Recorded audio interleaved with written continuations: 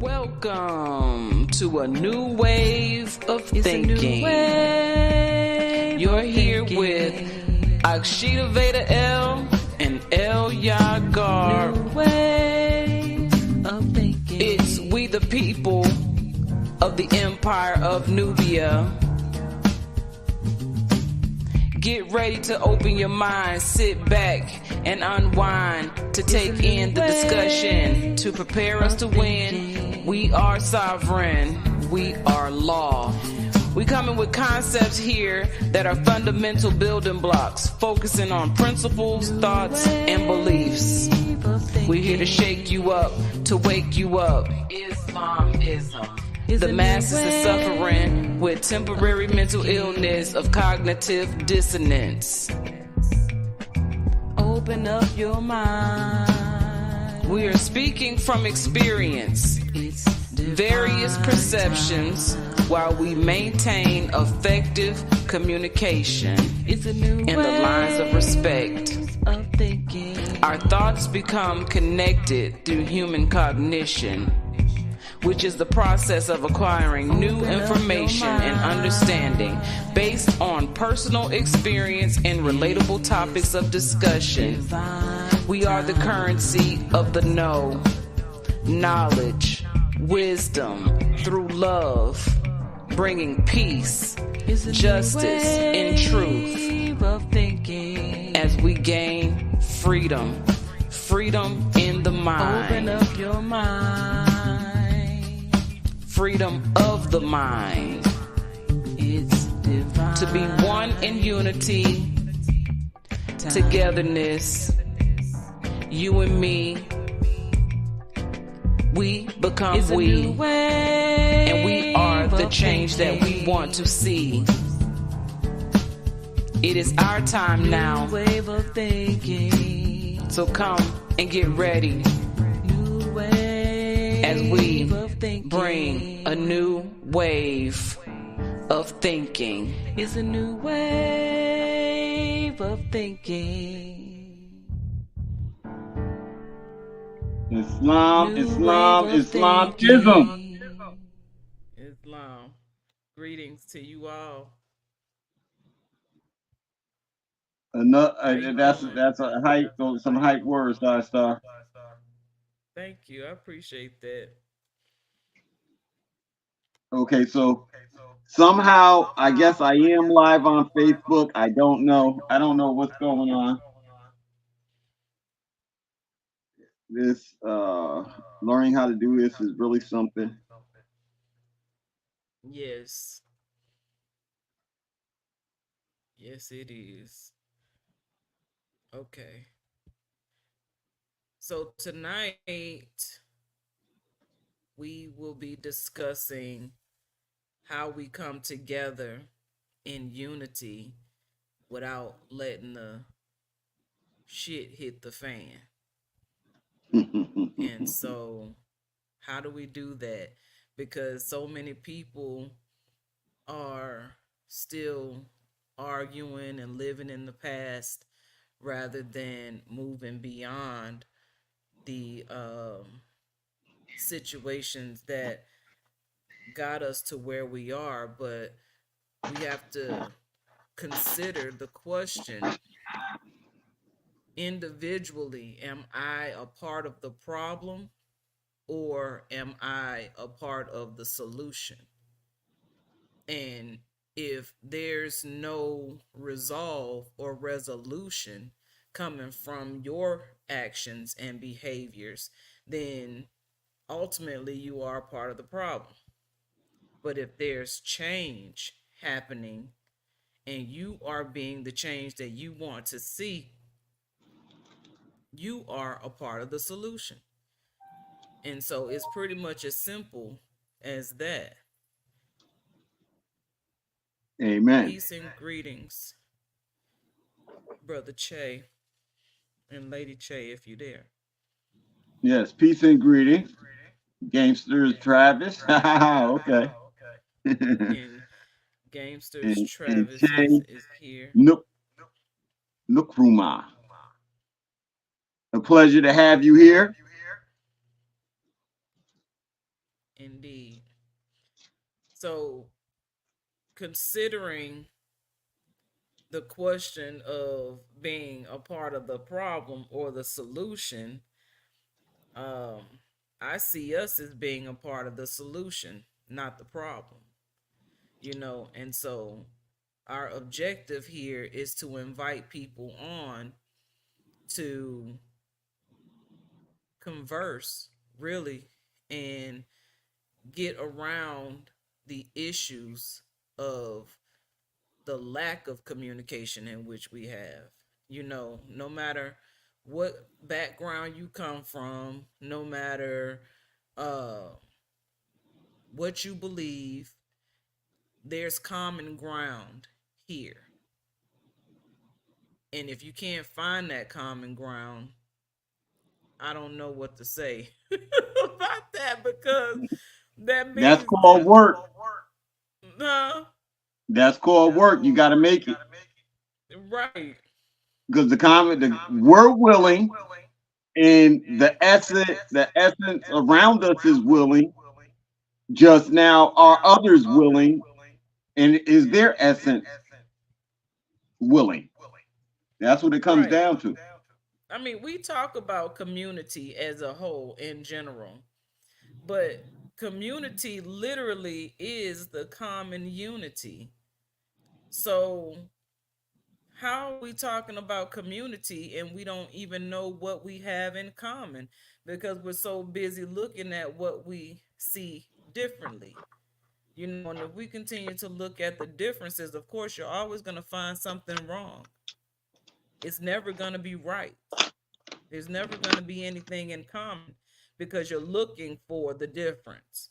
But if we're looking for those things that are common, bringing unity, then we're talking about actual community.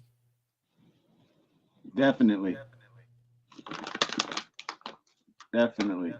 So, so in our community, we're talking about, because really community is a small word. So I'm going to be a little bit blunt without trying to be harsh. We are a nation, and all nations have the right and do govern themselves. This is something that has eluded our people on this land, the North, Central, South Americas, and all the islands. And it's eluded us because of the way we deal with ourselves.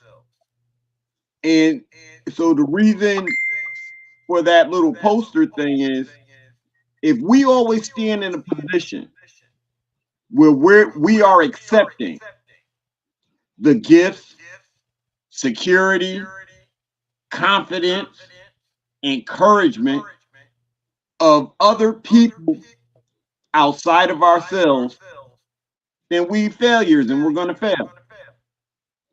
We have to begin to take that accountability, responsibility on for ourselves. Thanks. So this that little document that you see, I don't even want to call it a document. Let's call it a poster. You want me to bring it up? Oh, yes, ma'am, if you can, please. This is from like your government, if the United States is your government. This is from their security officials, their best thinkers, for anybody in emergency services.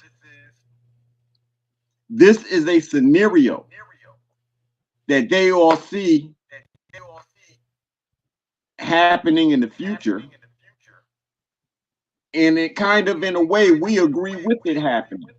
We all look at the end of the world type things that go on inside of, conversations, and people buying food and preparing for the day. Everything goes crazy.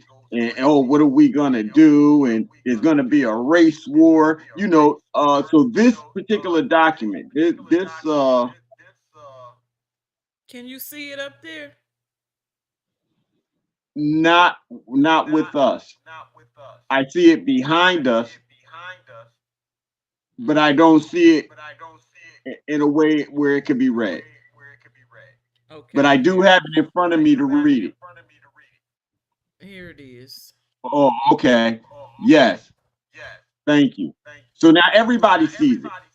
This is an Yes. anatomy of a SHTF. Shit hit the fan. And I'm not going to say, where it came from here, but their name is up there, Rabbit Raider, of where it comes from. This is a scenario of our future. The government collapses. First indicator of a true shift. Then if you look underneath it, the first thing that goes wrong is all paychecks have ceased. The first thing that goes wrong, the government collapses and all paychecks cease. Now, there's a few other things in here, but I'm going to be bold and say that's all the problem is. If the government collapses, that's the problem. But I'm awake because I'm an arrogant. I can be arrogant when I want to, and this is an arrogant moment for me, and it's hilarious for me. But let's continue with the scare tactic. In the light blue, it says no law enforcement, and I'm reading at the top. No border security, no military, no fire service. Now down at the underneath that, you see it's bracketed for those four things. And then it says public servants won't risk their lives for free. They will be home taking care of their own family members. It gets worse, y'all. Looting, I'm back at top. Looting, rioting, and fires break out. So do indiscriminate executions. Now, remember, we have a government right now, right? And they know that these type of things might exist. And, indiscriminate execution sounds like there's no law. Oh, yeah, the government broke down. There's no police, security, or military. So now you have indiscriminate execution. Underneath that, it says, the country begins its rapid downward spiral. Is anybody scared yet? Up top, it says, other services such as electricity, water treatment, and sewage cease to function. At the bottom, it says, everything without backup power, goes dark. At the top, large, powerful, roving gangs form and thrive in the chaos. Battles between competing gangs occur. Now listen to this one. Citizens get caught in the crossfires. Gangs do not want power restored and will act accordingly. Up top again. Starvation is rampant throughout the country. UN relief agencies begin to arrive. At the bottom, it says UN relief supplies are hijacked by gangs en route to or at distribution centers. Mass starvation continues. The next part at the top says foreign intervention and influence begins. Enemies introduce heavy weapons into the country with a hands-off approach. No border service means easy access to ports with no customs to clear. The last part of that topic, countless years, even decades pass before any order can possibly be restored. Now that's kind of, if I was a scary person, I would say, yeah, oh wow, that's what we're headed for. However, I'm not a scary person. So let's look inside that yellow and black. And let's go to the second bullet at the bottom. It says, however, a natural disaster or crisis can lead to a shit hit the fan. Now, a natural disaster or crisis, tornado, tsunami, hurricane, earthquake, landslide, mudslide, floods, those are all some natural disasters that could take place and cause the above. But now let's go to above and let's see what it says. Let's start with the word note, because this is a note to self. In a true SHTF, the first indicator is the collapse of the government.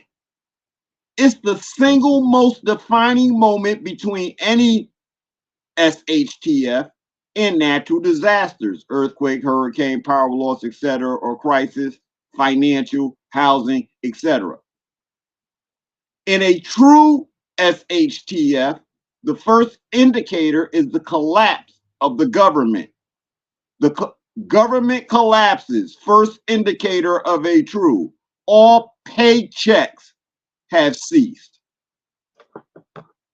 So in other words, to go back down this line, we've all been shown how we're in danger. And the only way we're going to get out of it is if someone gives us a paycheck. We're not going to come together on our own, because when it says roving gangs will be stealing food from the UN, well, the roving gangs are related to us. The majority of them that we see, the people who will be out there causing the problem are our people. They're already targeted in a daily existence that we live in. So do we deny them our intelligence? I mean, are you going to deny yourself the intelligence of understanding that the government is the first thing that goes down? And this is what we've been talking about the whole time. Building a nation, building a government of our own. If a government collapses when this happens, what happens if a government is in its place? Does this type of bad stuff still take place? Or do we begin to form? If we start identifying those who would be safety officers now, firemen now, then it sounds like this plan don't stand too much of a chance.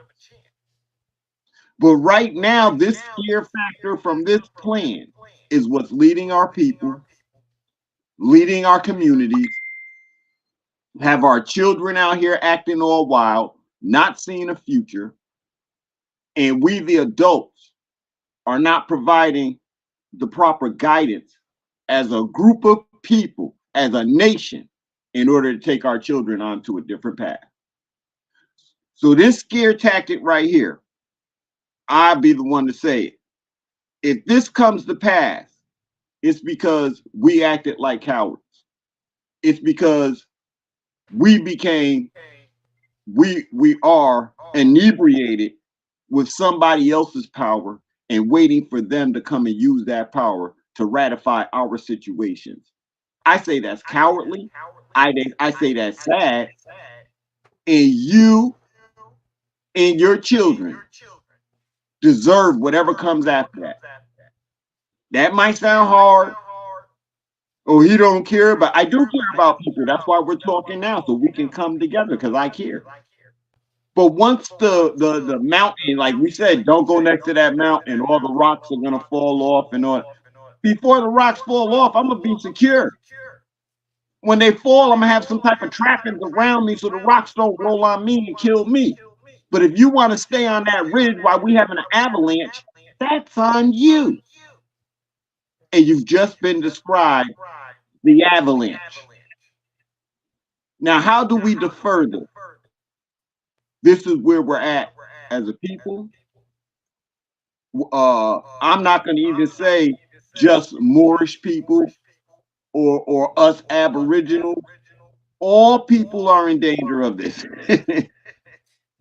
That part right there is significant in this time, because that's one of the main differences that we're paying attention to and looking at, and that's the one thing that doesn't matter at this time is what we look like, because we're all being affected by what's happening right now in the this is a state of emergency.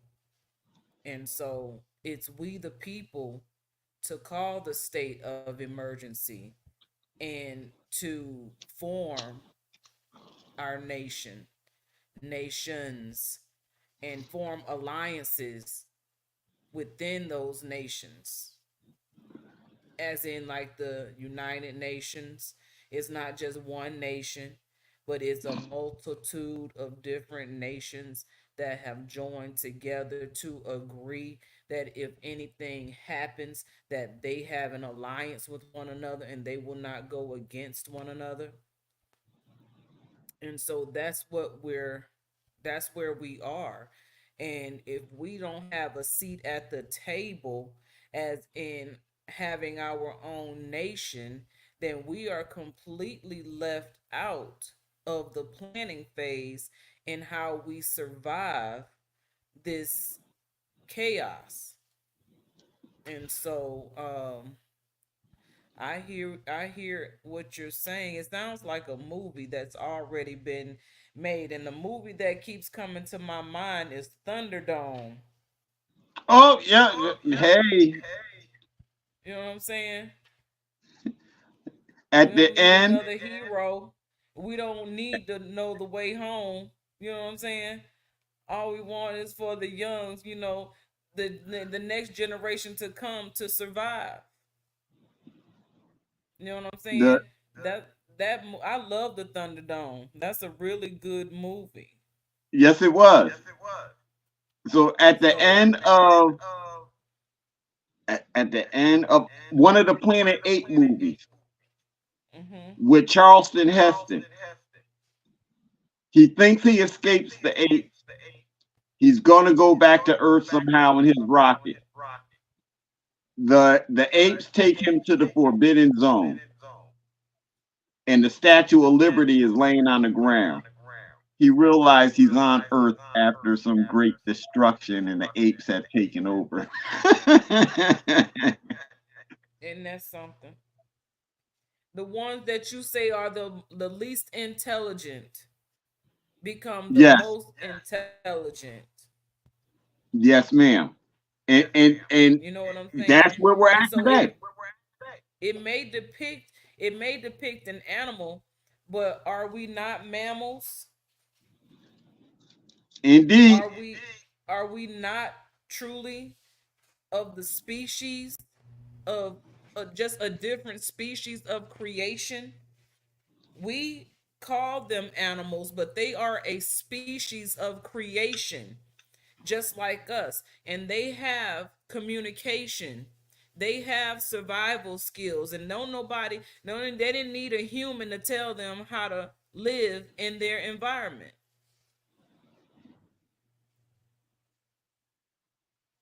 They know when they're in captivity and when they're not. They and don't man thrive doesn't. the same in captivity. But Man does what not if there know. was a creature? What if there was a creature to come? Well, there was a human zoo at one time.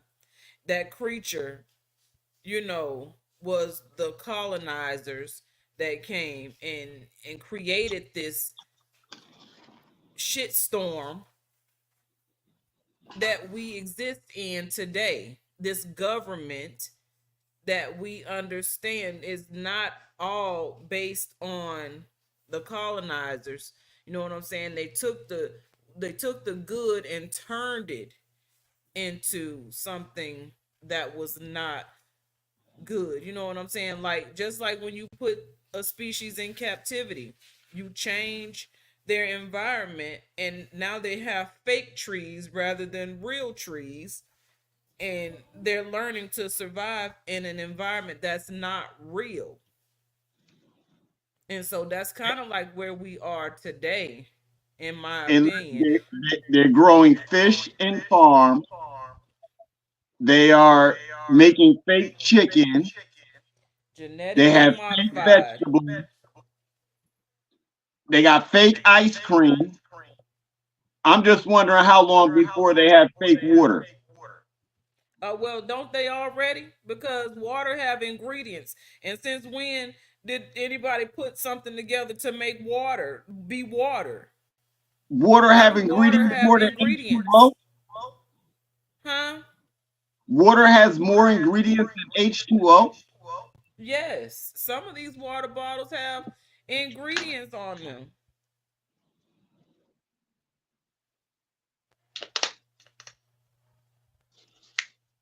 Okay, I'm reading this one. I'm reading.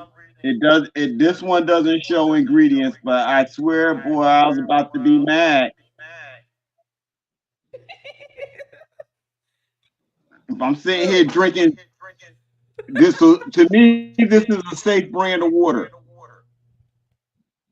Okay. It seems to be just water. I don't see anything else in there, no nitrates or anything. But I'm not saying it's not in there, and I'm not saying it is. I'm saying it don't say whether it's in there or not. That's my point about it. So this seems to be Right. safe, Well, but look, we're living I in an see. entirely fake world. Now they're coming up with AI relationships. Yeah, for real.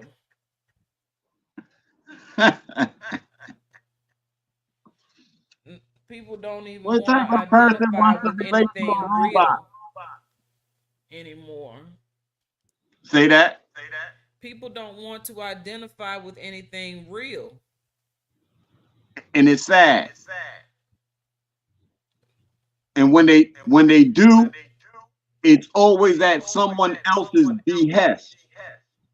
And that's the part that gets me, especially when we were told that we were a nation and to build our own government that was already sent down to us since 1929.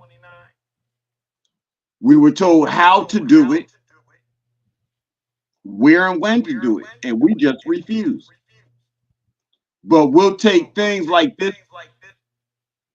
document right there, and we'll stack up our houses with cans of food and other non transferable.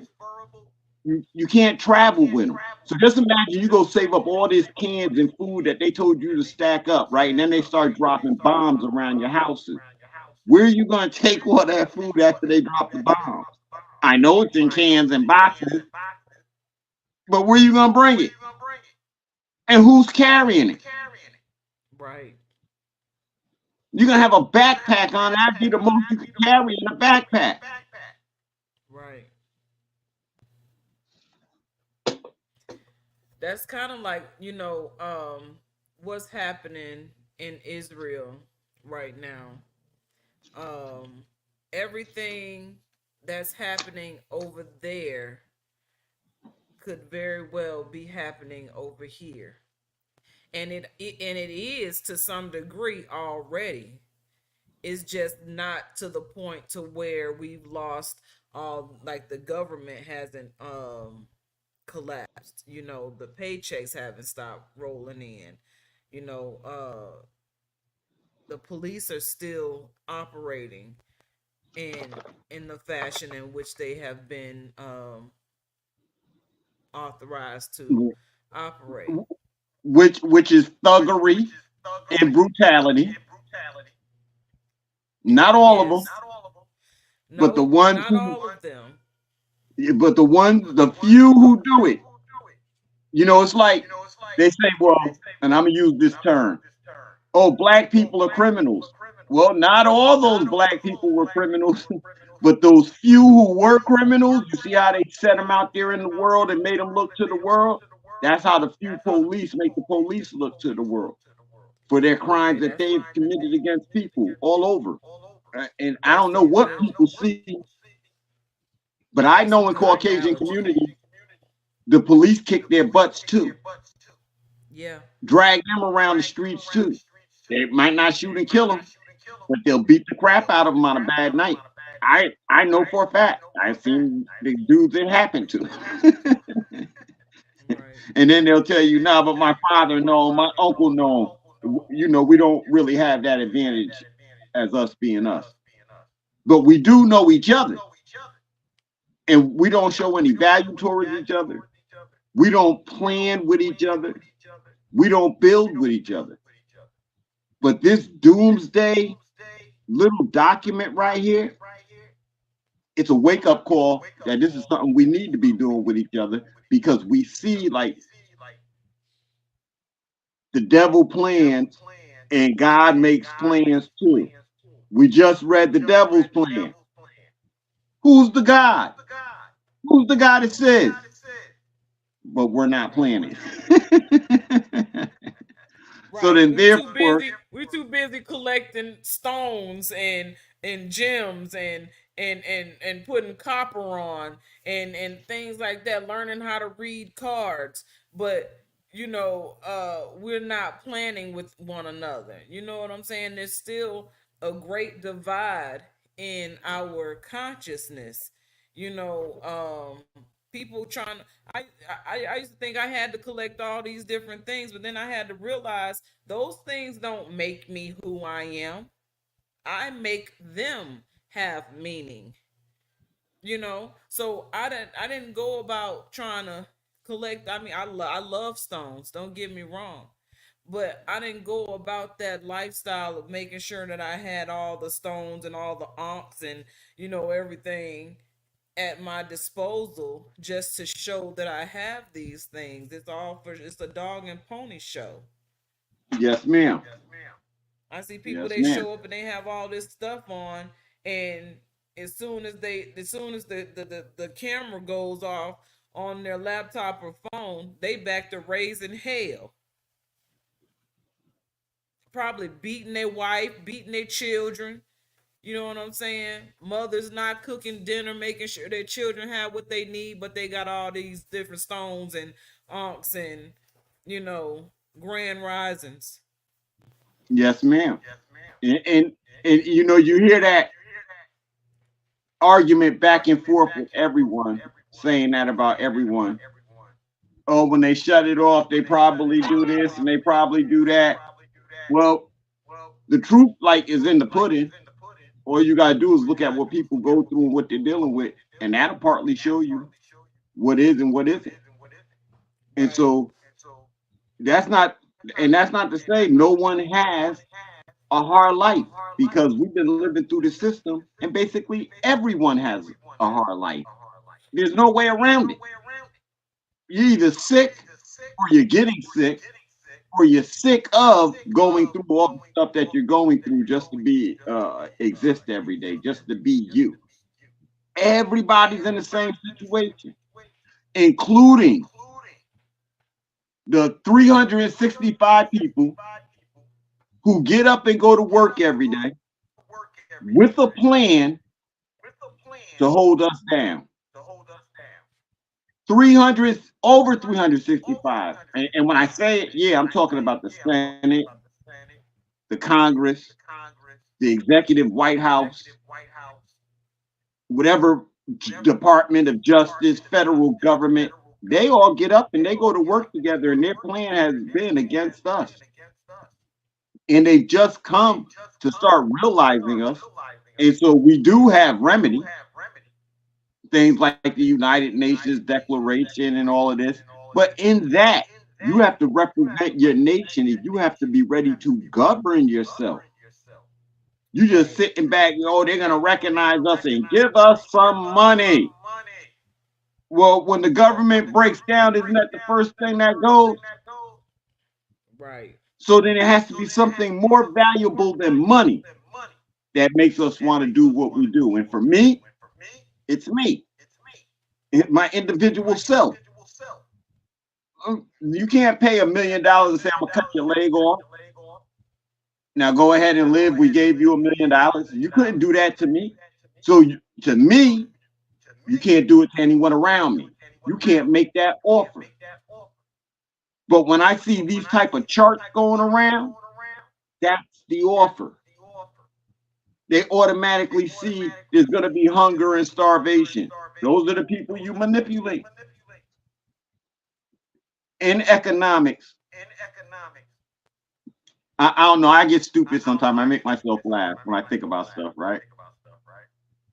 I keep saying economics is not money, but they have this thing called trickle down economics. So let me show you that economics is not money. In a lot of urban neighborhoods, and I'm just guessing all throughout the Americas, there are dry riverbeds. And a lot of those dry riverbeds that I'm speaking of are in communities of people who look like us. They're in our neighborhoods. Long dry riverbeds that run right through your city. And if you ask people what happened to it, oh, it dried up over time, Ray, dried up. But if you go to the top, you'll find a dam that cuts off that water to that particular area. That's a part of gentrification, a part of genocide. You took away the natural resources from the people to build a dam. And I'll be damned if you could give me a real reason why you did it other than control. So we got this place in Connecticut, New Haven, Connecticut, called Brookside, Westville Manor. That's one of the places where we have one of those river structures that is dried up now. When they just make the adults of the time think that it dried up, they started building the dam and they let the water begin to trickle down into the dam. So now where the water was running, one year it's lower, the next year it's lower, and it's lower, and it's lower, and so it's drying up because they are allowing it to trickle down. So then later on, they come back talking about economics and the trickle down effect. Sounds like somebody's getting robbed, don't it? Yeah. And the people Because got robbed, me and you. if the water's drying up, then now they can implement the plan of reusable water and all the chemicals that they're putting in that reusable water, and the people are have no choice but to really Yes, use that baby. water because they don't have any natural water source. Okay. I apologize. My daughter's leaving. No, that's perfectly fine. Um, it's it's the use of, what does that say, reusable water, and that water has all the fluoride in it and all the calcium and all that that helps to helps the process of calcification of the mucus that's being consumed through food and drinks and all these different ways that we've become so comfortable in eating. And so yeah, it's all a part of the agenda. And so in order to sell the story, you must create the plot. And Yes, so ma'am. Mandela Khan taught me this acronym SOAP. And SOAP is staged, orchestrated, activated, and presented. The staging happens, then the orchestration of that plan, and then the activation of that plan, and then the presentation of that plan. So just like you went through the steps in the process of the dam being built, and it's showing the people that the water was getting less and less, that was all a part of the orchestration to activate the presentation of a dry uh, riverbed. Yes, ma'am. So The soap riverbed. is, yes, soap is in effect, and genocide is the ultimate sin against humanity. And that's one of the things in which the people have to bring against the government, as far as the RICO statutes, and for them to basically to know it's time to step aside and allow the people to come in. But if the people are not on one accord, it this is like being in a chorus, and you hand out the sheet music, but everybody kind of toss it to the side, and when it comes time to perform, nobody knows the words, everybody's off key, they don't know if they are alto, soprano, tenor, or bass, so they singing all over the place. So when in the process of bringing down Jericho's walls was harmony and song and praise, and that had to be collective. It had to be on one accord. So if we want to bring down Jericho's walls, we have to follow the same plan and be on one accord. Yes, ma'am. Because These type of that conversations, I'm sorry, no, say that. Say what you're saying. that these types of conversations are necessary. That's like when they were preparing people for the zombie apocalypse. And when you look around at all these people zombified by fentanyl and this blue pill, the law enforcement officers have strict uh, authority on how to handle them. They were even training the military on how to deal with zombies. And so you think about it from a movie perspective, and it's unreal. You know what I'm saying? You don't think of it to be a real situation, but this is something that has been enacted and it's in full effect right now. But we don't know that as the general public, because if you're not in law enforcement, you don't know how they're being trained and what they're being trained for. If you're not a soldier or a service member of any branch, you don't know what they're training and what they're training for, and who they're training to protect and serve. So it's all an agenda, and everything that's happening and going on is taking us further away from reality, because we're so focused on materialistic things that won't bring us anything that we need. We're not feeding our minds, we're not feeding our spirit, we're not feeding our soul. We're too busy, like you said, being tricked by this government into believing what they are saying and what they are doing, what they're putting out, not knowing the whole time they're planning for this right here, what we're discussing right now tonight, on different terms, not for the people, but against the people. Yes, ma'am. Yes, ma'am. And nothing in that little list they got states we need to go into the communities and identify those type of people who would help stop this type. They don't say none of that because they know what their plan is, population control. So it's like we don't care. We're just gonna let, if that's what they do, that's what they do. There's nothing we can do about it. And then that's again, I jump up and say you're a bunch of cowards.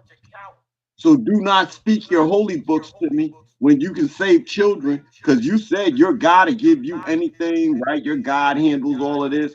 So what are you talking about when you say there's nothing you can do about it?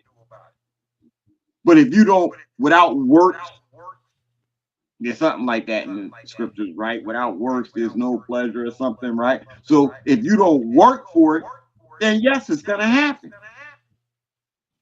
But if you try to do something about it, we can accomplish a whole bunch more than what we think.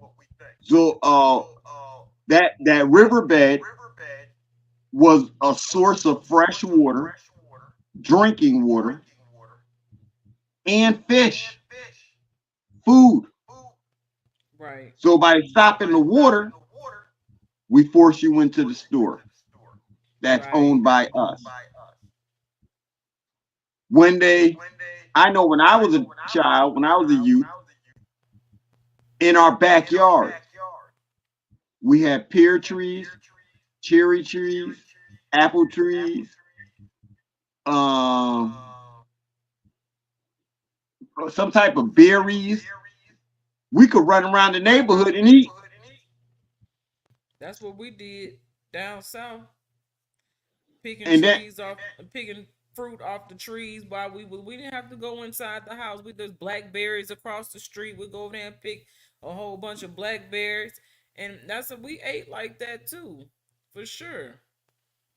but they're gone now Yeah, in you the don't major find those things, right? in the backyard. Why? So that you have to go to the grocery store in order to get your food. Facts. All the way to today, there's no seeds in the fruit, no cream in the ice cream, and I guess there'll be no H2O in the water soon. What are we doing? What are we allowing? Right. Will we stand up and claim to be men? I'm not going to say nothing about the women because they go with the children. We stand up and claim to be men. I'm a man. Really? You're Swanson dinner man. Swanson dinner man. Yeah. It's like everybody's gotten so comfortable with convenience over uh hard work, you know, convenience. And that's the whole point. If you got a paycheck, you can pay for convenience. So they work for the paycheck for the convenience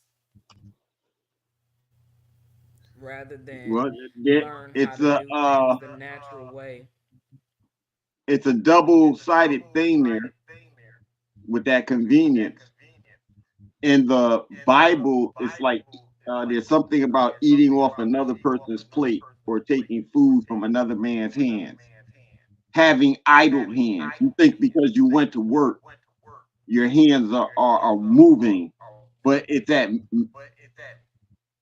I hate saying this word, menial labor.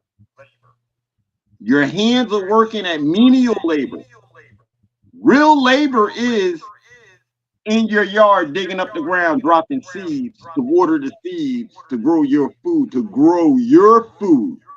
that you're going to eat.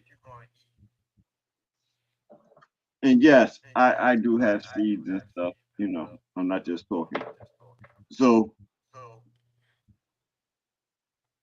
we all have to we have to gravitate people. You know, so if you ask the question, oh, so what do we do in order to get out of this? Well, there are certain we have to look at each other's professions and careers,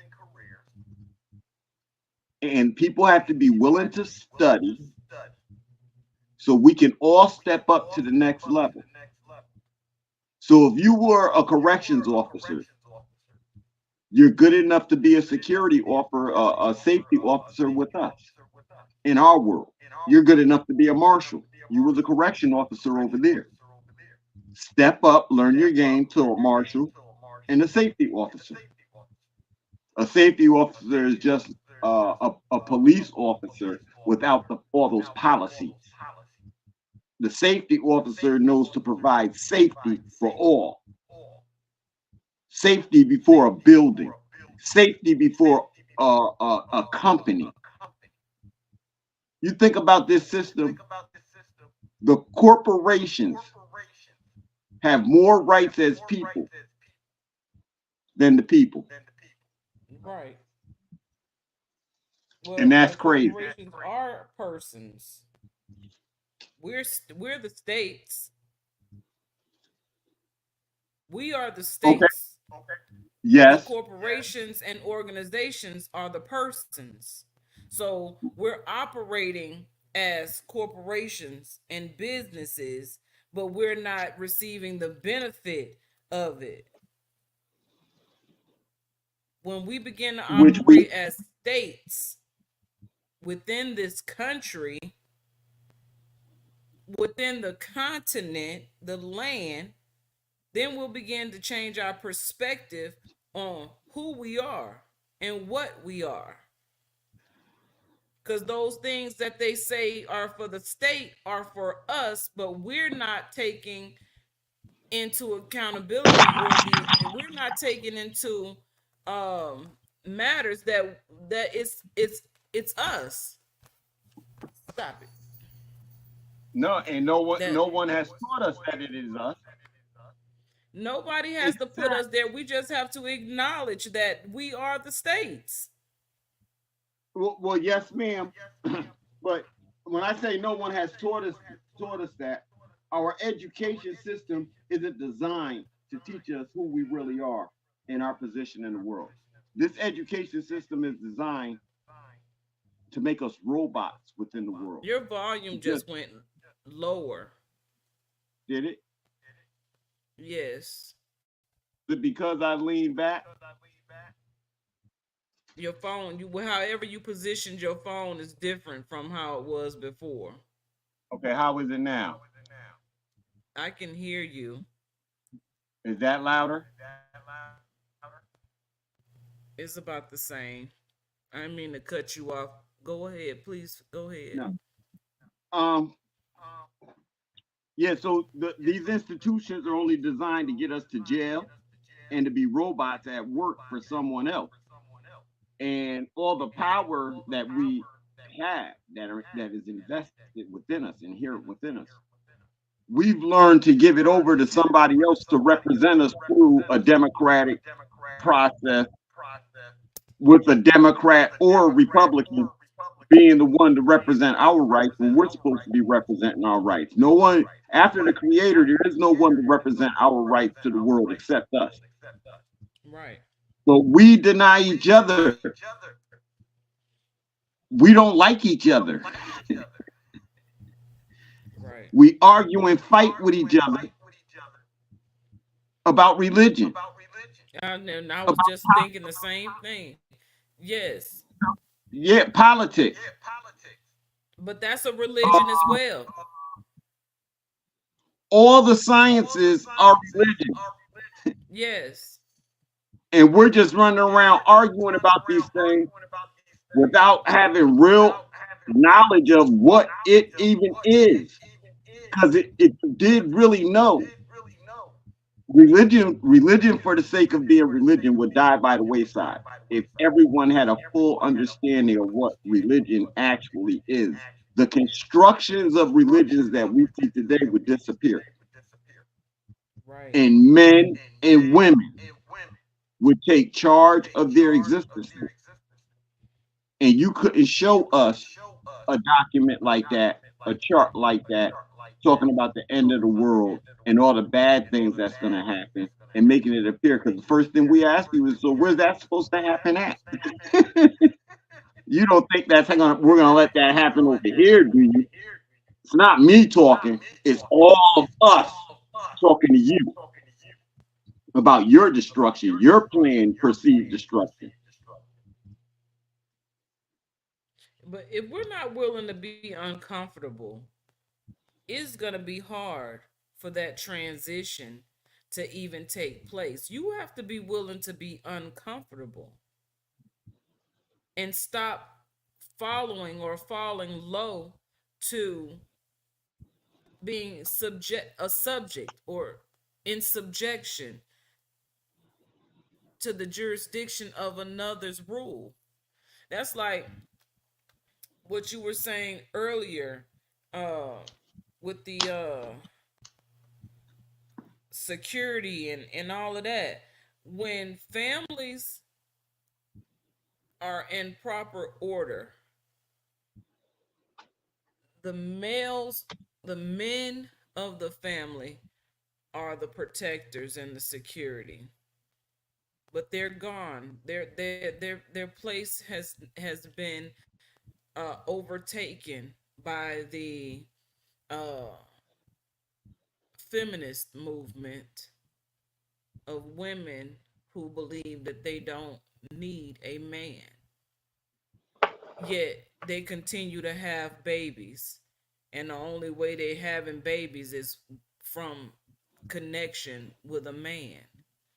And then that man is no longer valuable, or valid in that union or situation anymore. And that's far from the truth.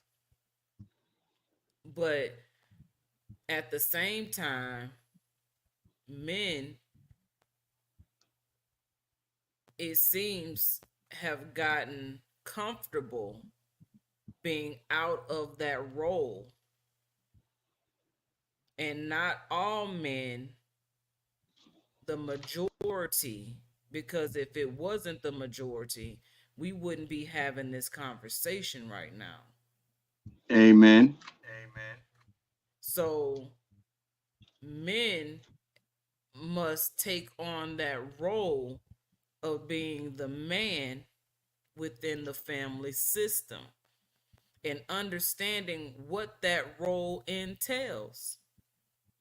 You know, if I'm not saying that women can't fight and protect, but if we have men to do that, there's no reason for us to be out there doing it as well, leaving our children by the wayside to be taken care of by a system that does not love them, Amen. can't love them. I It's went so and picked my daughter up from school the other day, and her teacher, after letting me know an incident that took place with my daughter and another student, uh, reached out to my daughter and said, "I love you." And I'm looking at her, and there's no compassion really in her face. And I'm wondering, why is she telling my child that she loves her? And my child returns and says, "I love you too." But she won't even tell me that she loves me. But I wow. don't need her words. I know she loves me and she doesn't need my words. So I saw that as the school and the people within the school. This is how you learn a lie. This is how you learn to become a people pleaser and say what you think people want you to say. So I was honestly offended. And so, and not by my child, but by this educator, this teacher. Your job is not to love my child. She's not confused with or about what love is. And now I'm sitting there like, and I'm gonna have this conversation with her at a different time. But it was like kind of like it happened a few days ago, but it was only after a couple of days that so much has been going on that it dawned on me, and that was something that was returned to my thought process as something that I need to rectify within my household and within my child's understanding of what love is. You know what I'm saying? And make sure we have a clear understanding, you know. And so I just wanted to throw that out there. You know what I'm saying? I homeschooled my children for 6 years, and I'm just now putting them back into the school system. So everything is kind of like new to me all over again. And then we're in a new environment, you know what I'm saying? A new place and everything. So it's like so many things are changing in how we are operating as a family system because we've been so tight knit. We don't need words. And so I saw that as like, how you gonna sit here and tell my child you love her and I know you don't. We don't, Wow. you know, we're not finna play that game. I just kind of let that slide and pass. You know, it's like the last week of school. And so I just wanted to share that real quick because I thought it was significant to what we are It, discussing. it is because with the child saying I love you back,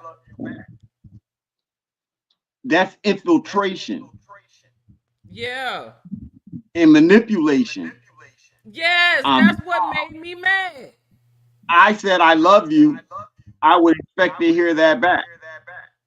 Anybody would. So the child, knowing that you would want to hear that back, the child says it, and that weakens the child's defenses of self with that teacher Okay. and or the other authority figures around them. Exactly. That's how So it's the all war. situation the situation that happened was one of the little girls in her class took her stuffy that she carries with her to school and threw it in the toilet. Now this isn't the first time this child has done this, but see, if me and my other daughter, she will defend herself against you know, with us. She's not afraid of us. And then she said, "You got to watch out because she's strong." And I'm like, "Hold on, you're just as strong. You're strong. Don't ever think that anyone is stronger than you." You know what I'm saying? And don't put yourself in a position to where you think you're not as strong as someone and allow them to put that fear in you. So she's learning how to be in these environments. You know what I'm saying? And so she has to learn, but then at the same time, you're not finna let nobody punk you either. You know, talking about some I forgive her. Yeah, well, if that's not the first time that she did that, I said next time you need to push her down to the ground and let her know you strong too. Yes, ma'am. Don't, you know what I'm saying? Yes, You can ma'am. forgive her, but don't ever forget. Yes, ma'am. And the person who does the harming, they're the ones who need to forgive, not the Yeah. person who got harmed. The person who got harmed don't got to forgive anything at any time. It becomes that person's job to make sure they don't get harmed again. We blame the wrong people because God told you to love your master. Okay. Right. So this is, and so it was after this situation, the teacher was like, she handled herself very well, you know, like she didn't beat the girl up, you know what I'm saying? She ain't do all these things. She handles adversity very well, and she's very forgiving, you know what I'm saying? And so I get that and I understand that, but that is not to be happening So often. my child gets bullied well in your system. That's what you're telling me. My child knows how That's to get bullied and abused right. by the people. your system. That's what you're essentially telling me. And then she took it further to manipulate her mind by saying, I love you to her. Yeah. I was So we like, got wait a something minute, going what on. is, huh? We got something going on with my grandson right now. Similar.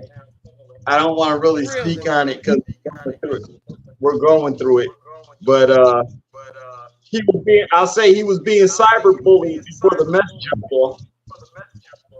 And they want to excuse the cyberbullying because he put his hands on somebody.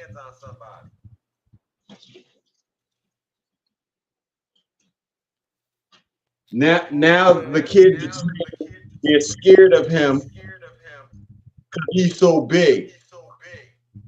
But if you're If you'd have scared left of him alone, someone, that wouldn't have happened. amen.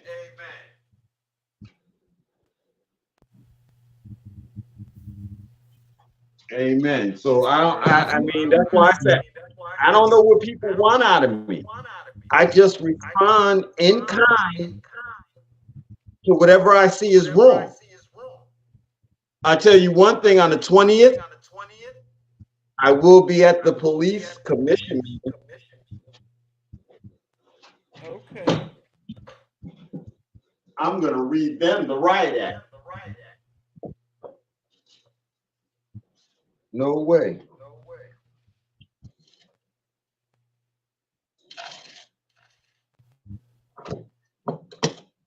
I guess I'm gonna But have we to read see the we have riot act. an issue, and the people are blind to it.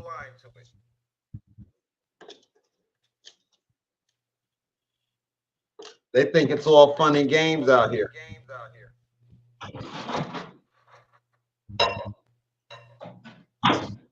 Now, I if feel I you. started cussing and yelling, calling people names, then they would jump on these YouTubes and stuff and want to say stuff back. If you were twerking on the video, they would want to be engaged and involved.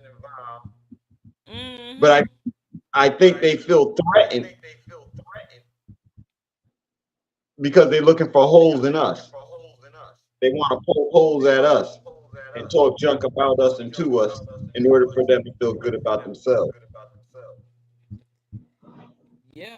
I was just I posted something earlier today. It was a repost. Uh Kevin Gates has a lot of nice intelligent posts, on how to handle yourself emotionally through adversity and whatnot. But and I was talking to my brother earlier today as well, and that same uh type of scenario came up. You know, when people won't allow you to be who you are once you change, they want to bring up your past.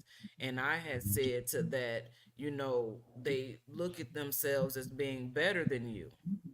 So when you change and you're no longer that person you used to be, they can't compare themselves to the new you.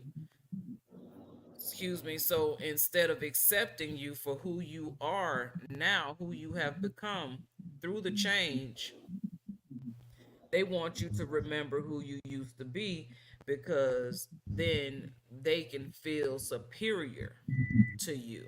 You're no longer in a in mind of inferiority. So change is prevalent to how we see And, ourselves and how we treat ourselves. and even in that thought, when you change, they realize they have it.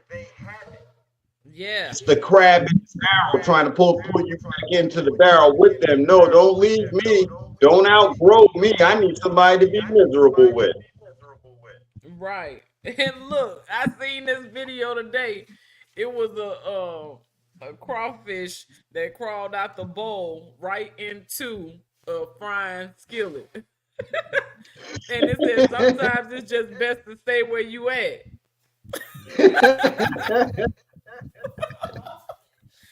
He fell right into the grease and started frying immediately. Now imagine that. You feel like you being blocked by not being able to move, but not being still sometimes you end up going into a dangerous situation because you're not protected. Yes, ma'am. So it's discernment that we need. Yes, ma'am. I'm just taking notes.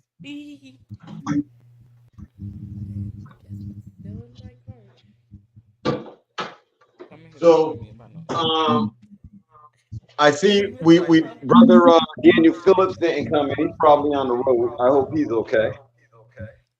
Oh yeah, I saw that he had some tire issues and he made that. I was so glad that he got the mind to cover himself, by doing a live video while he changed the tire.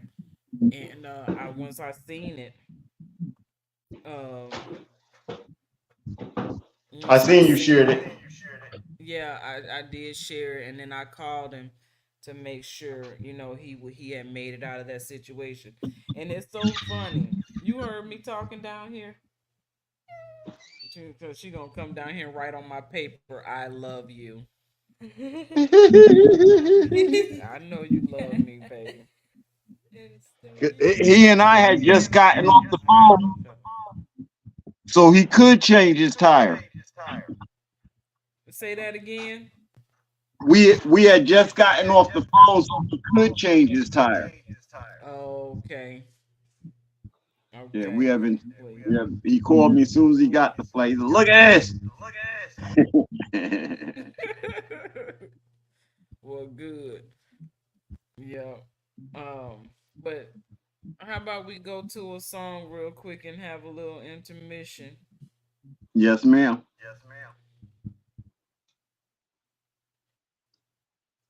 I just made me some decaf coffee. I am alive, now it's time to thrive. Empowerment in the middle. Found my own voice. Found my own voice to exercise, recognize, and realize. Take a look at yourself. Do a self-inventory. Take a look at yourself. I am. Take a look at yourself. Self-inventory. Take a look at yourself. Take a look at yourself. Do a self-inventory. I am.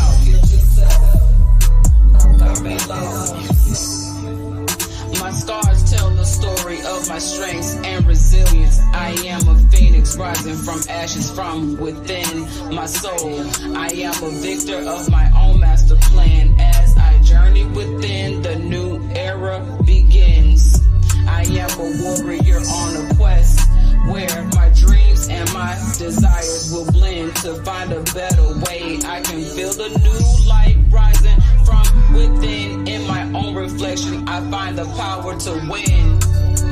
Take a look at yourself. Take a look at yourself. Do a self-inventory. Take a look at yourself. Take a look at yourself. Self-inventory. I am. Take a look at yourself. Take a look at yourself. Do a self-inventory. Take a look at yourself. I am the sum of all my battles, unselfishly rising up high like a brand new morning sky. I'm getting closer every day. I can feel burning inside. It can't be denied. I'm rising beyond this worldly sky. I am the answer as I hear the calling from inside. I'm embracing all my flaws, finding strength in the scars I hide. Sometimes I feel so paralyzed. Take a look at yourself. Take a look at yourself. Do a self-inventory. Take a look at yourself.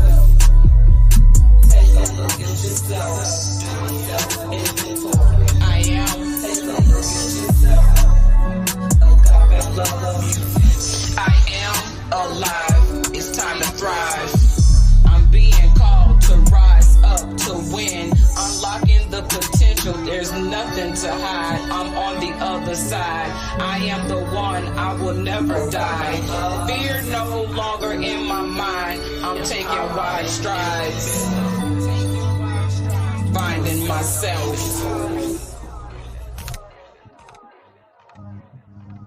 Islam, Islam, Islamism. Islam. If you're not looking at yourself, what you looking at?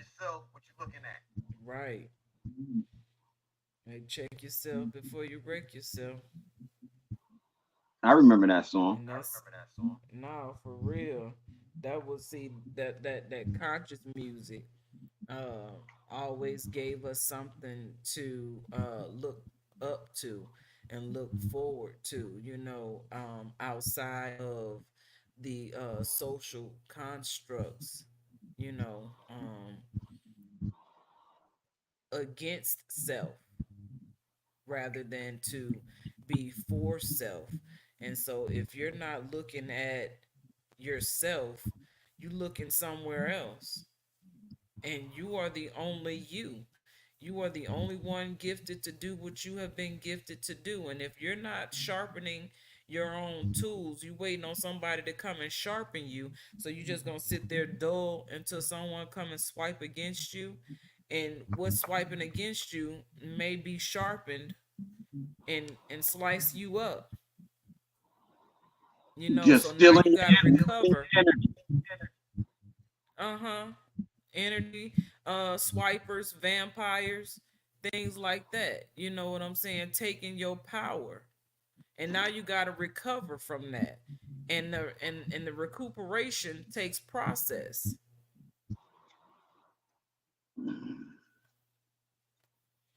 Yes, ma'am. So soon as you get to a point to where you recovering, and if you ain't learned nothing, you gonna go up against the same battle again, only it looks different. It's more pretty, or it's more luring. Yes, ma'am. More alluring. Yes, ma'am. More alluring to you. You know what I'm saying? To bring you on in. It Might has be some become money. wider and huh? Might be some money or some other wealth attached to it. Right. You bet not, cat. You bet not. My granddaughter has a cat. I have to remind it that I have a pot with adobo seasoning waiting for her. No, I don't eat no cat. If Well, this I don't thing know. right, if this little chart go off, we'll be eating cats, rats. I don't know. I'm not gonna starve, and No, I ain't but gonna look, run out there fighting 50 people. speaking of that, okay, so you got food like frog legs, Mm-hmm. frog. And that's probably some of the best meat to eat. Think about what frogs eat. Flies. Or yeah, and they got I guess they got protein in them or whatever. Uh, but they don't eat nasty. You know what I'm saying? Flies are not but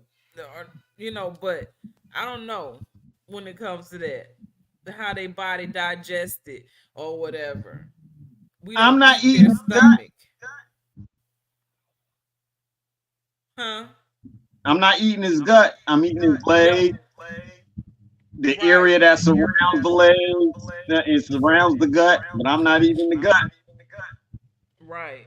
So that might be one of the safest things to eat after so long. Now it's probably better than chicken, actually. Uh I don't hear of any mass growing farms for Frogs. frogs or overproduction of frogs or frogs coming out with 8 legs instead of 4. Ooh, that's deep right there. I gotta see when hunting season is open. Yeah, I've never had frog before, but Me either. I'm open to trying it. You know what I'm saying? This is something that the country folks are accustomed to, and a lot of them live Squirrel, off the land. Hmm? squirrel, Squirrel, birds. raccoon, I don't know about raccoons. They eat dirty. opossums. Raccoon and possums, they eat dirty. That's just If like if that just eating a pig. if we laying there hungry and one come rolling by, I'll kill him and skin him. I'll kill him and skin him. No, I don't know. I just have to eat some fruit off the tree and be all right. Yeah, But I I'm don't know good. Well about the then, possum and raccoon. They I'm eat, gonna but tear him up. there are people that eat them though. Uh, but we do have to get our mind around what we have become accustomed to claiming or calling normal and what's not normal. We have to normalize those things that are sensible rather than attractive to the eyes. You know, I know people eat goat and sheep, lamb, and things like that, and that's some really good meat. I've never had goat meat, I don't think, but I'm open to it because look at how goats eat. They eat clean. They eat good. There's not a lot of waste in their bodies, and that's not something that you just go to the grocery store and find goat meat. I knew something was going on, but we don't have goat meat in the grocery stores, and if we do, it's very rare.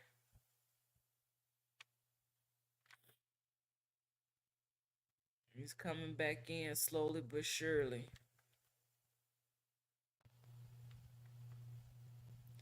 So reconfigure. We gotta welcome back. We gotta reconfigure our I don't know what mindset. happened. I guess I don't know. I'm on. Oh, here we go. Yeah, we started buffering. I don't know what that was. Yeah, I seen you pause. I was like, it looked like his phone is about to go out, and then it bloop.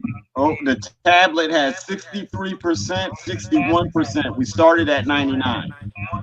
Okay, so it's getting hot. Yeah. Oh yeah, it's getting hot. Yeah. I just felt the back. Now there's the echo. There wasn't an echo before.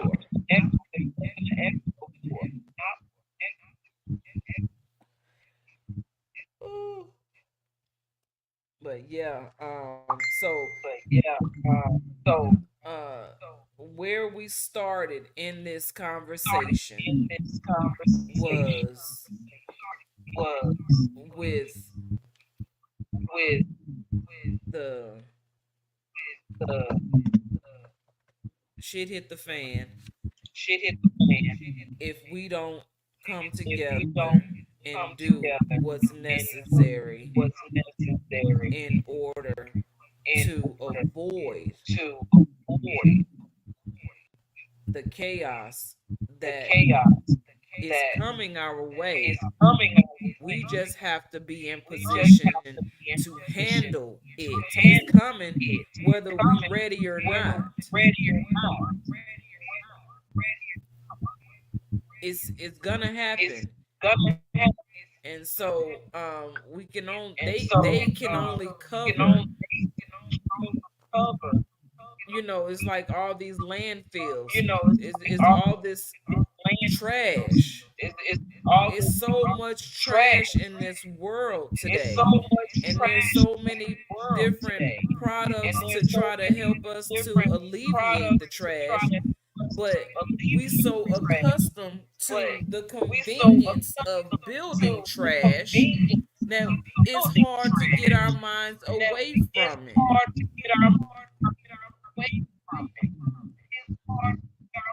And it usually And costs that's the more to truth. not buy the trash.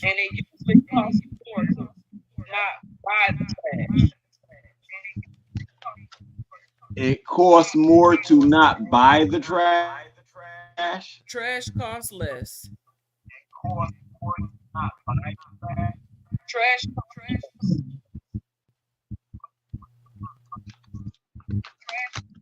Hmm.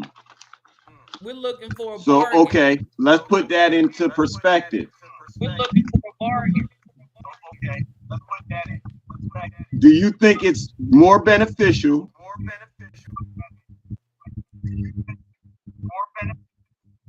to purchase seeds for food or canned food? Seeds, for sure.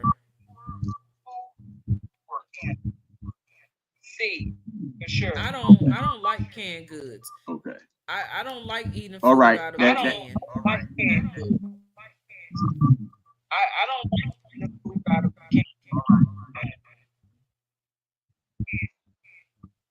Yeah, I don't I'd rather have fresh food also. Yeah.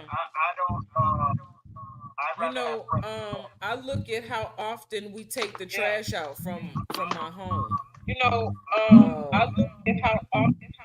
versus how the trash where we used to live, my window looked straight down at the dumpster, so it was always overflowing.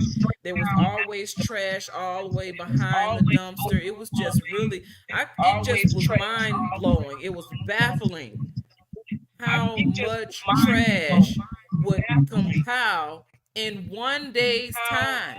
Two dumpsters just at this site. There was two here, two here, two here, two here, two there. That's how many dumpsters were, and all of them would be overflowing in a day's time.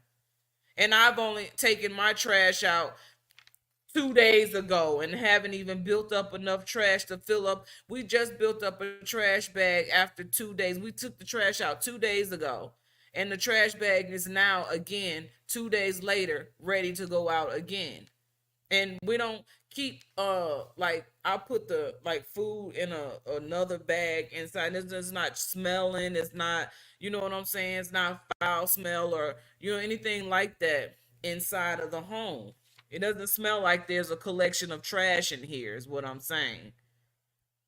But we take our trash out at least every two. It's three of us here. We take our trash out about every 3 days. You look out at the trash can and the dumpster is full of plastic and styrofoam cups and uh fast food bags and things like that. And I'm not saying I don't eat fast food. I just got pizza tonight because I wasn't gonna cook tonight. And I know, you know what I'm saying? So yeah, we have pizza every now and then. Or we eat different places every now and then, tacos and stuff like that. But for the most part, groceries are what we have. And that doesn't really take up a lot of trash. So it doesn't require us to take our trash out as often. But the place we were living before the move here, I couldn't believe how the trash was compiling the way that it was. It was so mine. I couldn't figure. I would make notice of it to my daughters and be like, "Look at this trash." I mean, it was something that was a topic of discussion almost every day. The trash truck couldn't come fast enough for the way the trash was building up around there. It was, I couldn't believe it. I've never, and over the You had a recent years I've dumpster. seen a dumpster. Yeah, I've seen an overproduction of trash just everywhere, not just here, but everywhere.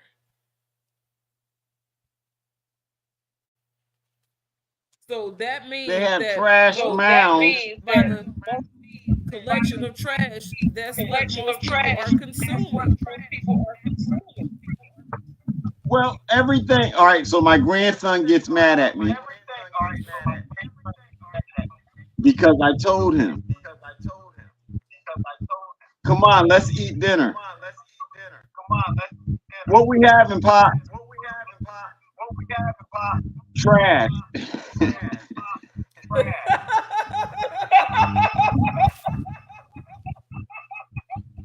What do you want me to do with it? If everybody looks at, we're eating energy and fuel. That's what we're doing.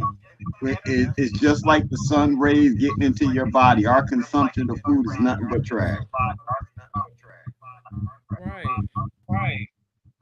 I mean, So I'm guilty of it myself. I try to make good decisions and better decisions as time goes on.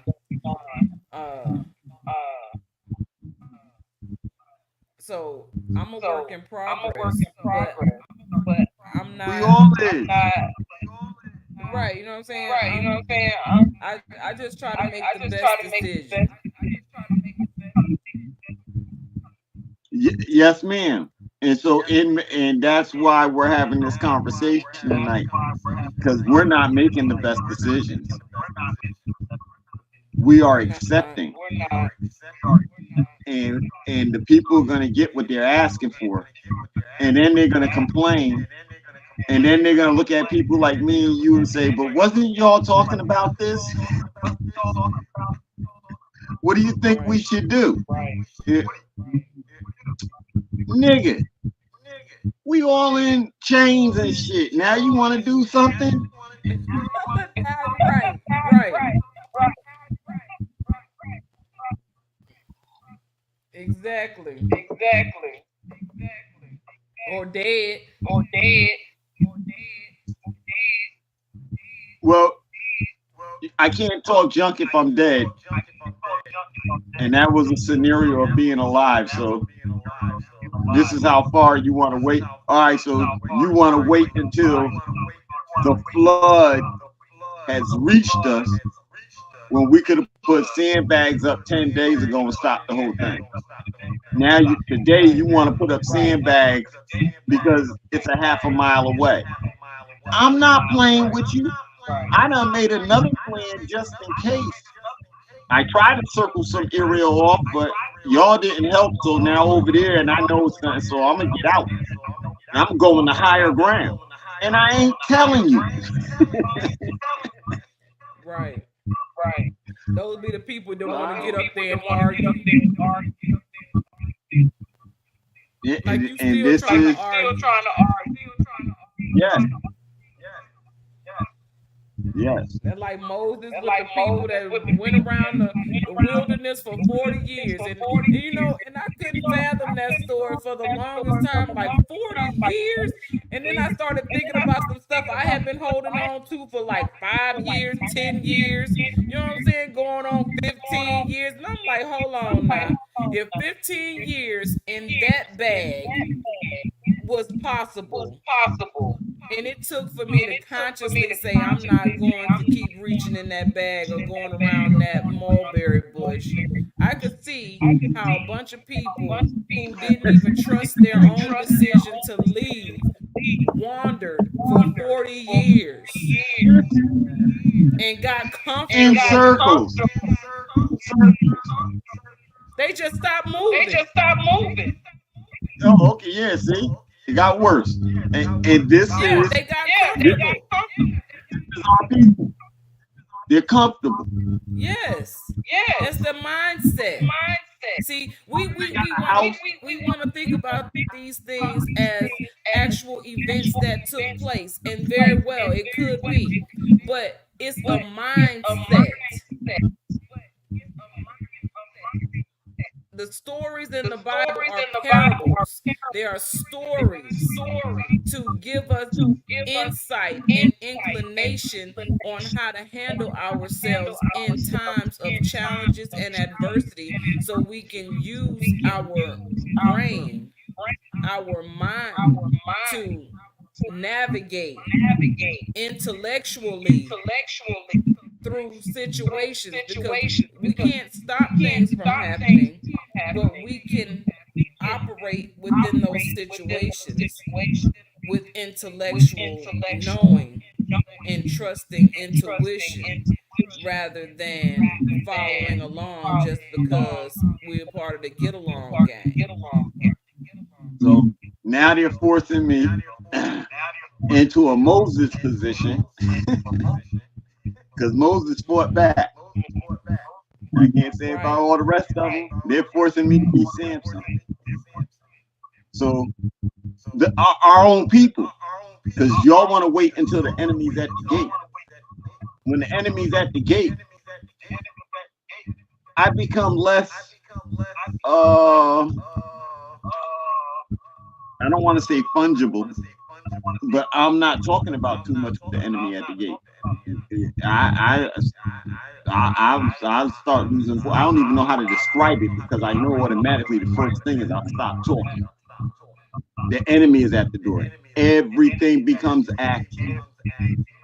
So if you're asking me questions, you're messing with me because you already know what the plan is. Because we done already sat down and talked about it and laid it out. There's no second question. Right. No one knows what to do. Yeah. Say that again, Sci-Star. I said it's only action time for action, no questions. And that's the problem. People are still asking questions about everything that has already been discussed. It's like you haven't heard anything. So why am I going to continue to explain to you what we've already discussed? And that's why it's so imperative that we do this right here, what we're doing, because we don't ever have to have this conversation again. We can move on to the next topic of discussion, and if you missed this one, play it back. We don't have to go back and, if you want clarity, that's one thing, but to go through this whole session again because you missed it rather than you pushing replay, because it's out there now. As my aunt, I'm just asking. We get the SHTF thing going on. It's happening. And as a guardian of my aunt, the first thing that we do is open up those dams so that water flows through where you are. Are you mad? And Shabaka just came in. Okay, but answer the question. Let's bring them on. The first thing that the guardian of my aunt does is go out and release the water back into her areas through those dams. Is my aunt mad? No. Okay, so as I said, on the day of, the people should know what to do. They should very much know. There should be no problem with getting the water. That's the first thing we need for survival. Brother Shabaka. So the question was, is my aunt mad for having to release the water that had been trapped for the people to have what they need? That the water got released, that the men took it upon themselves to go open freaking dams up and get the waters back into our neighborhood. Is my aunt mad at that? No. That they went out to do what was necessary to bring justice. There's no anger there. That's celebration time.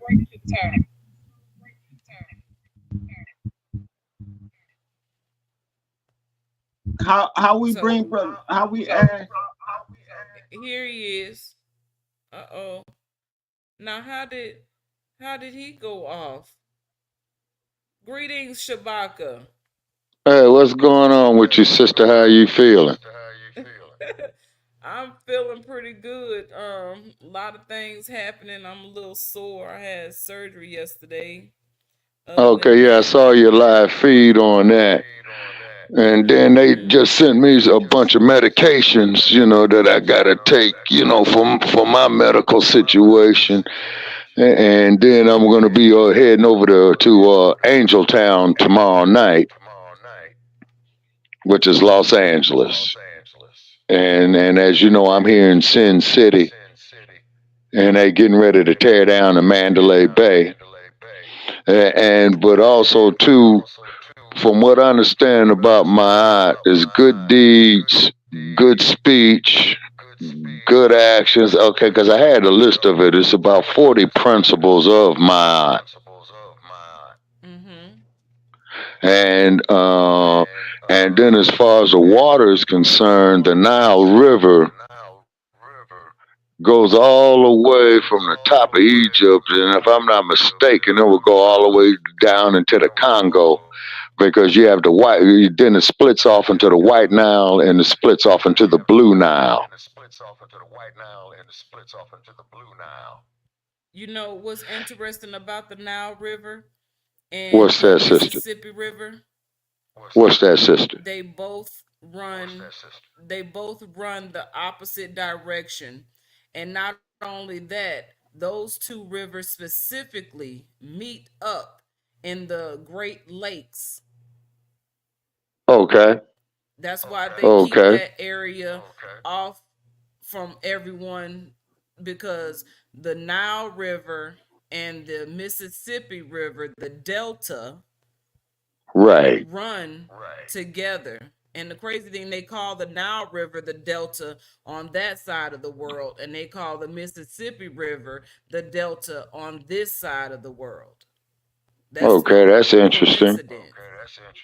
Yeah. And Okay, so the because Great I, Lakes are all right, consistent. Those are the five lakes that are right.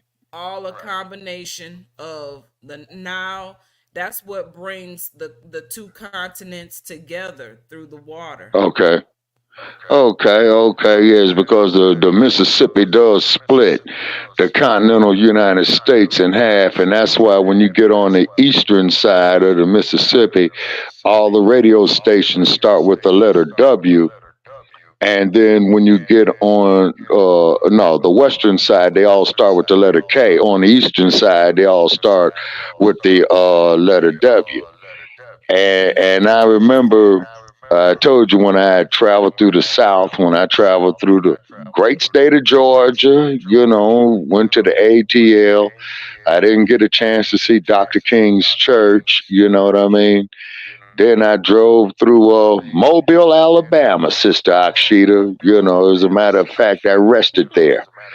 And then I got on that highway, and then I crossed into the great state of Mississippi, and then when it said 70 miles an hour, I gave them 68, you know what I mean? And then I went through Montgomery, Alabama, where my ancestors slaved at down there, in 1840s and what have you. And then, of course, they took the name Montgomery of the slave master, so I'm going to be talking to them about some reparations. And then also, too, as brother Elia and I, was discussing. I think the other night he was on the show. I think last Tuesday. Okay, and so and we got to talking about some things about that over the years that you and I had spoken about, that we was already here, but we had circumnavigated the globe so many thousands of years ago. We wound up being everywhere. You know what I'm saying?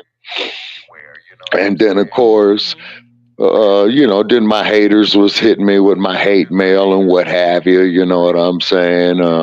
In a chat room, and then poor Joe.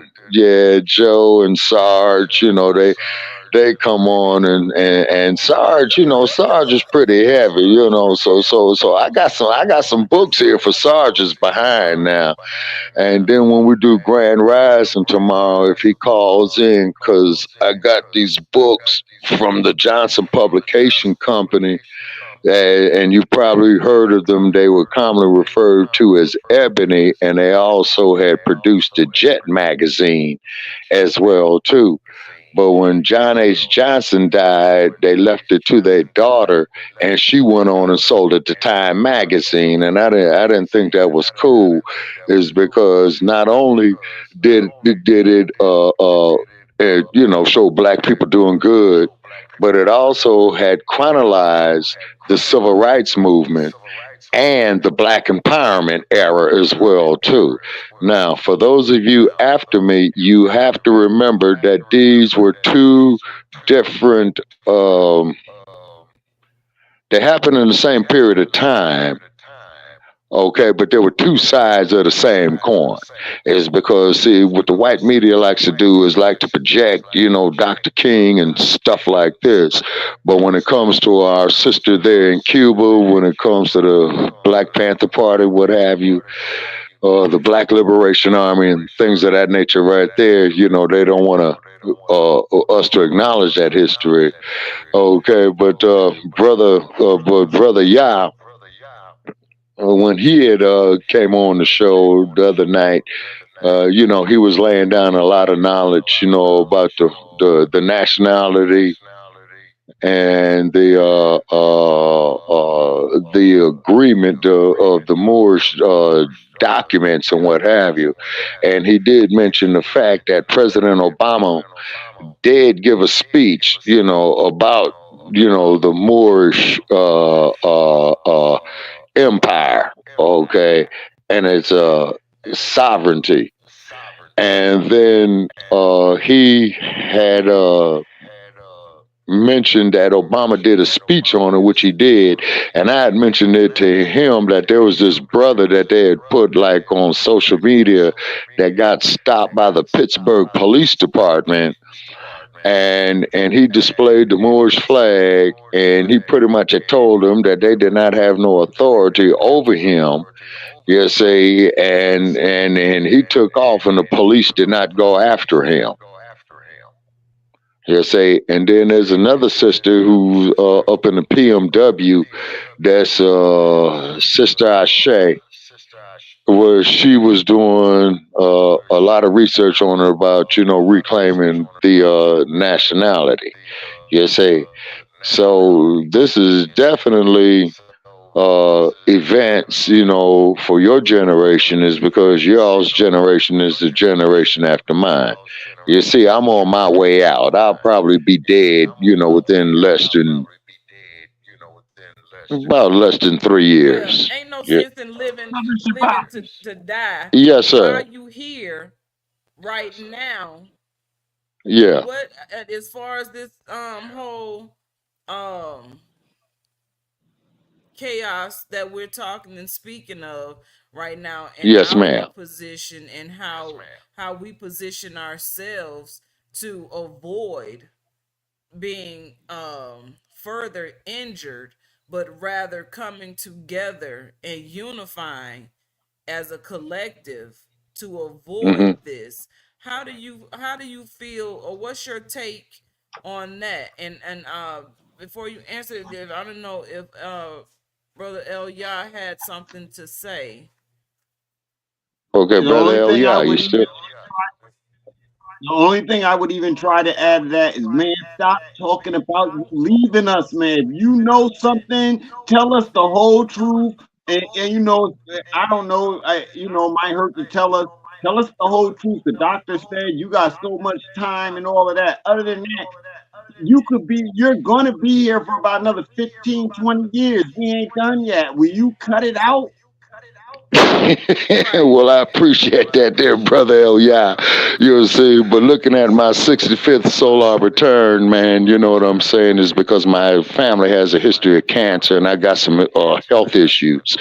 Okay, so what it is, like I relate, to the generations after me, This is why I got to lay down everything that I've lived through.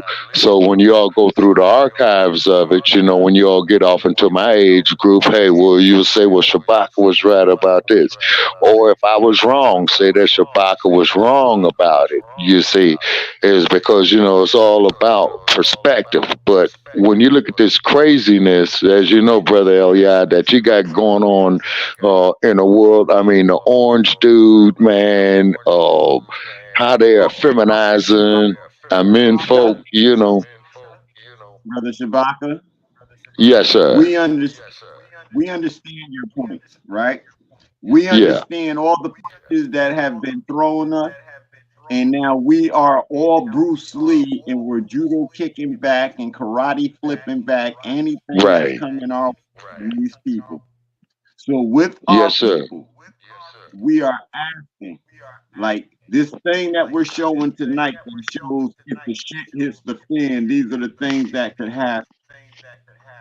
We're asking Okay. us, what can, we want to be in front of this. See, I plan on writing a letter. I don't want to talk too much, but I plan on writing a letter to the UN claiming all Okay. of us who we are. And then when they hit this situation, they could drop that food and medical supplies off to us and our families, and we'll secure it to the next level.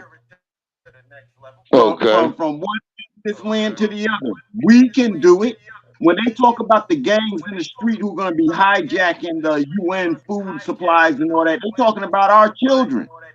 Yeah, yeah. That's real talk right there. And this is why, like, if you turn back the hands of time, man, like when you look at Thomas Sankara, who the French assassinated, man, who was the head of state of Burkina Faso, and what he was doing was is that he was making Burkina Faso self-sufficient. You see what I mean? And he was pretty much, telling the French, hey, to get up out of here, just like what Idi Amin did with the British. No, I'm sorry, scratch that. President Museveni of Uganda is because the U.S. has sent their envoy over there telling him, well, for you to get the U.S. aid, still you got to embrace this alphabetized agenda. And President Museveni told him, he says, look, Trick, let me tell you something. We don't do that here in Uganda. You see what I'm saying? And as far as your aid is concerned, man, you all can go ahead and take it back. You know what I'm saying? And by the way, man, you still here?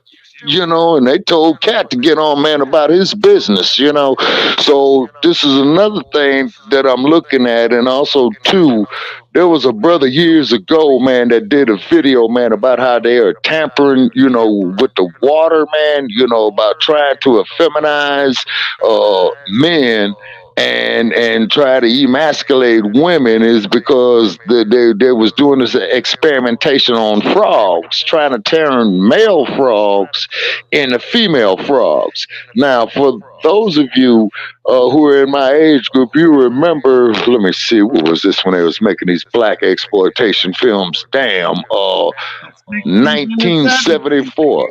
Yeah, in the The 70s, there was a movie they made called Three the Hard Way with Jim Brown, Fred yeah, Williamson, and a karate cat, Jim Kelly. And what they was doing was they discovered a plot to kill off the black communities, man, through the water supply. You see what I'm saying? Or melanated people is because yourself, Sister Akshita, Mandela Khan, Brother Paris. You know what I'm saying? There was talking about, like the Black Law Dictionary, man. It's kind of like as you were saying on the podcast the other night. Is that what is that there making us like the Walking Dead men or something to that effect? Am I correct on that? civil maturtis. Civil more is the word. I'm not saying it right. Similar to Because Mortus. civil mortus. Yes, yes. Okay, and please interpret that for me, Similar sir. to. Yeah, I was looking that word that up, and it It took means me that it you took me are deeper than what I was prepared for. really It did, because okay. it's more so. Well, how you're seeing in the eyes of law to be Right. civilly dead, and so Okay. it to be to call yourself black is Right. to say you are civiliter mortus, because that is not a status, or it is not a nationality. And the Mm-hmm. way people operate in the world, everyone in the world except for the black community is operating as a nation and within a nation. Okay. But black people are the ones who have all the issues and all the hard times and all the gripes and complaints, because you're not seen as human, because you don't belong to a nation. Okay. There is no black nation. And so they Right. created these terms, black and African American, Negro, colored, Right. all Ethiopian, these things that are African, descriptive, huh? Ethiopian, Right. They're all African, descriptive. Right. Puerto Yeah. Rican. Right. Rather than giving a status of where you see yourself, class and status, over a descriptive word that strips you of your nationality. And so Mm-hmm. if you're not operating in a nationality, you don't belong to any one or anything. Any So part you of Okay. the get U.S. family. they get to write you off in their language using those terms that they gave you, rather than for you to understand what your nationality is and what gives you your rights on the land. Okay. Okay. Okay. So And then I keep in mind understand that, black pride. I understand the right. black pride and how the people begin to come together during that time frame. But if Right. you take a look at where those titles came from and who created them and why they were created, would we Mm-hmm. change our perspective as to how we see ourselves? Okay. Now, Sister Akshita, that there would be you and brother Yai's generation to take that up. Okay, is because the only thing that I could do of those in my age group is just to pass on down to your generation of what we lived through. And then to quote an Asian dude that died in the year 1973, he said, in any given situation, take what is useful and leave what is useless. Now, you know who this man is, and I'm going to give you a clue because I think Brother Yai already knows who I'm talking about. The only clue that I can give you without saying who his name is that he was born in San Francisco, California, but he grew up in Hong Kong. Who am I talking about? I don't know, Mao Zedong. No, not Chairman Mao, not Mao Zedong. No, no, no, not Mao Zedong. Although funny you should mention that is because Newton, had embraced a lot of his philosophy, as a matter of fact. And then when Nixon had opened up the diplomatic relations between the U.S. and China, Newton did go meet. I believe he did meet Mao Zedong. But the person who I'm speaking of is a cat by the name of Bruce Lee. Okay, all right, all right, all right. Yeah, yeah, yeah. Bruce Lee was heavy. Check out his Tao of Jeet Kune Do. And Jeet Kune Do is the way of the intercepting hand or foot. You see what I mean? And then, you saw Enter the Dragon and Fist of Fury and all that. You know what I'm saying? Bruce was heavy, because he was a graduate of the University of Washington, and his major was philosophy. And he did do some writings called the Tao of Jeet Kune Do, the way of the intercepting hand or foot. And not only did he use these philosophies of and combative skills, but also intellectual skills, philosophical skills. You see what I'm saying? You know, and the only thing I could say to the generations after me, man, you all got a lot of work to do, but here's the deal though.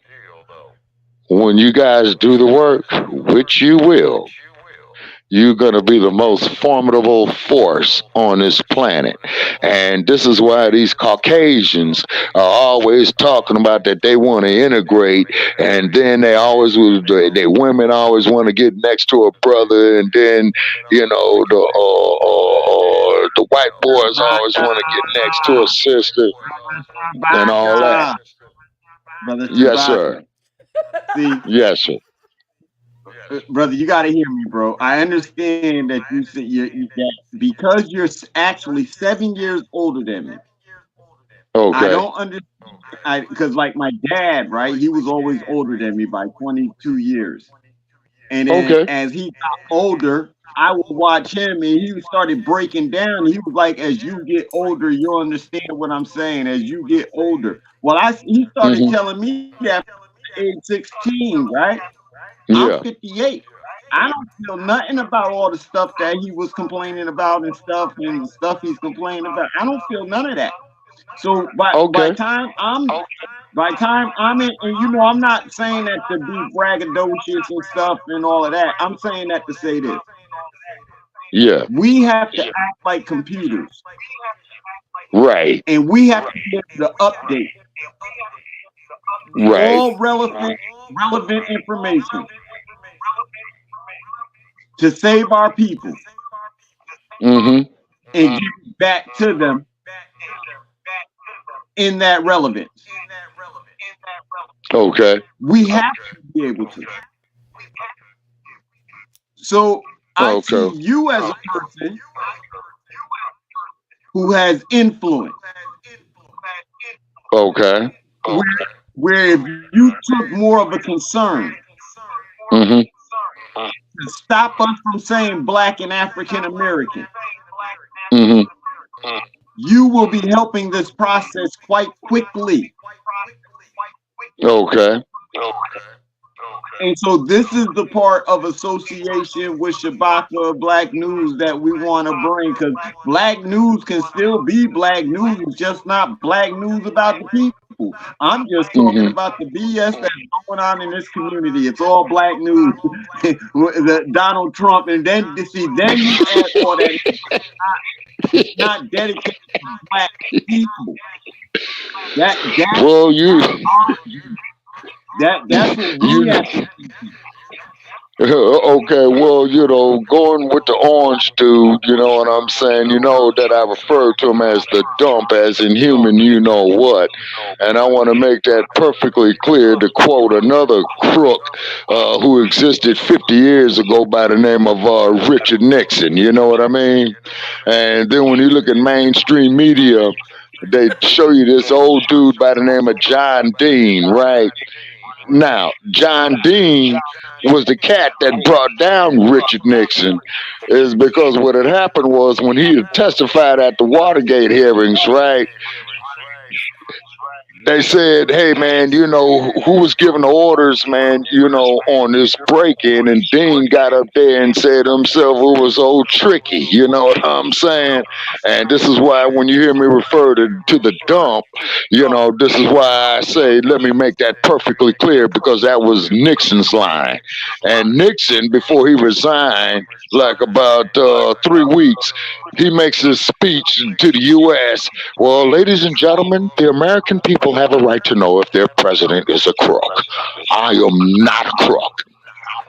And that dude, man, was guilty as hell, man. You know what I'm saying? Now, I think I told Sarge, who loves Trump, I says, look, Sarge, Trump ain't getting convicted. He's going to be acquitted of all these charges. Okay, then that SOB is gonna run for the prayers again. And guess what the sad part about it is, people? He's gonna get reelected. He needs to be. Okay, okay. Shabaka. Yes, He ma'am. needs to be. Okay. And I've said this to you before on your show on What's my that? take on Donald Trump. And Yeah. those people that have been released from prison for Right. false accusations were Right. released because of the work that Trump put forth that nobody else was doing. You may look at Right. him in his personal characteristics and disagree or dislike him as a person, but Right. his mindset to free the people has been his entire agenda. And the crazy Okay. thing is, it's the people that he's trying to free that's fighting against him. Oh. Because see, Okay. we already free, Shabaka. We were freed physically, and then we were enslaved mentally. Now we have Right. been freed mentally. We are not in any type of mental constraints. We keep ourselves there with our one track mind and way of thinking Mm-hmm. against ourselves, because that has been what's been put into the system being Okay. the mind frame, the system being the computer that Elia was just mentioning. And that Right. computer is full of viruses, worms, and bugs. That's what they Yeah, it call it is. on your computer: Yep. worms, Yep. bugs, and viruses. Virus. And that's what Right. keeps the body sick. So if worms, bugs, and viruses keep the body sick, then it's also keeping the mind sick. And if we understood our minds as being a computer system, we would treat it Right. like we treat our phones.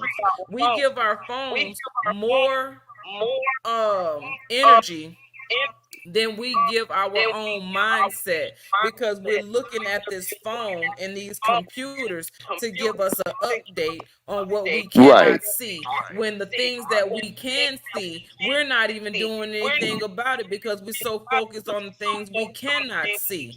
And so, just Right. like, again, something that was mentioned earlier was Samson. We have to be a Samson. You want to know what was so significant about Samson's success? His eyes What's were that? gouged out. He couldn't see Right. anything.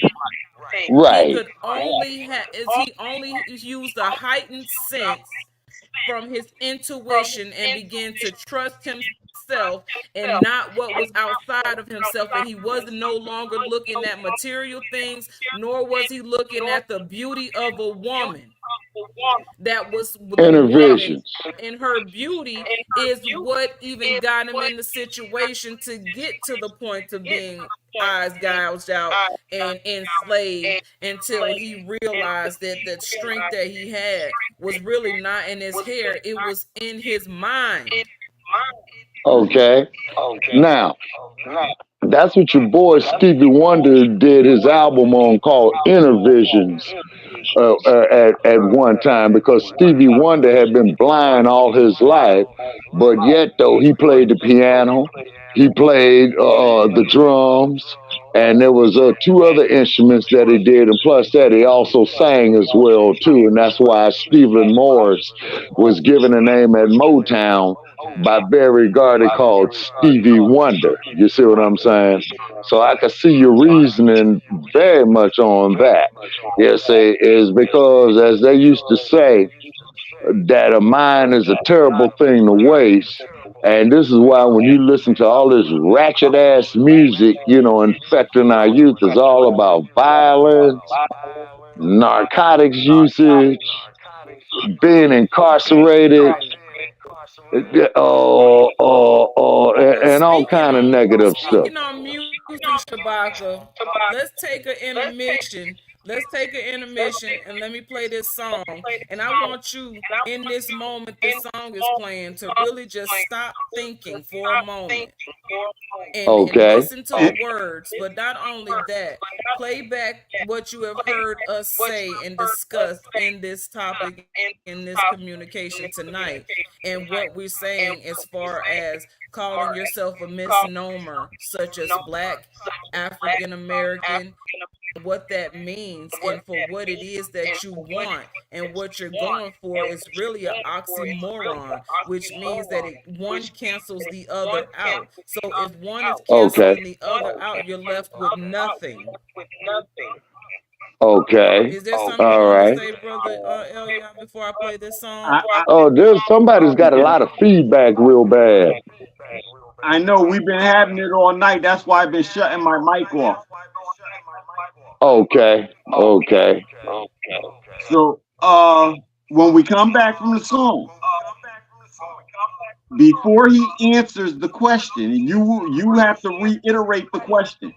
But I want to read to him the definition of his name, Montgomery, and where it comes from, and what he's not looking at because he keeps calling us Black. Okay. And I'm muting now. Okay.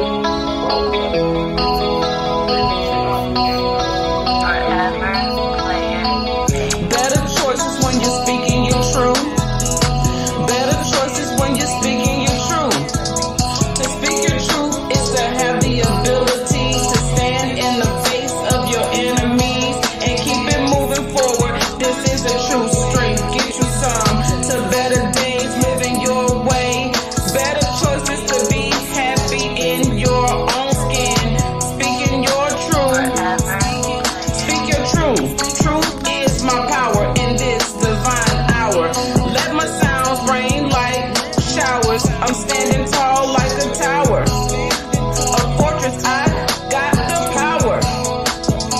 As I heal, I can feel the vibrations of nature in the air, carrying the message of healing through the universal information flowing like water that can only quench the fire. My truth will take me higher, on to better days, living life my way, making better choices to be happy, being myself in my own skin. You can be happy in your skin, just speak your truth. It is the ability to stand in the face of your enemies and keep it moving forward. This is a true strength to better days, living life your way.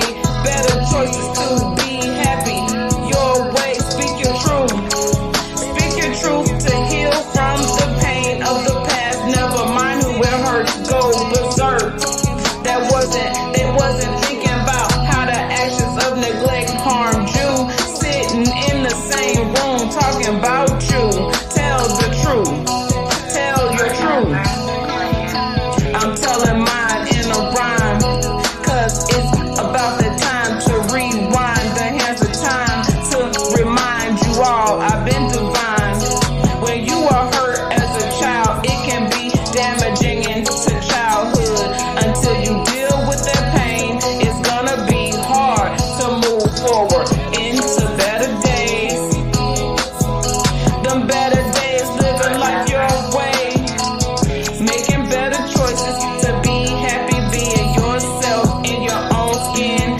Speak your truth. To speak your truth is to have the ability to stand in the face of your enemies and keep it moving forward. This is the true strength to have better days, making better choices, living life your way. Speak your truth. You gotta think past the pain, after the pain, after the pain, after the pain, the trust is lost. So the healing is necessary if you ever choose to love again and have trust. You gotta think past the pain. It is important to know your worth, even when you're not accustomed to being validated or feeling love with care. We're on to better days. We're on to better days, making better choices. Better days, living life our way, making better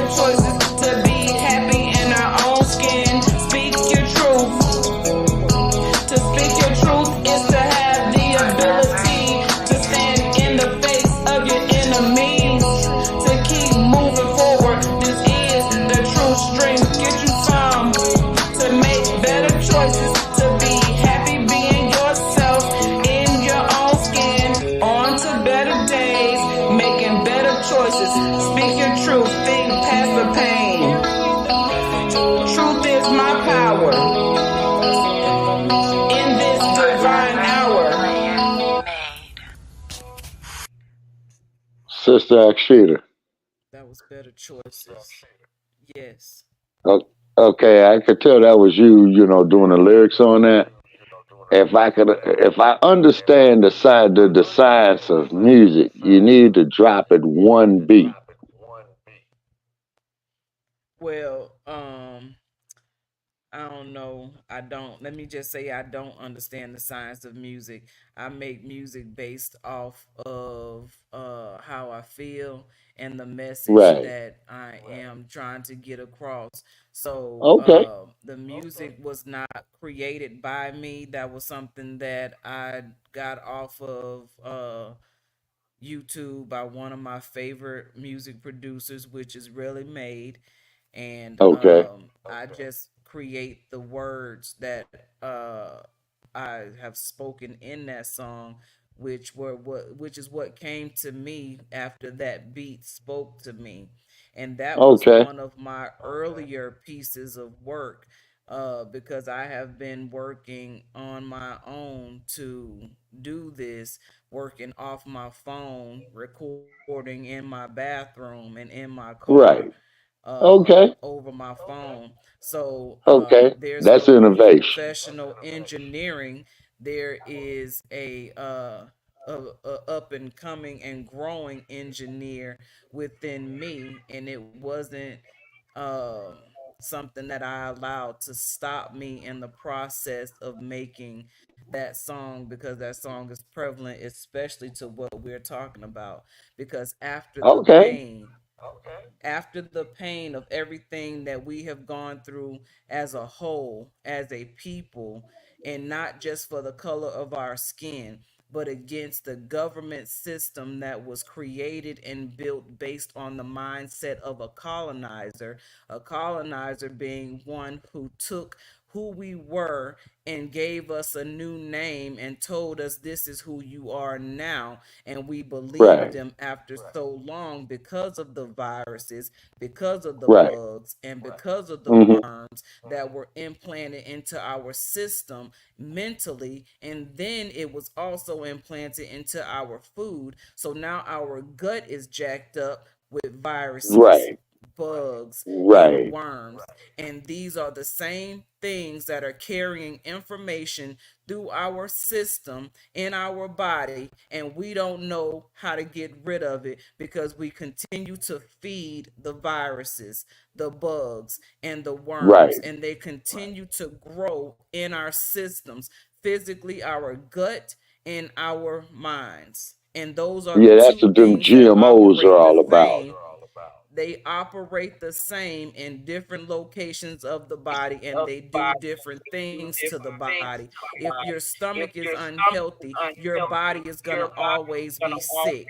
When your mind is infected with these bugs, worms, and viruses, and it's sick, we can't think Okay. straight, and we can't never get in line with where we supposed to be, and everything is going to be a reason to argue because that's what's being fed through those viruses, worms, and bugs. So our job is to deprogram, to Right. reprogram, and sometimes we got to shake you up to wake you up, and that's what we're here to do in a new wave of thinking. So in order to Okay. come with a thought, your brain must be able to fathom what that thought is, because that thought then becomes an action, and that Okay. action produces solution. So you can talk Okay. all day long, you can read all day long, but if you're Right. not taking that knowledge and information and turning it into actions, you're just wasting time.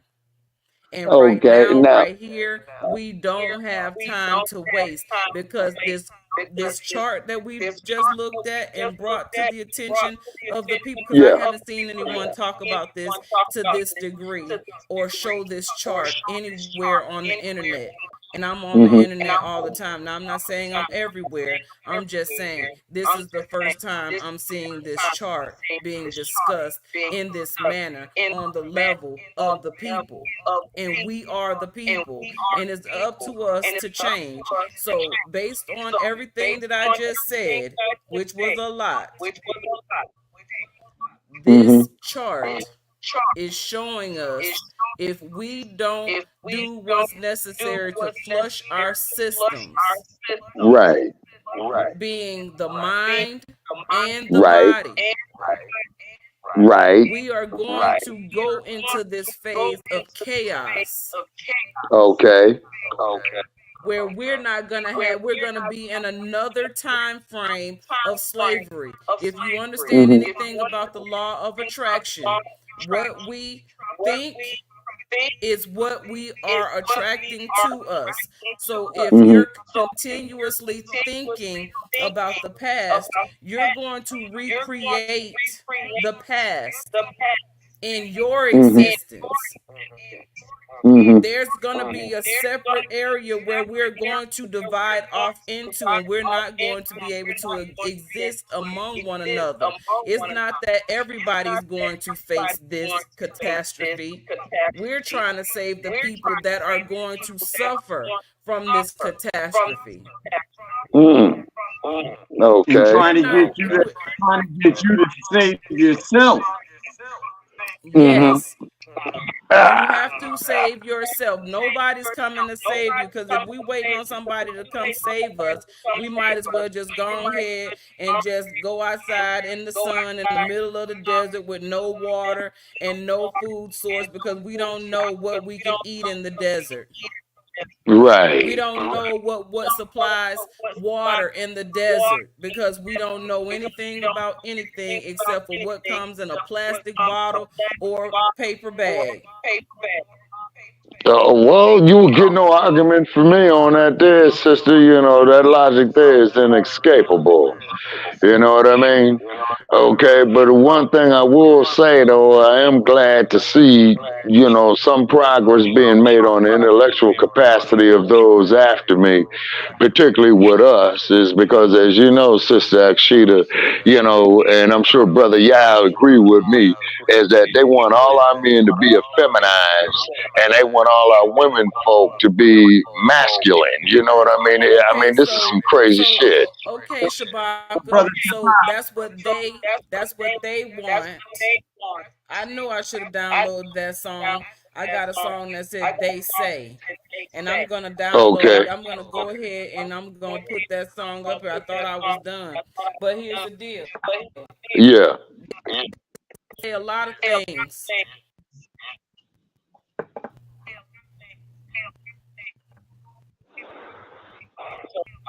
So, what was you saying, Shabaka?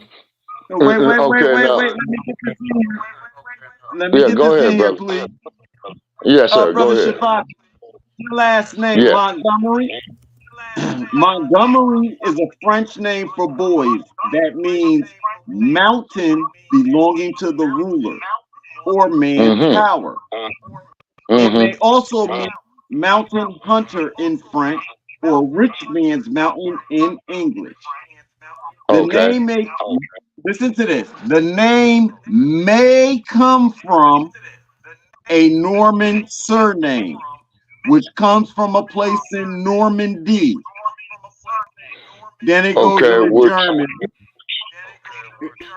because it goes into German, Right. Viking, and another one. Right. But listen to this. The Yeah. name appeared in Northumbrian records from 1165. Okay. At that time, the Montgomerys Yeah. was us. It was us. You're the original Montgomery. Right. Black in slavery, the idea of slavery makes you think you got their name when they took yours. Right. Because as you So know, you the don't, slave name signified you being the property of the slave master that owned you. you missed what I said, bro. Listen what I said. That Okay. name Montgomery is your original family name. They came and stole your name to steal your property. Mhm. I Okay. don't think you understand. I don't think you understand what In I just order for said to them you. to even operate on this land the way that they're operating, they had to take the names of the original people. Mhm. Okay, So tell they me took more. You have my full attention. You have my full attention. okay Tell me more. from England. I told you about Europa. She was the empress of Europe. We were Okay. everywhere. So in 11th, from the 800s to 1492, the Right. Moors ruled the world. Right. That's up with King James in England too, Northumbria. Mm-hmm. So Montgomery is still one of us in Mm-hmm. 1165. Okay. So you don't have a slave name. They stole your name. Interesting. That's the one thing that ties us to the land is our name. And if you take a person's name, you take their identity. If you take a person's identity, then you can give them a new identity, which has no grounds to stand on. They're not attached to the land. They have no parts of any nation. Okay, now let me ask you this here, y'all. Okay, so this thing here that I got from Crook County, Illinois, about 8 months ago, called a birth certificate, right?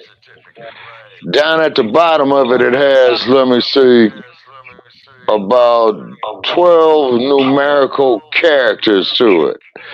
You Okay, know what so that's is all that the, about. Don't be asking no silly questions. Hold on 1 minute, Shabaka. We not even talking about the birth certificate right now. That is a whole nother topic, a whole nother uh-huh. subject to get away from what was just said. So in the Okay, process, let's pause right there and then just okay. listen to another song I did. All right, okay. You all are teaching me something. They say. What do they say? They always running their mouth. What do they say? Boom, bang, sound. They always running their mouth. What do they say? They always running their mouth. What do they say? They say a lot, always trying to get in earshot of anyone who will give their ideas a shot or a thought. Always speaking of what they are not, creating an illusion of the mind, the whole time pretending to be the divine, committing spiritual crimes. Got thousands of folks out there in their minds. They will always lead you wrong. Looking at you find yourself in dismay. They push play like a toy on display to be purchased with money. That's your energy. Now they can control the way which way your mind travels. You gotta go inside see the truth about you. You are the holy divine, sweet as old aged wine. Get out of the devil's land of the idle mind. Know who you are because you are. They will say whatever they say. They say. What do they say? They always running their mouth. Always trying to get in earshot of anyone who will give their ideas a thought or give it a shot. Always speaking of what they are not, creating an illusion of the mind. The whole time pretending to be one of the divine, committing spiritual crimes. Got thousands of folks out their minds. They will lead you wrong.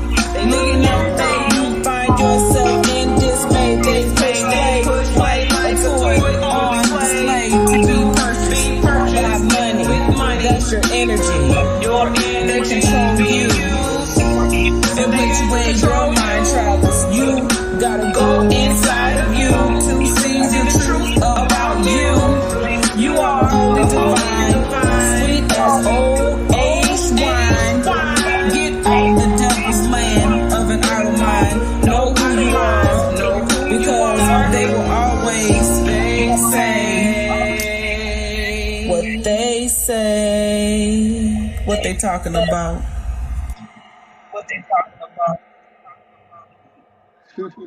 Nothing. Absolutely nothing. They ain't talking about nothing. I don't care what Trump say, even though Trump should be president. I don't care what Biden say. I don't care what the police say. I don't care what nobody say except what my people are saying. Whatever they saying, they've been saying it. They've been crucifying us since the Bible, since the Torah and the story about black Negroes and make slaves of them and destroy the woman. This has been their whole agenda. We sitting behind it, giving it power, talking about what they say instead of talking about what we are saying. And I don't mean me and Star Exita. I mean you included in that too. Where your voice at as far as what needs to be done for our people? Okay. Well, I've always have stated over the years, Elia, is our economical self-sufficiency. Providing our own food, providing our own commerce, providing our own interstate travel, making a reconnection, similar to what Dr. Marimba Ani had wrote off in her writings about the Ma'afa, which is the disaster so bad it's beyond description. Now, other research that I've came across recently, these so-called statutes and laws and shit that you got, pretty much based off of maritime law. We have a new law. It is our law. We have our own constitution, divine constitution and bylaws. We have the right to amend the bylaws and to make other laws. We have a right to build government and man it as all governments and nations are manned, including a military. We have a right to all of that. Okay. We're just not doing it. Okay. We're not accepting laws. So a lot of people say that the Moors sold everybody out when they signed the treaty. Okay. Here's where they sold us out. All right. The Moors let the people know that you had to stay living within your culture. So when we started gravitating to theirs, we were committing crimes against self. Okay. So if the Moors sold us out, it's because they told us to stay within our own culture, to be our own nation. That's why they sold us out. That doesn't make sense to me. Okay. And this is where we are. This is where we are today. This is we're back with that knowledge, wisdom, and understanding of self in all those areas that you named. But if the disaster that's on this chart hits tomorrow, what's the plan? We need a plan. We need to be in position. And this is something like we're pointing this out. He's eating something. He's crunching. If this went there, we need you like on the next time you're on the show, even if you have to call me on, you need to present this chart on your show. Okay, I need to put what now on the show? Say that again. Yeah. Put it on your show. And show the danger of it. All right, tell you what, brother L. Yeah, how about this, man? I know something even better. Suppose if I make you the guest host, man, for that particular episode, man, and you drop the knowledge, just because, see, I'm learning a lot from you all right now. Yeah, say, and I'm doing a lot of review within. You say, you know, and how I long have just I been stated it just before Shabaka came on here. I don't mean to cut you off, but I do. what? Look, I just said this. I said we ain't gotta have this conversation no more because we done already did it right here on this show. Now you just presented to him to use this information. That means that he would have to study for himself and understand this information in order to bring this information. Now, in order for Shabaka, now I'm gonna talk about you right here in your face. In order for Uh-oh. Shabaka to bring this information, he got to agree with this information. That means he has to let go of space that's being occupied in his mind for everything that he talks about all the time. Because anybody that listens to Shabaka, I've been here for a while and I've heard the same communication year after year. Nothing different, nothing has changed. And that's not to say anything is wrong, it's just that I can see where you stand. And when I'm talking about certain things, my information is changing and is elevating to something new and something different than what the last year conversations were about. And so that goes to show that I'm growing with the information in which I'm consuming. But if I only like Salisbury steak and mashed potatoes and I eat that every night, I'm always going to have something great to say about Salisbury steak and mashed potatoes because I never change up my menu. Now, Okay. in order to speak new information, you must consume new information. And so this Okay. show was put together tonight so that we could bring this new information, and those who are willing to go deeper to study this information can then use this information to present it to your own platform or share this Okay. video. And in the process of you sharing this video, you would have to take part in the watching and the talk about what you heard throughout this video. So that would still create a learning environment and a learning situation where you would have to deprogram. In order to deprogram, you must be letting go of something so you can be filled with something new. If you're steady holding on to everything in the past, you're not moving forward. And even in your communication tonight on the show, you talking about like you dying tomorrow. And every week your ass come right back on the blog talk with the same information as if you ain't got another moment to live, and that is not true. You got so much life in you, Shabaka. Because I've been here and you still here. It's been what, 6, 7, almost 7 years, Shabaka. Yep. We Yep. hitting on Yep. almost 7 years of knowing and being in communication with one another. And he's been saying that for 7 years. Yes. Bro, Shabbat, come on, man. Yes, sir. Bro, Shabbat, you gotta Mandela stop Khan doing been that. talking to Shabaka. Mandela Khan been talking to Shabaka before I came on board. And Mandela Khan had been telling them it's gonna be a woman that comes behind me, and she's going to be the one that you need to listen to. Open your ears to her. And this is before Shabaka even knew me. I mean, this is before Mandela Khan had even known me, that he was telling people. Many women have come through the platforms and they did never lasted as long as me. I'm still here. Right. Yeah, So you yeah, you are, understand sister. everything, huh?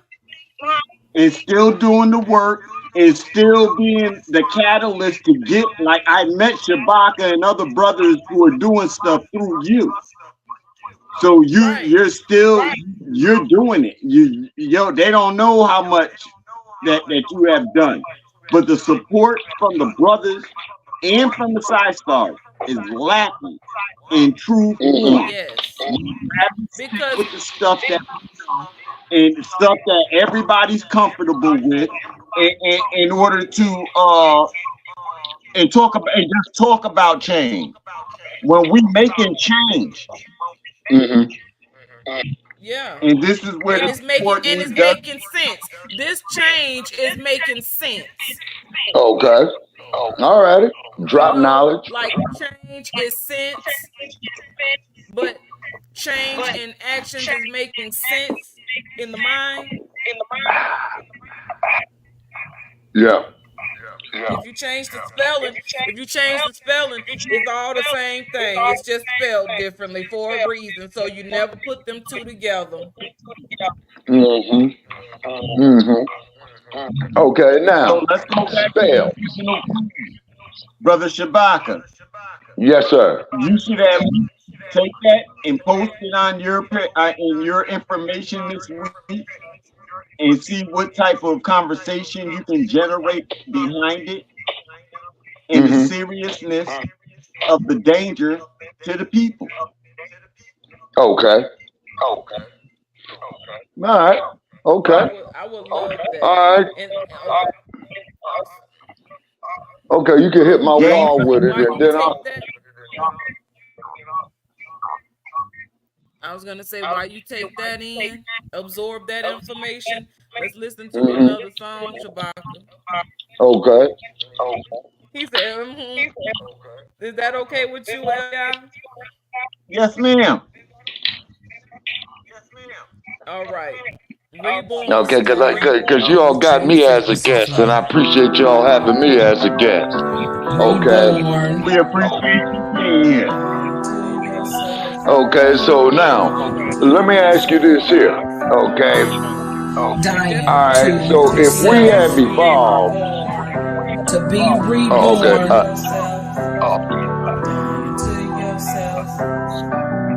experiencing a complete spiritual change.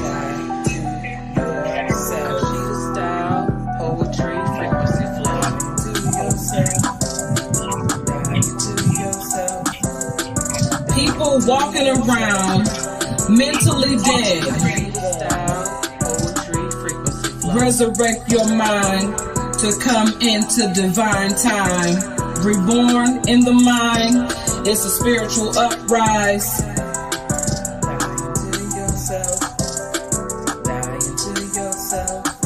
We all cross the burning sands in our lives. It's just a matter of what side you're on when you cross. It is a spiritual change. Walking across the burning sands in our lives. To be reborn. What side are you on? Reborn into the new you. Fighting to survive in a world of fakeness and falsehood. A world of pretenders claiming to be real. Out here getting branded rather than branding yourself. All for rites of passage to be treated like slaves when you are human by birthright. Be a leader in your own life. Stop depending on lost souls. Lost souls leading you through burning buildings. Losing sight of yourself. Don't lose sight of yourself in the process. It is a spiritual change. Going through hell for an easy walk through life. To have opportunities handed to you rather than work on self.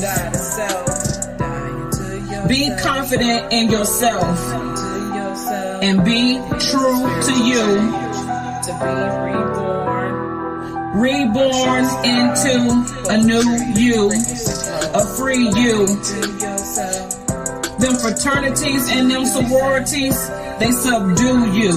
Be in light. You are the light. You gotta die to self.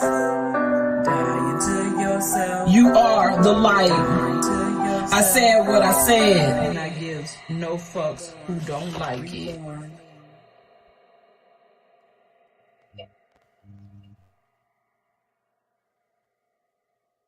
Islam. May use this.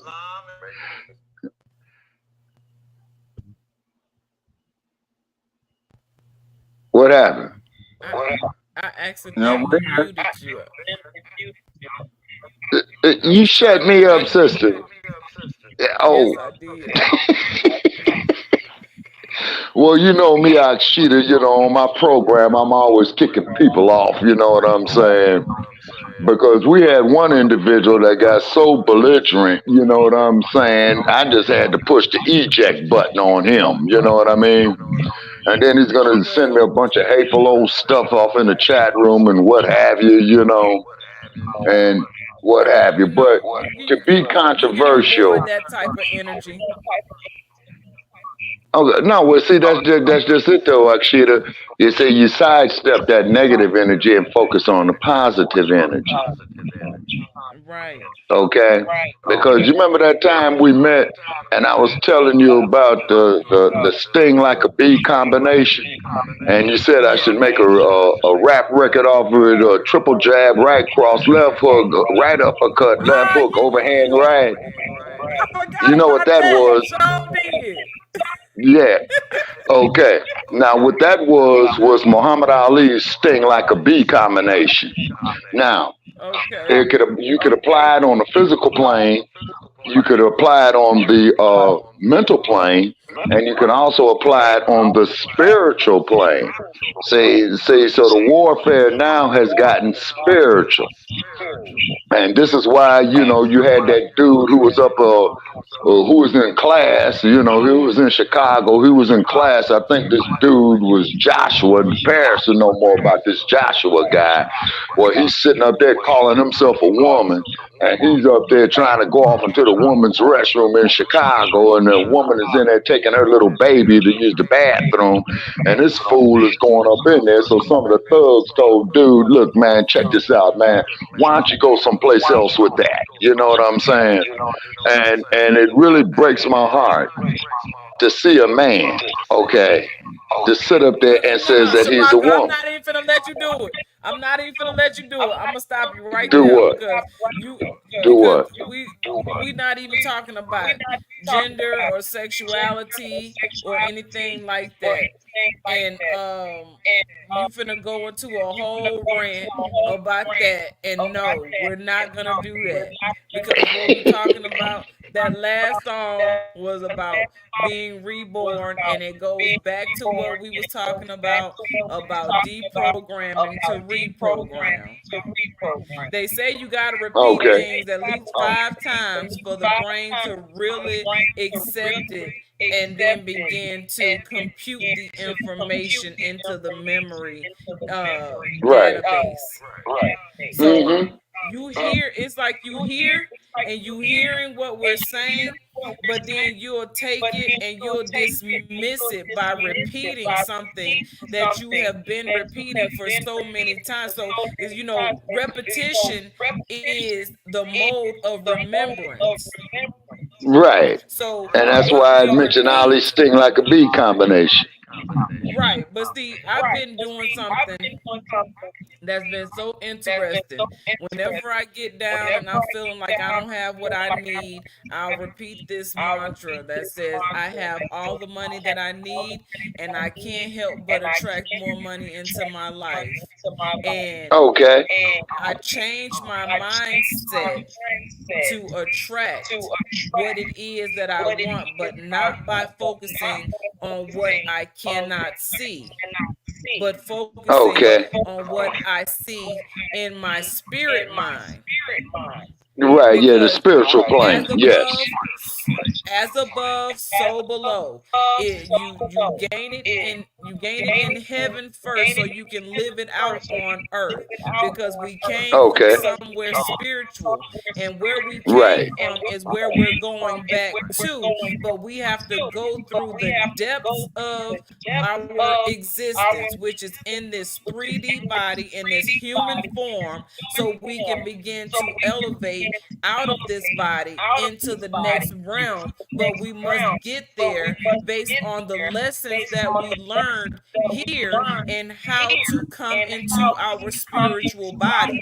That's why they Hmm. created this thing called purgatory, because purgatory Okay. is not even real.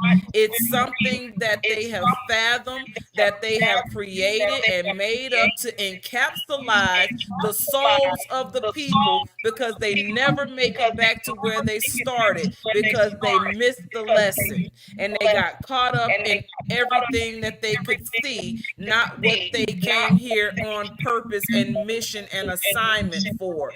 And that's what we're trying to get people to see, is that you have a purpose here, you have a mission here, you have an assignment here.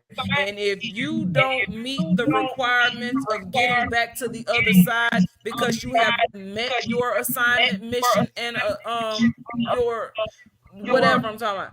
If you haven't met those, you're not going to be able to cross the rainbow.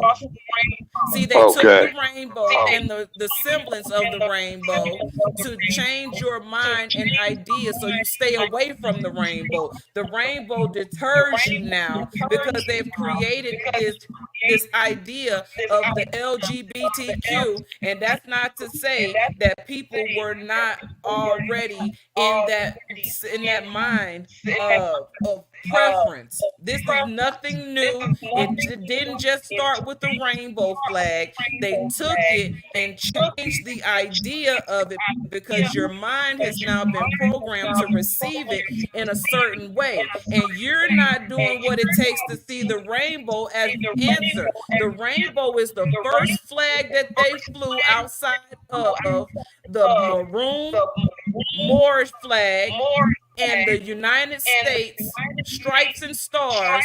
This past our inauguration, they had the rainbow flag also displayed, and they ain't never did that before.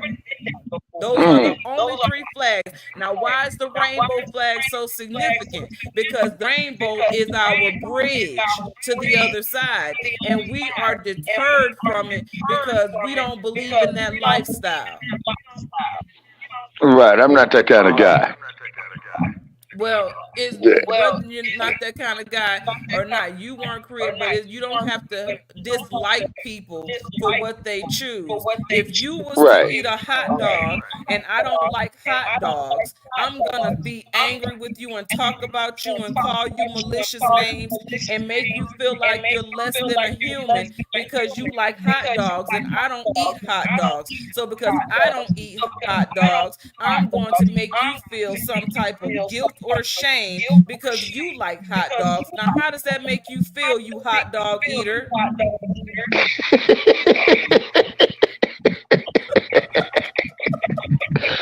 Well, sister, the only thing I can say about that is this. That's why I'm glad I'm not in San Francisco. You know what I'm saying? Oh my God.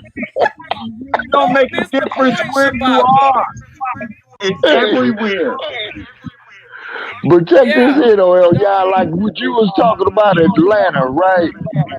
And I told you, Sister Achita, and I told El Yana, and you know I told Paris, is that when the women won cold winter in San Francisco, right? They were funding, they were fundraising for breast cancer research. So what the ladies did was they went over there in that cold off of the Pacific Ocean in Frisco Bay, and they went out there bare chested, and they says, "Hey, we fundraising for for more funding for breast cancer research." So they saying, "Hey guys, you can come look and foam at the mouth all you want, but don't touch the jiggly wigglies. Hit this bucket right here because this is what we're fundraising for." Right? See, Do that's you know what's that the wrong city with of San America now. today. Yeah. That's what's wrong And with they gave the America women tickets for because indecent exposure. look at women in Africa walk around with nothing on their chest and they're not even looked at in a sexual manner. Children develop and they come come into their maturity in the eyes of everyone within their village or their tribe, and they are not fondled, they are not mistreated. I'm not saying stuff like that doesn't go on, but it only goes on in the colonized mind because it was the Right. colonizers that came here and raped the people for their land in many Right. different ways of what rape is. To take Right. something that doesn't belong to you, to pillage, is to rape.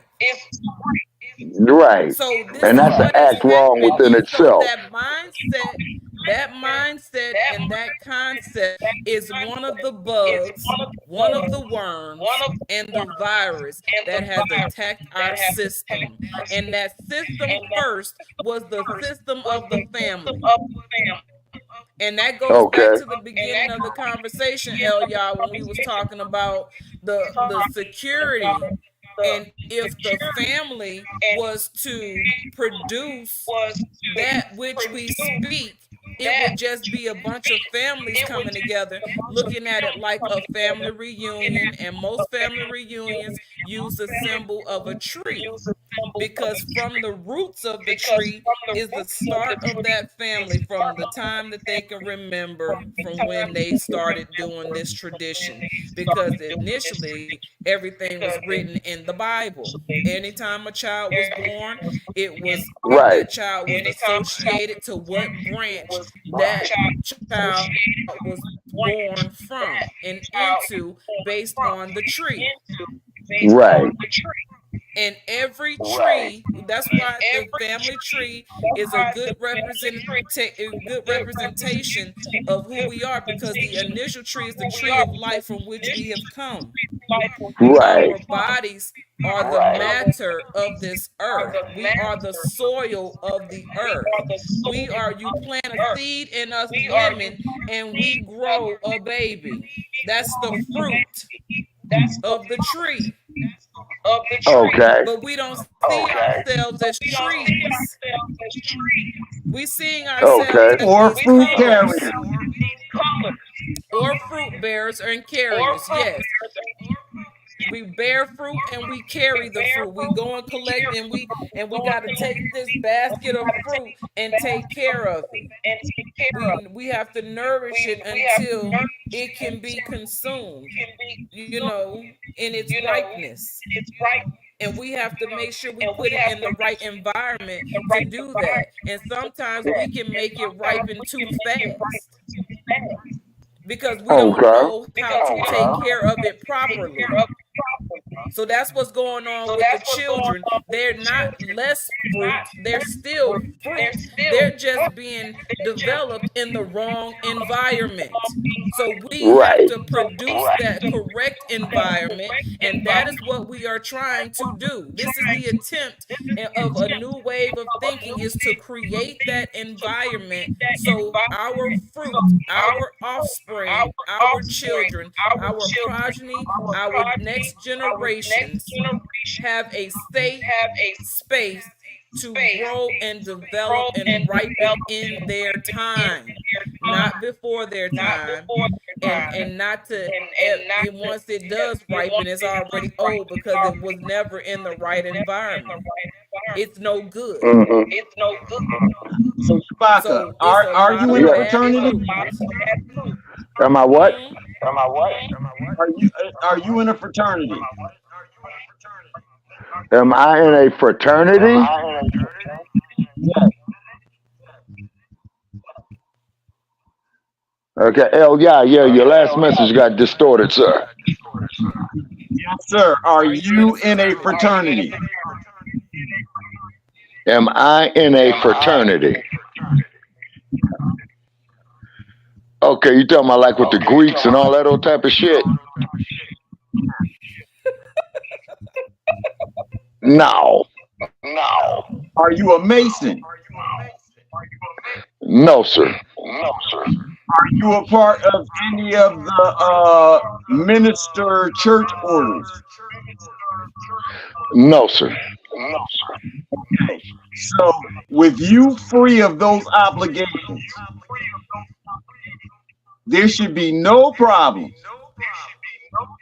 with you dropping terms like black, African American, and all the other words that are associated. Okay, well, see, brother El, yeah, I came up on what they were came up on what they call the so-called Black Empowerment era and a so-called civil rights era. You know, my childhood, teenage years, and what have you. Okay, it's because you all are after me. You see, but to quote your our boy Bruce Lee, well, I think he said it properly. Anything that I pass down, take what is useful, leave what is useless. Does that make sense? That makes perfect sense That because is there's a difference between civil rights and human rights. And Well, of from the course, there's a big overall difference between the movement, two. just like Black Lives Matter movement, because Well, I got because some one thing about the reservations. Black Lives Matter movement, I only see Caucasian people with the flags Oh, in okay. their Well, glad yard. you I brought only up the see Black Lives Caucasian Matter people movement. with the stickers on their car. Now, who's really black? And what are we and whose lives are they really trying to protect themselves because they are the real black people No, what they and doing we is are the that they real lining and a. true white people? Okay, no, Sister Akshita, what they doing, and Everything is me and in the Brother language. Aline. Yeah, go ahead. I understand everything is in the language, and we're not paying attention to what things truly mean, what they truly Okay. mean, and so we've taken on a misnomer, and we as a collective, and just by based off of how we look, how people would assume who we are. I have to tell people I'm not black. I tell people that, and then when I talk to people and I have this conversation with people, they know exactly that I know who I am, and they render me the proper respect. They don't argue with me. They don't say, "Well, the color of your skin is this, so that makes you can't dare tell me that I'm black without being disrespectful after I've told you that I'm not black." But when you agree to being black, then they can talk to you a certain kind of way. And Mm-hmm. you're to understand that because you've been programmed as a black person that that's what's acceptable when it comes to you. So the civil rights movement and the black movement was all a program. It was the chip. And you think about chips being something that's inserted into your hand or your face or your head or whatever. Right. Those chips are the sound bites and bytes, bits, computer bytes. They're sound bites because we consume through our ears what we hear. So when we're consuming this information and no one is telling us anything different, when they broke up the family, they took the family cultures, Right. traditions, Right. and heritage. And the Right. cultures now, they instead of calling them cultures, they take off the chur, which is to nurture, which is to grow, to have some care and hands on with. They took that part off Mm-hmm. and Okay. left us and left us without the nourishment. And Okay. I forgot what word did I just use? Nourishment. Nuh-uh. But what word did I use before that? cult. The word was cult, Culture. So culture. then so they turned it into a cult, and then they begin to use that word cult and then create cults without the Right. nourishment of the child.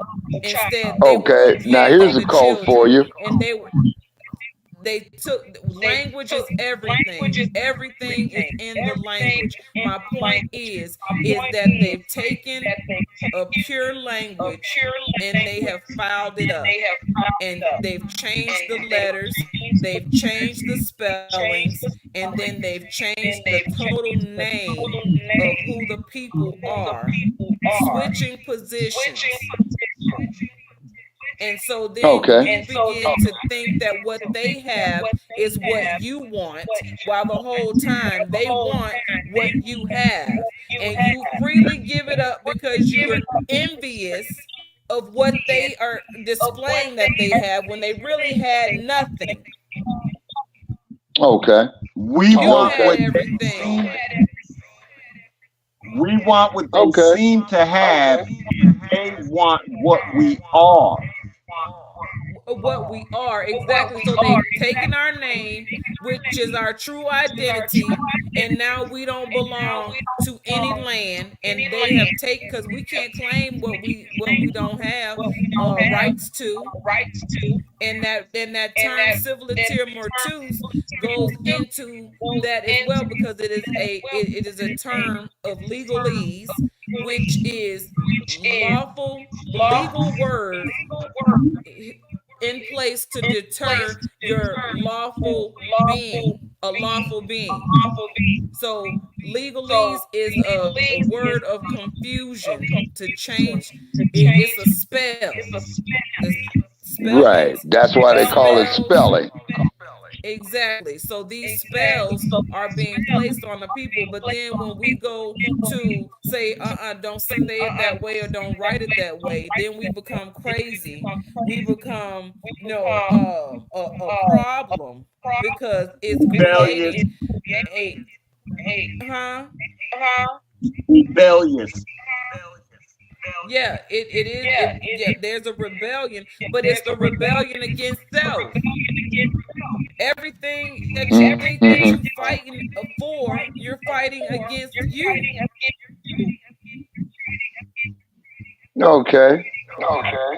Okay. All right. Well, the only thing I'm gonna say on that note, there, y'all. Okay. Yeah. You are always dropping knowledge, Zakshita, and I see that brother Yai. He has a lot of knowledge as well too. And the only thing I can say with y'all being the generations after me, let's keep up the good work, because y'all might be the ones to save us. Y'all might be the ones to save this whole damn planet. You know what I'm saying? You know, Well, you got to help because us of carry that what I've message. seen and what I've been through. You got to help us carry that message. It's not to say that what you have gone through, and you, not just you, but your generation have gone through, is Right. not valid. You know what I'm saying? That's what we are fighting for, to Mm-hmm. correct what wrong has been done. But if the people are still fighting to protect what's keeping them in that position, it's like trying to help a person from drowning. They tell you got to knock them out. You got to punch them out and make them submissive to you. They can't fight back. But it's a good see, there's two sides to everything. Submission Mm-hmm. is not always a bad thing. It's only bad Mm-hmm. when you're submitting to what's against you. Okay. All right. Drop knowledge, sister. I'm listening. So basically, the civil rights movement and the black rights movement was all an agenda to get the people in line the way they wanted them to be in line. And then you forgot Mm-hmm. who you are and you gave up your land. So now what you want is reparations. Reparations is not what you want. What they call it is repatriation, and that's to be tied back to the land of the original people, because we are those people. And so it's Mm-hmm. repatriation that we are not that we are demanding, not just wanting, we are demanding. Okay. Repatriation, not reparations. Reparations is for the slave mind, and that's a lie because they never, how can they give you something that they don't even have to give you? They don't have Mm, an acre and a mule. It was yours already. So you going and asking permission back for something that already belongs to you. mm. Okay. If oh, Okay. Okay. And what I mean by okay is that I'm digesting of what you're saying. I get it.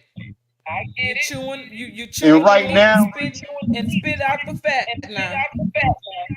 that's good sometimes.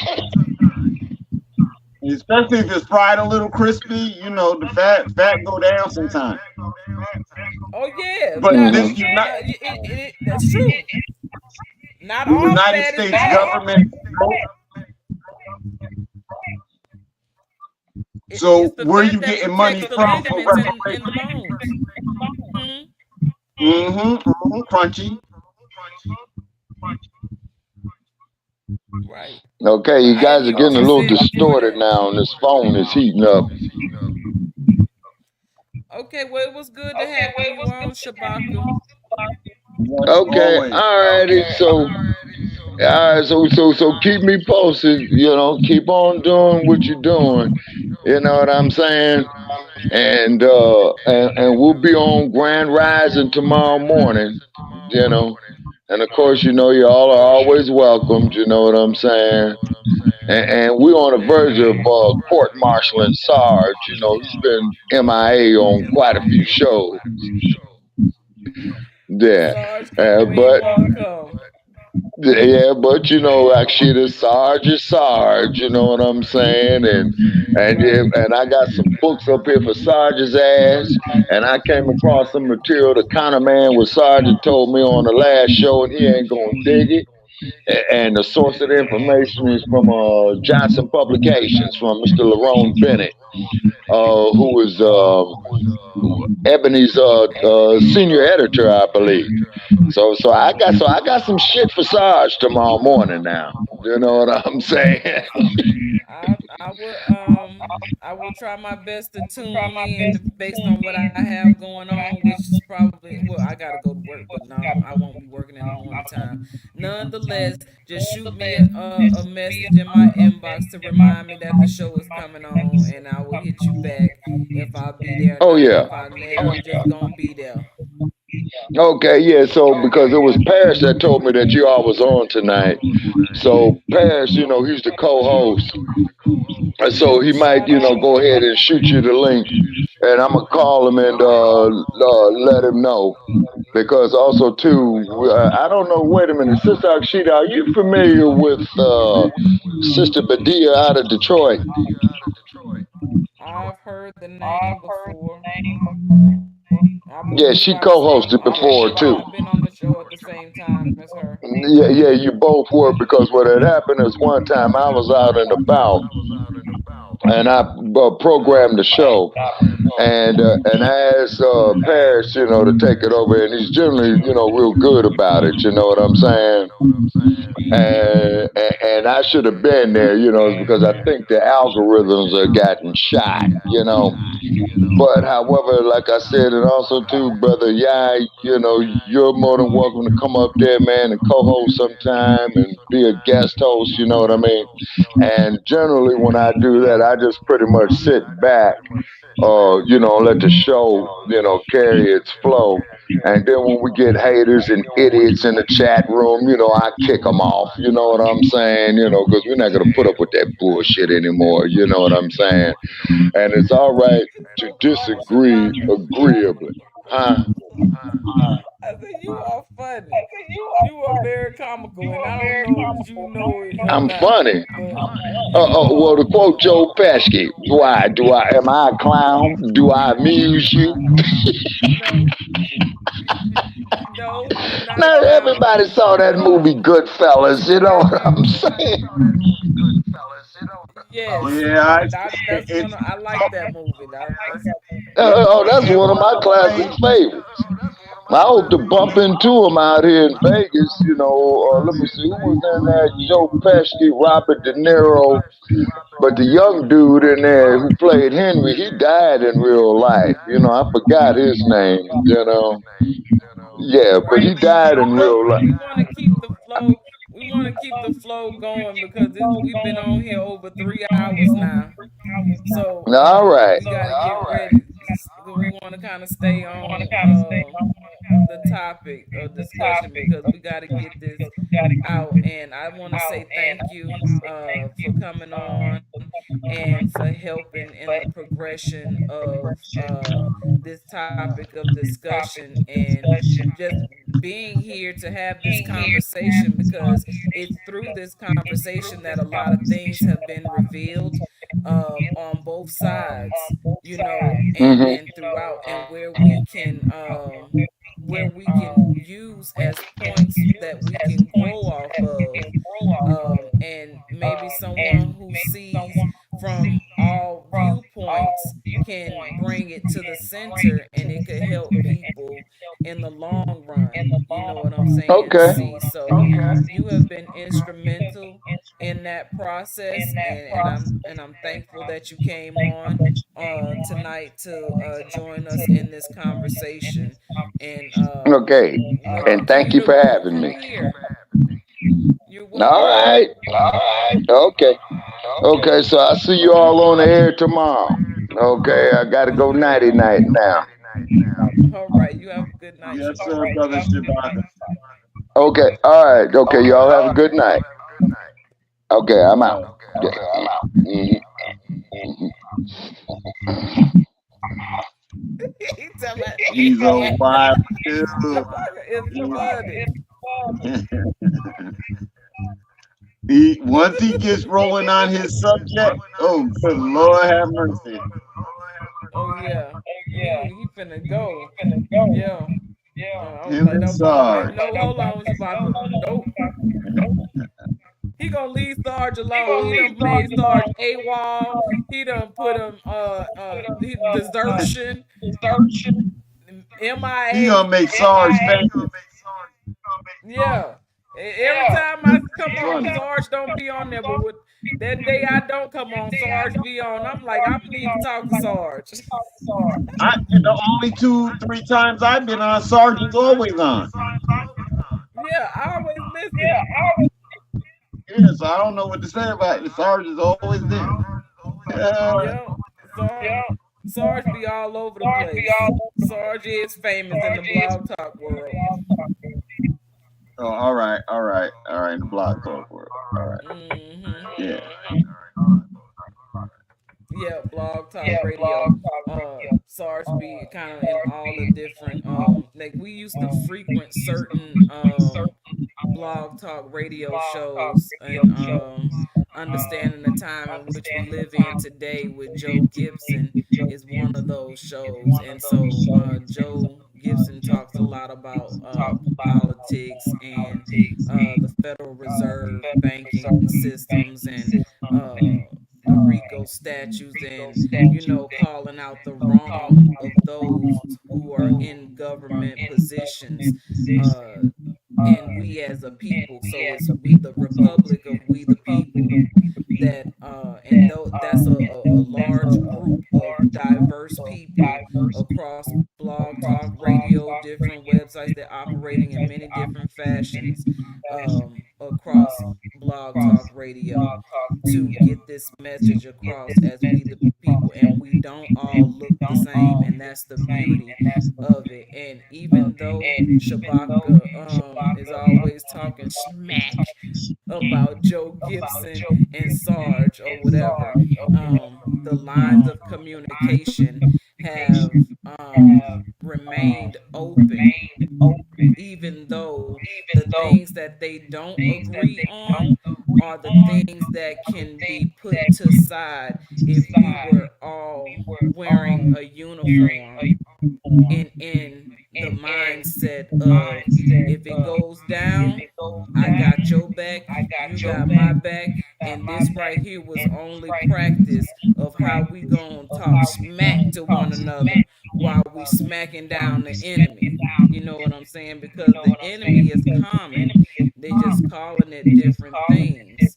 And so I love the fact that I was introduced to these different groups of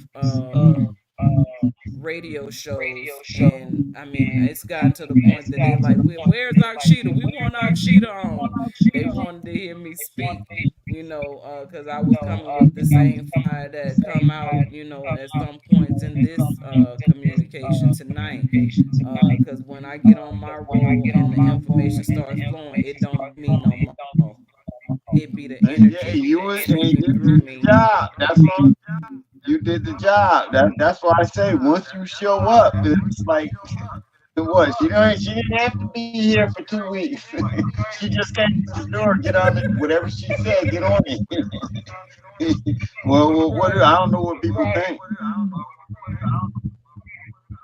But Yeah. yeah, so that's where all that come from. So it's always funny when he mentioned sorry, it's like it kind of lightens up the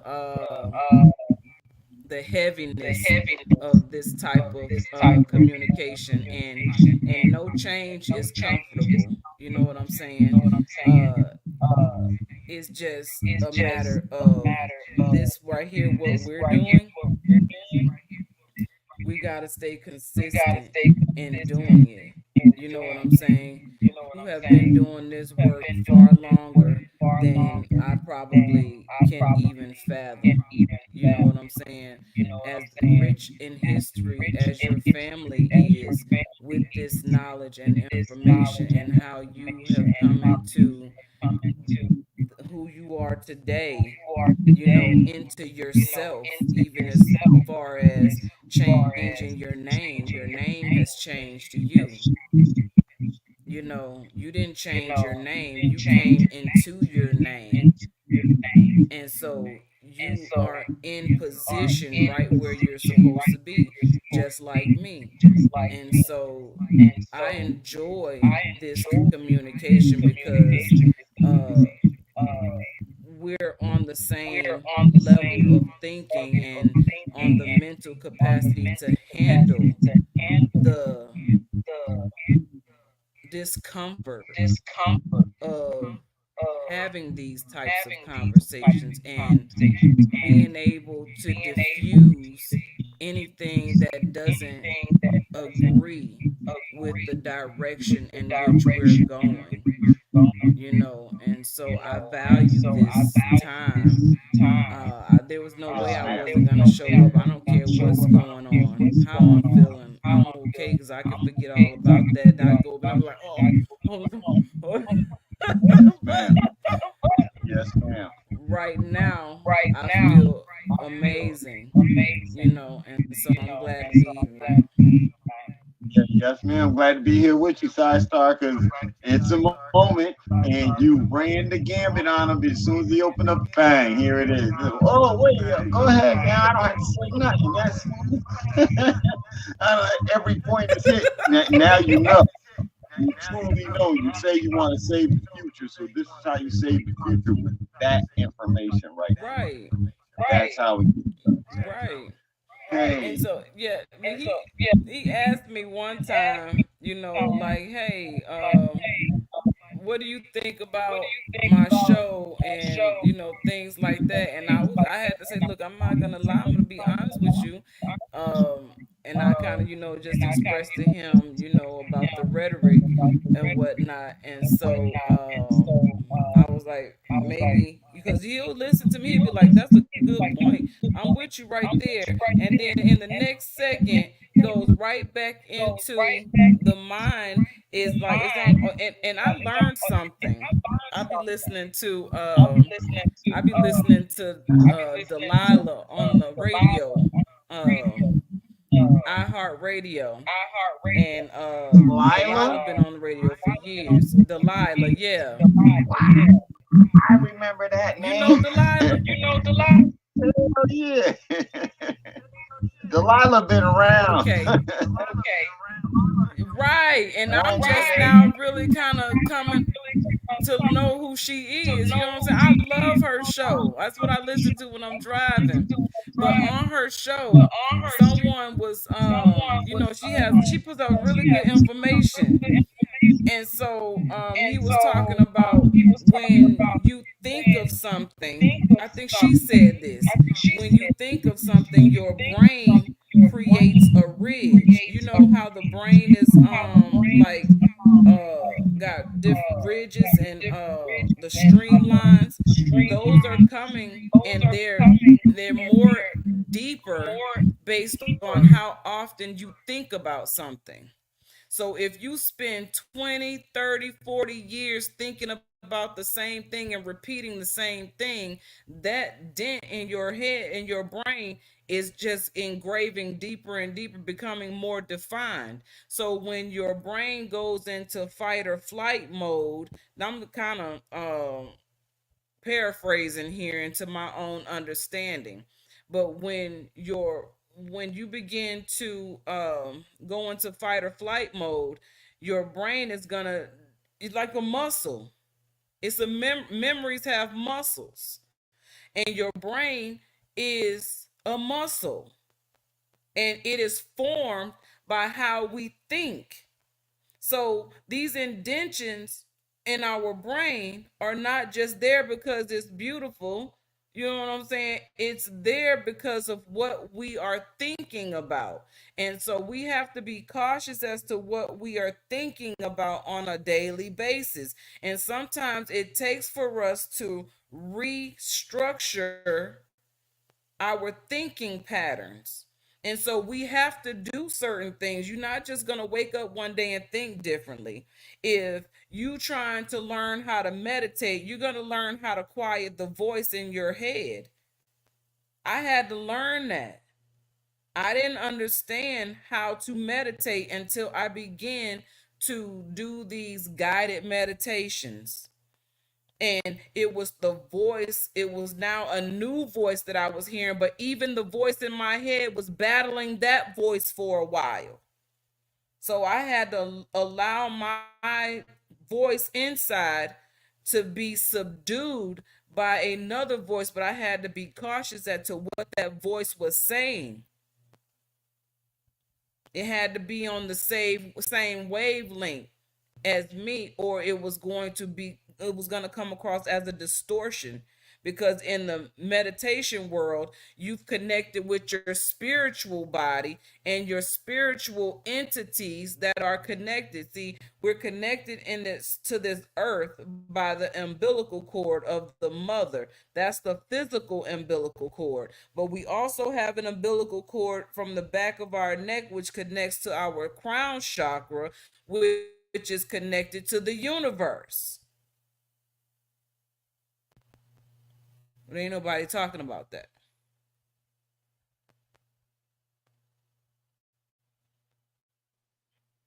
I can't hear you. You're on mute. Yes, ma'am. I was. In the movie The Matrix, they was connected by the back. Yes. So and that was the only way they could get into the real world.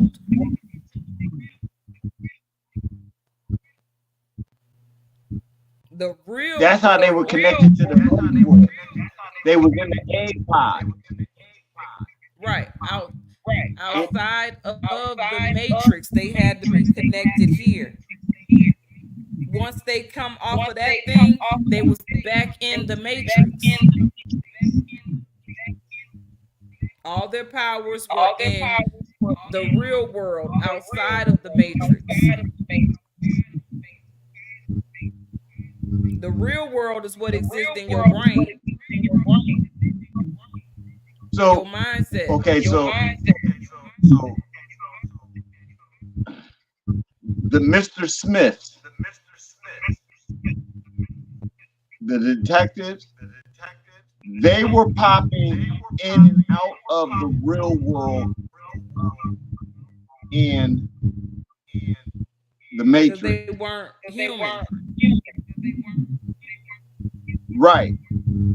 So all the humans were in pods, and they were connected by their thing. So when they went back into the world, that was the fake world that they was going back into. When they was running around in the doctor's office and stuff, that was all the fake world. That's why it changed and wigged out.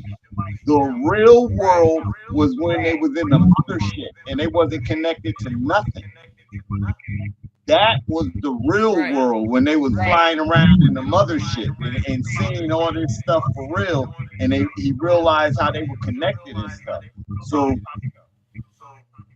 inside of the movie, they had to connect in order to go into the fake world. I, In I, order to be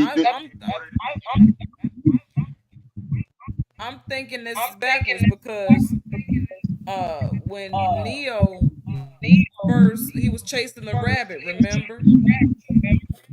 That's just like Alice in Wonderland, chasing the rabbit, going fast nowhere. And so when he finally went to see Morpheus, he had to be connected to even get outside of his body. He was already in the simulation. The simulation is right, the matrix. When he right, come and off of that's that thing in the back, that's when he was able to be in the matrix. See, we think the no. matrix is when they hooked up. He had to connect to outside of his body to even see the matrix. He didn't even know what the matrix was while he was in the matrix. He was a part of the simulation.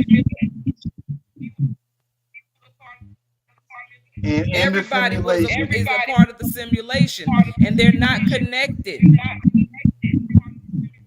In order to go outside the body, you must be connected to the universe. That's behind the net.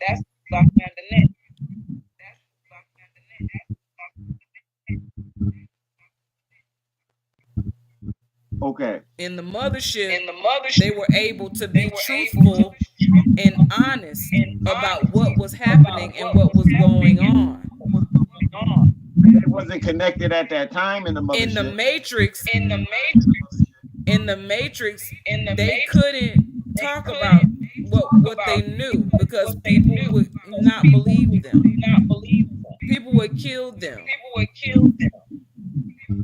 because the Okay, agents were bouncing from world to world. They're just like the spiritual entities. so let me ask you this They question: bounce from world to world. when they jumped in the chair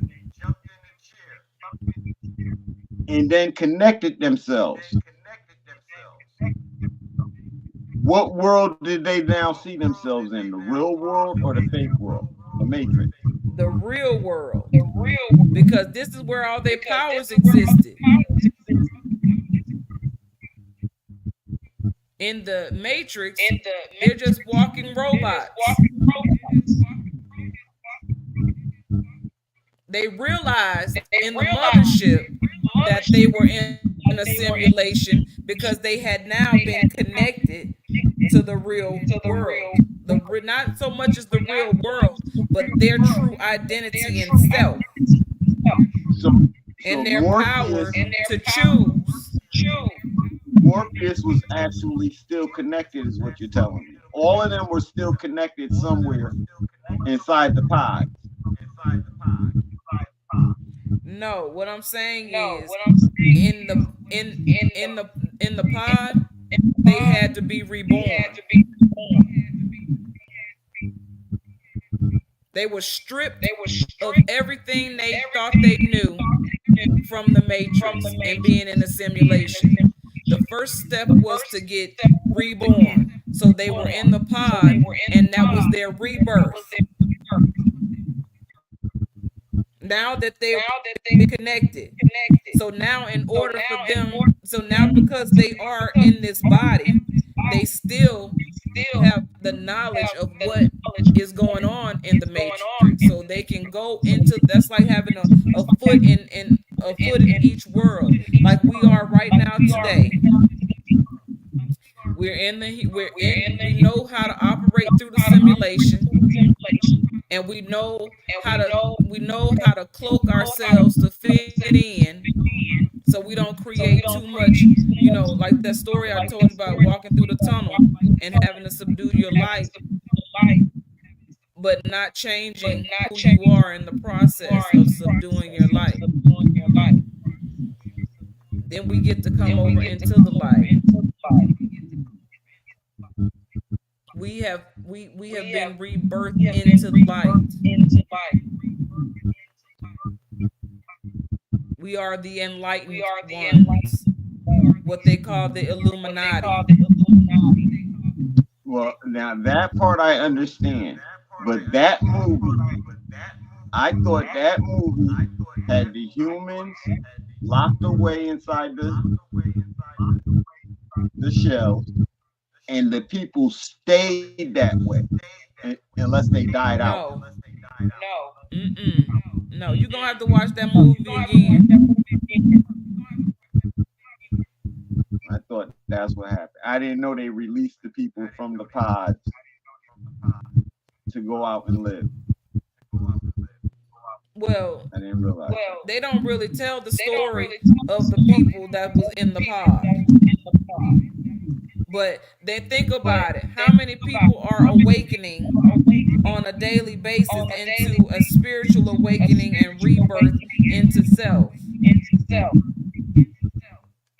They no longer need to be led by anyone else.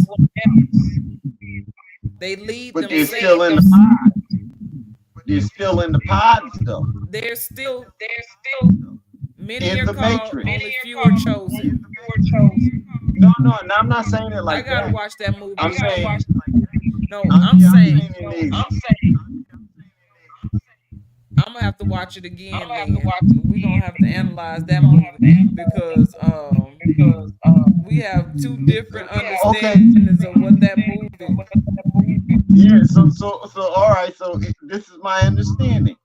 The people in the pod, because he was in a pod. Nemo, whatever his name was, and Neo.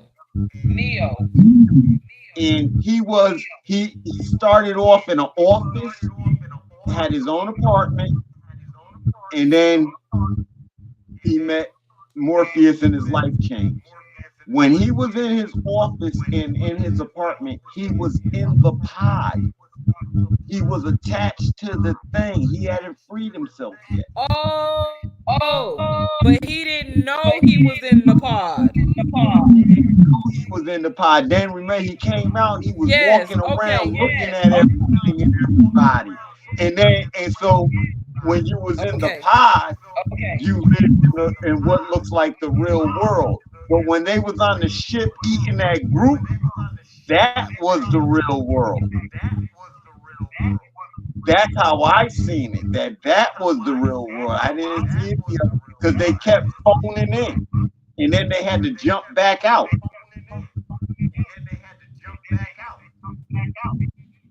Yeah, when I see the real world being, I see what you mean now. The real world is on the mothership. Their spiritual world is when they jump in. No, the spiritual world is on the mothership. The Matrix is the Matrix where that dude sold him out and wanted the steak. He said, yeah, he'd rather eat the steak. That was the fake. You're in the Matrix. You're hooked up and you're in the Matrix when you're doing that. So when they hooked up on that machine and dialed in, they were jumping into the Matrix. And they had to get out by jumping back onto the ship or wherever they was in the real world. that that's how, because they was fighting the energy. Okay, I So get he, it because see, really, the Matrix is only real if you give it power, yes, and the spiritual realm is where you can operate in your autonomy and your true spiritual powers. But yes, on the mothership, you have knowledge of both worlds and where you fit in both of them. and what you must do in order to get at the matrix. You got to be able to jump in and out in order to get at the matrix. And that's why no That's true. amalgamation. And We still, we got to relate to people, and we got to have a presence before people, because if we don't, that's going to be the danger of us. yeah,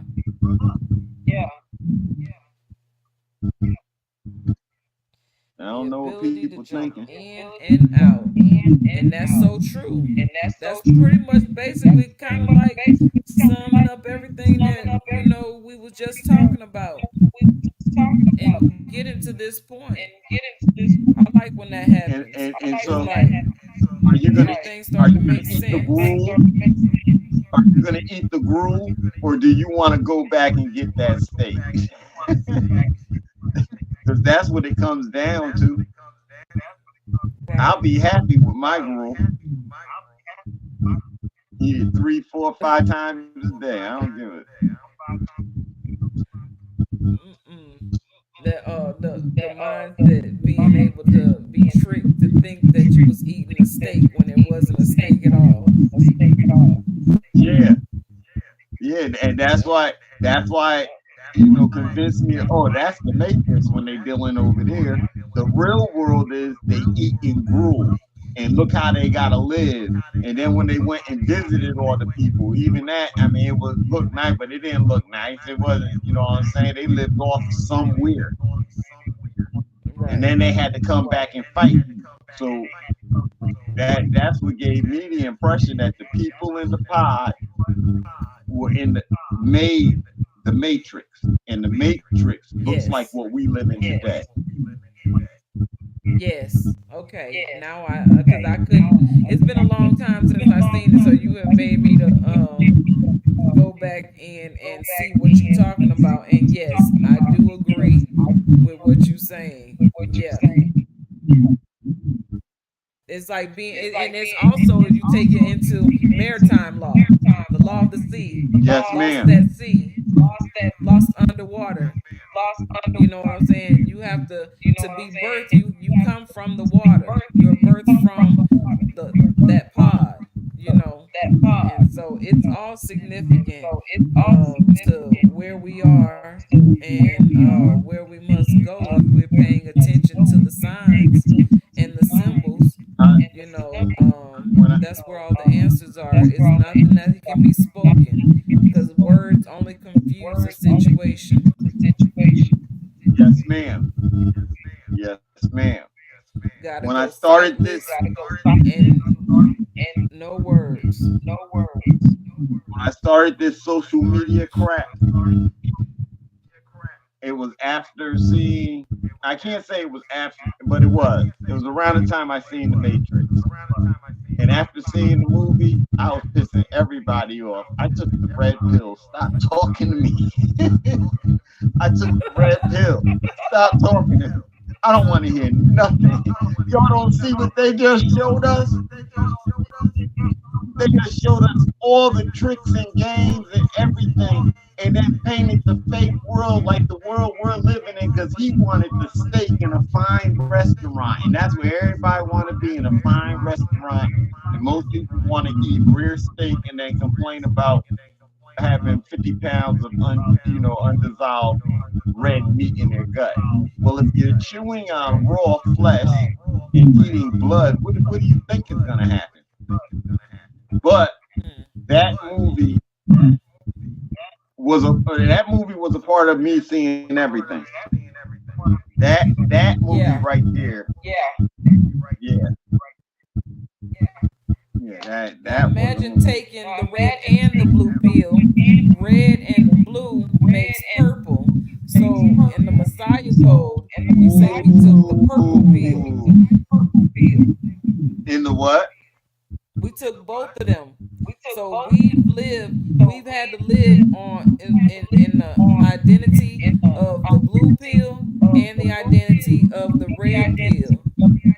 So that means that everything that hit the people with the blue pill, we got it, and also with the red pill, we got both sides. So there's no one side that we can side with because we've experienced both sides. So that gives us the ability to communicate with both sides Yes, ma'am.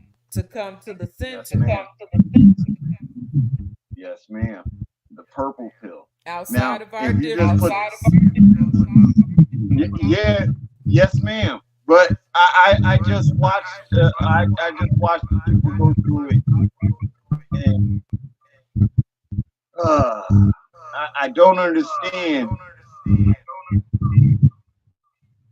the religious argument. Let them Yeah, believe what they believe. yeah, for real. That part, because you can't change how a person believes. They believe what they believe because they believe what they believe, and you don't know how. As I was coming into different changes in my life, how church and the Bible helped me. I don't still go to church to this day. I honestly, I tried to think that I'm gonna go to church somewhere, but then I'd be like, I ain't got time for that type of indoctrination because it's like they're in there indoctrinating the people. The one pastor that I was fully in agreement with that actually helped to lead me out of the church by teaching me how to read the Bible, how to study the Bible, not scriptures and not rhetoric and not any type of jargon, religious jargon or anything. This man, Pastor Joey Turman in Mobile, Alabama, helped me to learn how to read the Bible. I had already had experience in the Bible, but to really to understand books like Habakkuk, stuff that nobody really talks about, and the fact that Habakkuk is the book of questions. Habakkuk asked God all the questions. Why is this happening? Why is that happening? And when is this going to happen? And not only did Habakkuk ask questions, Habakkuk received answers. And those answers were not all hunky dory happy answers. God was like, this has to happen because in order for the enemy to fall, they got to be tricked. And the trick is going to be to put you in harm's place. So when we think we're at the end, we're really at the beginning of something new. See, we look at things totally backwards because we're focused on the wrong thing. You can ask questions, just be prepared for the answer. And once you get the answer, now you're accountable. Now you're responsible. And you can't say you don't know. So now you got to act and do and be. The be, no, do.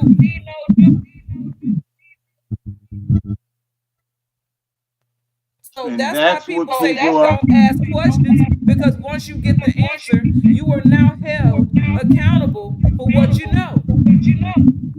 Held accountable, and people don't like that. Yes, they don't. So that's why they teach you not to ask questions. Ignorance is bliss. Remember? You happy when you're ignorant, when you don't know. And it's the lack of knowledge for which the people perish. Everything that is good for us also has the opposite side on the spectrum of life. Period.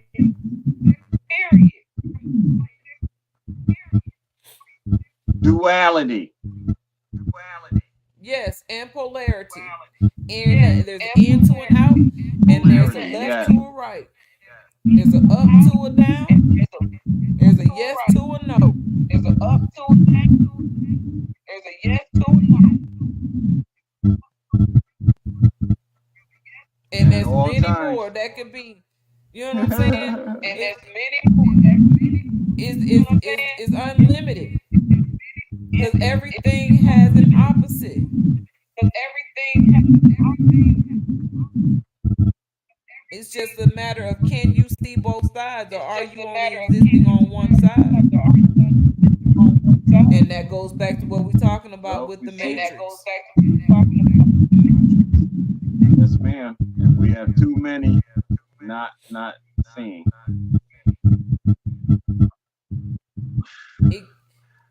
It becomes very heavy. It becomes very heavy. We're gonna win longer tonight. It's okay. So now it becomes very heavy.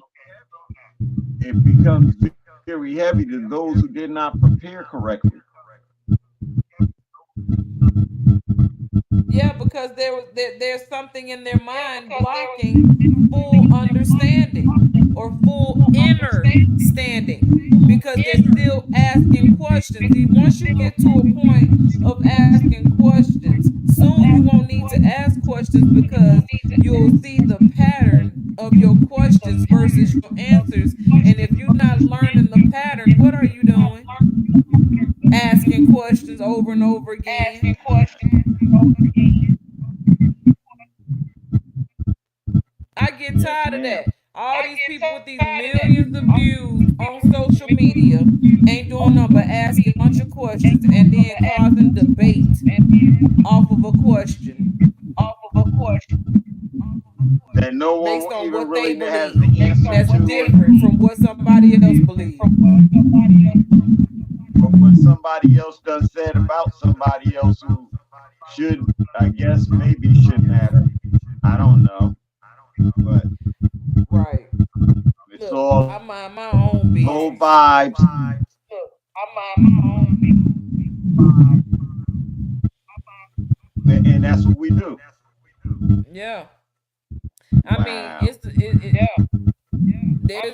a difference in minding your business There's a difference in and minding your business and the collective business of nation building. collective business, nation building.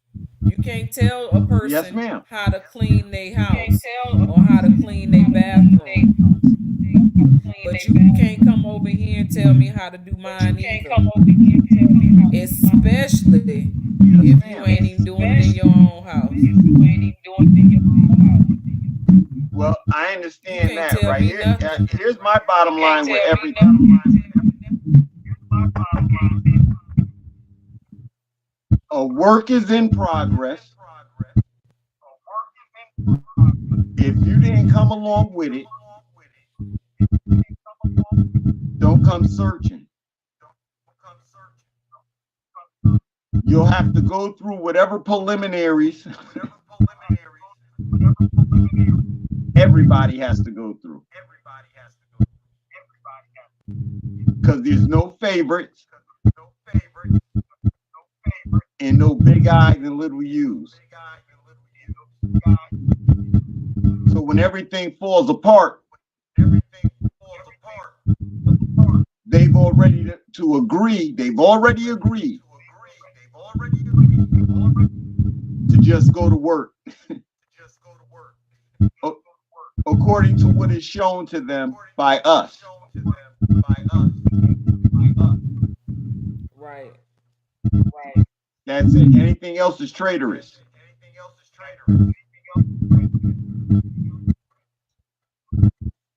And That's it. do we fight those people and drag a hog tie them and drag them along? Oh Or do no, we they're allow gonna come them? asking. Because we're gonna allow them to carry on in their way. What I look like hog tying you and dragging you into something you ain't even willing to stand up for. You to be the one to sell us back into slavery. Amen. So I'm not really saying it this way, but would you rather be their slave or work with us? With us, not for, with. I'm trying to say it. Because other than that, would you rather be their slave or our slave? Because I said it. I will build a military in order to have order. And since people just want to get paid, we could pay people. Y'all don't understand that? We could pay people. We need a military. The nation, as a nation, we are to have our own militia. That is an army. So we can't even operate at the seat of a governing body if we don't have a militia / army. So anyone who's saying that they don't want to be in a government type setting, in order to operate as a nation, we must, because that is what is required to protect the people. And so here is the bump on our military. We're the military. We're running around here. Yeah. We've been killing each other, getting each other locked up, doing anything, jumping each other. We can't do that to keep our women from getting snatched off the streets. Our children, we can't do that same thing. We can't protect them. Right. What's wrong? I don't understand that. I don't understand that picture. I don't know what your type of picture is being painted, saying that we don't have the right to protect ours. That don't make any damn sense at all. No. Except that's the program for you to think that way. Yes, ma'am.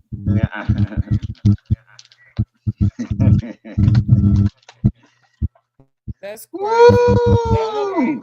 Well, while that information settles and simmers, because anything that simmers is for sure to be right, tender, and tasty. I'm gonna play persistent. Yes, ma'am. There's gonna be people. Well, I didn't know. Right. I don't know what to say to that. Well, let's take a minute and listen to persistence. She chose the style. Getting too deep. Seventh heaven. Expect a miracle. Because it's happening. You gotta be persistent. Persistence is to be successful. In the age of Aquarius, this is the graduation into 2023. Welcome all to Agape Love and Wisdom time. Coming straight at you. Be persistent. Be persistent with love, knowledge, and be persistent. With balance in the center of life. With 7 principles of truth to keep you in tune with you. Focus and strike up your mental game, the correspondence with others. Keep your vibrations high, beyond the sky. Remember, polarity is in everything. There is an opposite side. Keep it moving with rhythm. Embrace the true you in abundance. Don't forget, every cause has effect.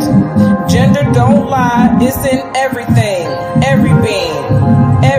Persistence don't lie. It's getting deep. Expect a miracle. It's happening. Persistence is to be successful. It's getting too deep. Expect a miracle. It's getting deep. It's happening. It's getting deep. It's getting deep.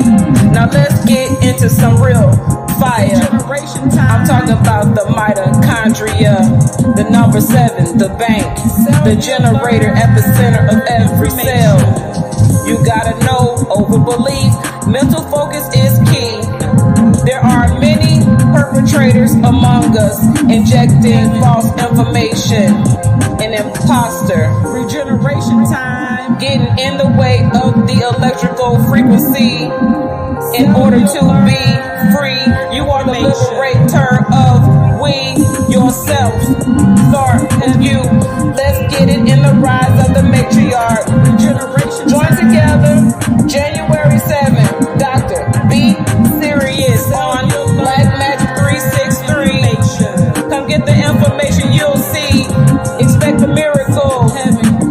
It's getting too deep. It's happening. It's getting deep. Expect a miracle. It's happening. Persistence is to be successful. It's getting too deep. Expect a miracle. It's happening. Hard work pays off, so be persistent. You are the currency.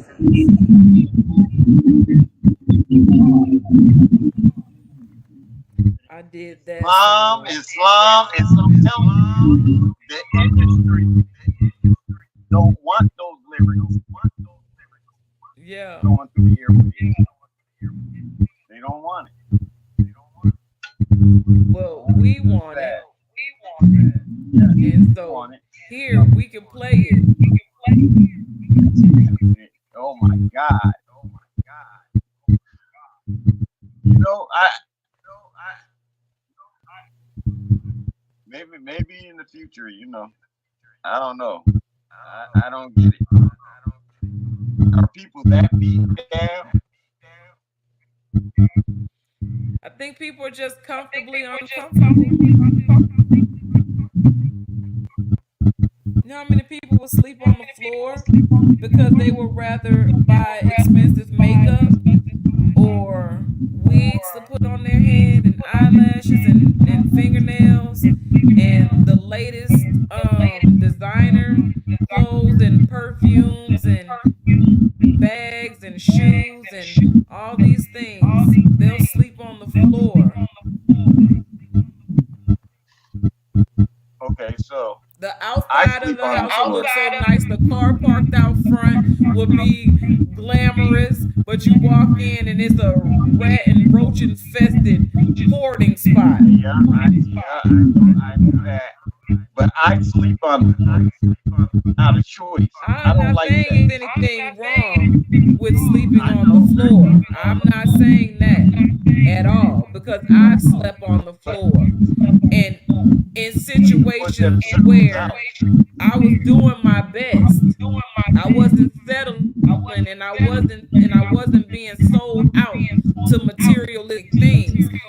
That was the reason why I was in that situation. What I'm saying is people will choose what they don't have to have or what they don't have to do for material things. Now, if you're in a situation, by all means, you know what I'm saying, that's your situation because you're working to do better and you're working and what you're working for is that's your blessing. That floor could be your greatest blessing. No, you understand. I choose to sleep on the floor. I've gotten rid of beds. I don't like them.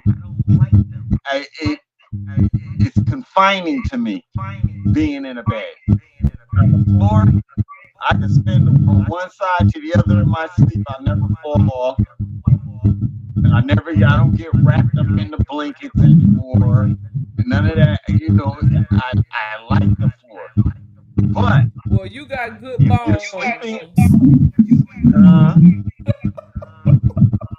If you're sleeping on the floor because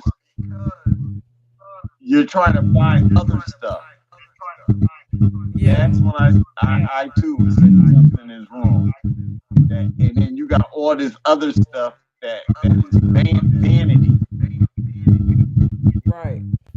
That's what I'm referring to. You know, I do understand you have the choice to do whatever you want to do, but if that choice is because you're buying into the Joneses, you know what I'm saying, and the latest trends, then that's where the problem comes in because you're not doing it because you know it's something that you have to do, like you you're doing this because you're choosing to spend where your money could be more valuable.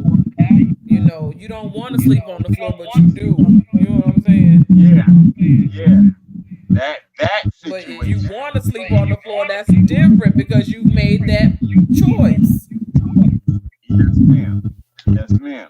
But if you didn't make that choice and you got all this other stuff and not a bed, I feel like anything that you want, we've all had enough money to make that accessible to us in one way or the other. So you have what you want, but you can't have what you want if you don't have what you need. And that has to come first. And people don't handle needs. So that's like I went to a couple of AA meetings. And the people sit in there and say, "Hey, my name is George. I'm an alcoholic." I told them I was a functioning alcoholic. And they was on their way to kick me out of there from that statement alone. Yeah, when I heard believe in a functioning.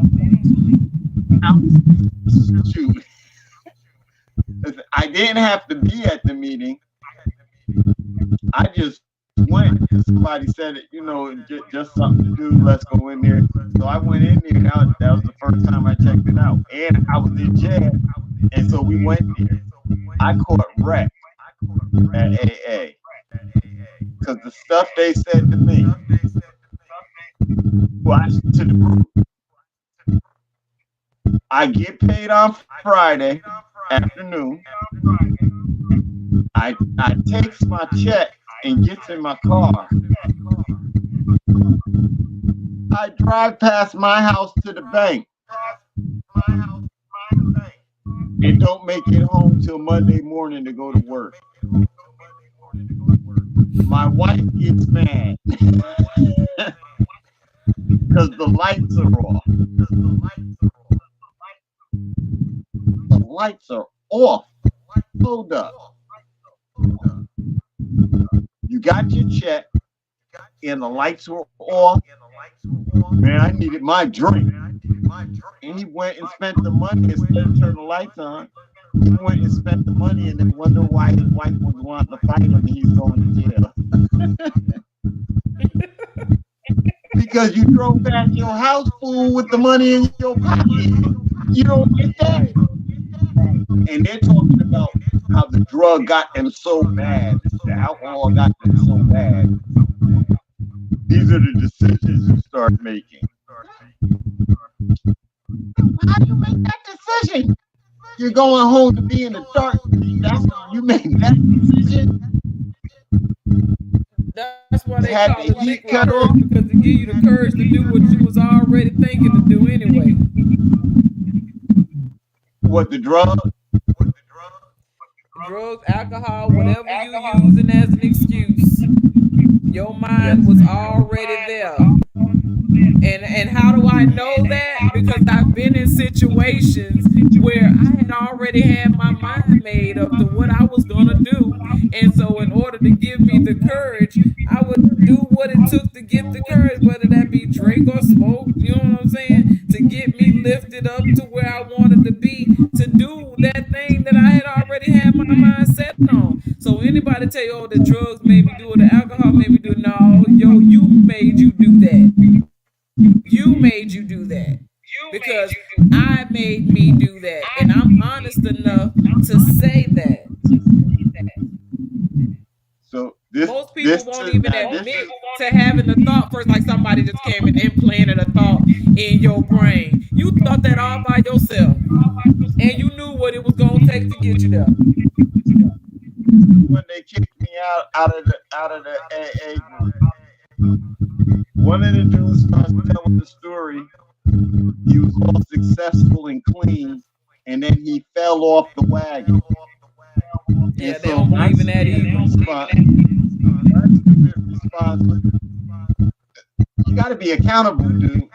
See, I don't fall off the wagon. You times when I don't drink, but then there's times when I just jump off that wagon and go get my drink.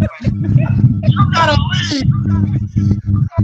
I'm telling you the truth about my alcoholism. You said you drink once a year and an alcoholic, so I'm telling you about my alcoholism. You gotta be accountable and responsible for what you're doing. I didn't fall off the wagon. That's having an accident. No, I saw the package. I jumped off the wagon, went in the package, and I got my drink. And if I got to walk back to where I was going in the first place because I jumped off the wagon, that's on me. But I got my drink. I don't understand people, drug addicts, and you complain about your problem that you do it to yourself every day without any accountability or responsibility to yourself. And yep, they don't look at themselves in the mirror because they might see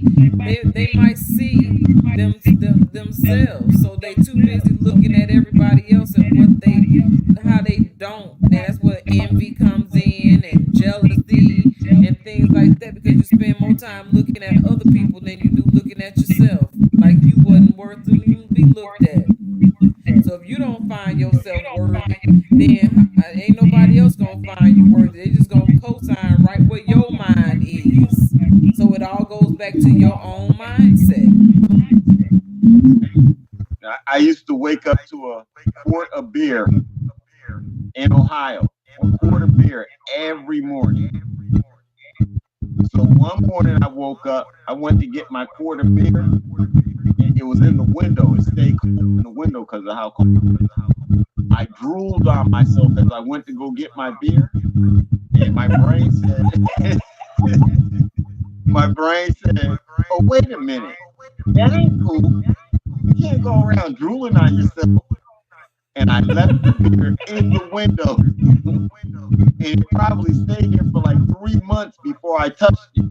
Because I'm not going to be an alcoholic stuck on drugs and things of that nature. And it's like, people really don't take the time to feel them. Oh, that's a hell of a revelation.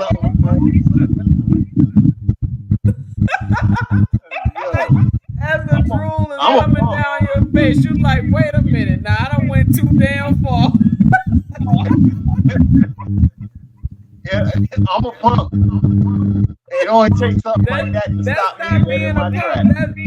That's not being no punk. That's having a realization that there's something happening that you're not totally in agreement with, and you had the willpower to stop yourself in the process of seeing what you had seen outside of yourself that you never wanted to be, and you was able to stop right there and make a conscious decision to say, I have the power to not drink that beer, and then let it sit right there. I did that with weed, and I didn't smoke, I didn't ingest anything for almost 7 months.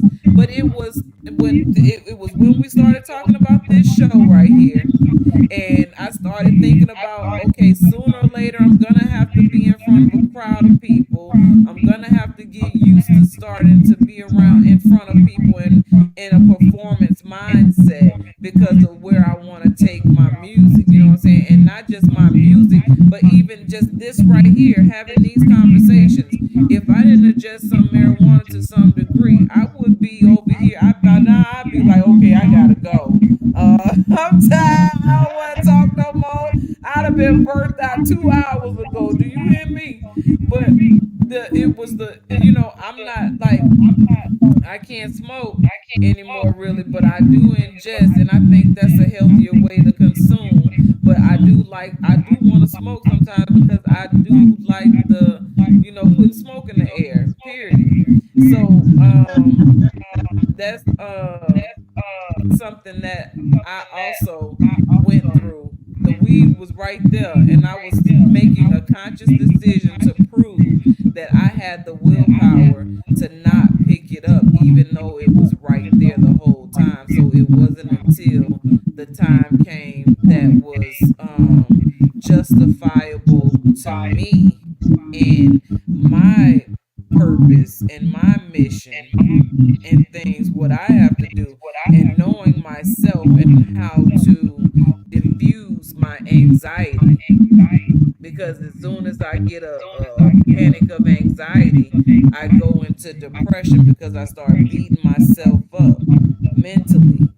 You know what I'm saying? So marijuana has always been a feel good situation for me that has calmed me, and I learned how to treat my anxiety with the marijuana rather than taking those pills that made me feel like a zombie.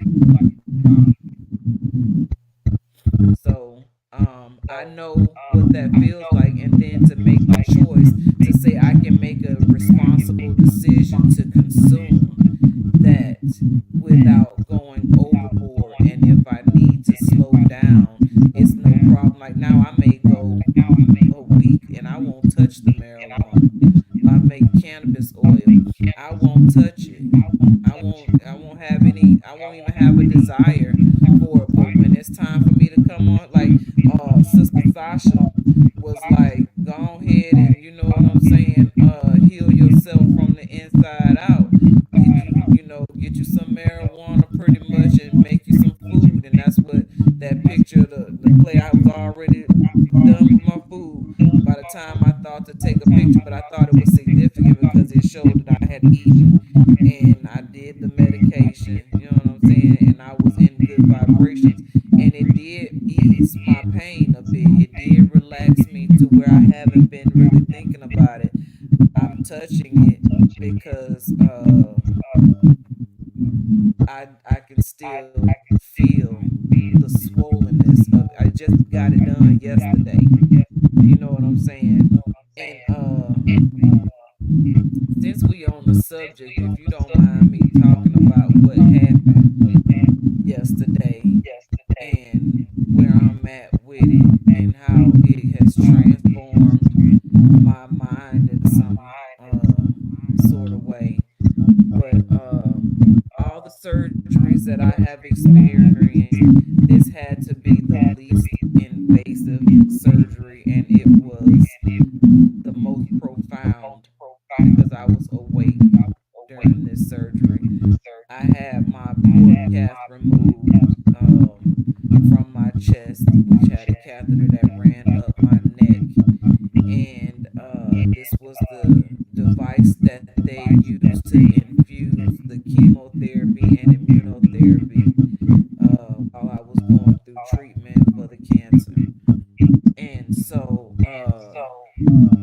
I had had it in for 2 years, and it was the doctor was like, "Oh, you and it really became one," because I had so much tissue had encapsulated it, and they had it sutured so well to my inner chest wall that they would had to really get in there and tug and clip and get around and get through that tissue that had grown around it. It was embedded in my chest. It had become a part of me. My body did not reject it. Now you know when something is not good for you, your body will reject it in as many ways it possibly can. My body took it and encapsulated it. Now I'm just not putting this together right now, that part of it. But the fact that I was awake during this surgery, I felt the tugging and the pulling and the movement of it when they were. I heard the snipping of the scissors. I heard everything that took place. I felt the thread going through and pulling it through my skin. You know what I'm saying? Every time she ran that needle through me and the thread, that suture that she did, the stitches that she created in my chest, I felt every single one of them. And I was talking to my brother today, and I was like, "That's so crazy." I said, I cried the whole time.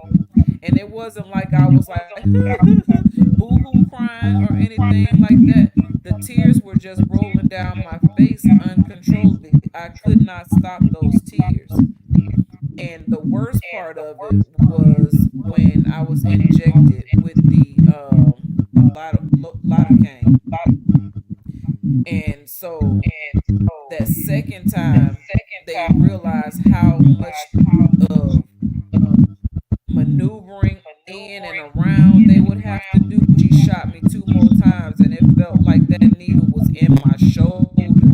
And the nurse grabbed my hand at that moment because I yelled out, like, I was like, oh my God, you know what I'm saying? Like, I felt it and it really hurt. Like, it did not feel good at all. I was scared the whole time. And that nurse grabbed my hand and kept me calm. And that was exactly what I needed. I didn't see, they had my face covered because it's right here. So they had my face turned to the left and they had my face covered. So I couldn't see or contaminate the area. So I couldn't see anything, but I felt everything. And I said what was so significant about that to me is the fact that every time I went under the knife and had any cutting or surgeries done during this process, I have been asleep. This time I was awake. And that says something to be on the other side of this diagnosis, on the other side of the treatment, on the other side of everything that I have life. And I was able to be awake and I withstood something that I would usually be asleep for and wouldn't feel. They didn't even prescribe me any medication for the pain.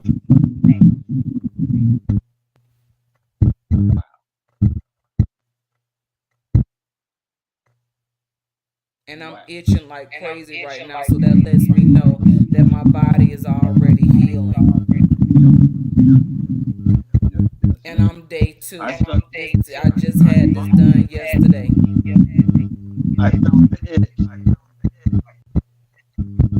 Felt the itch in my chest.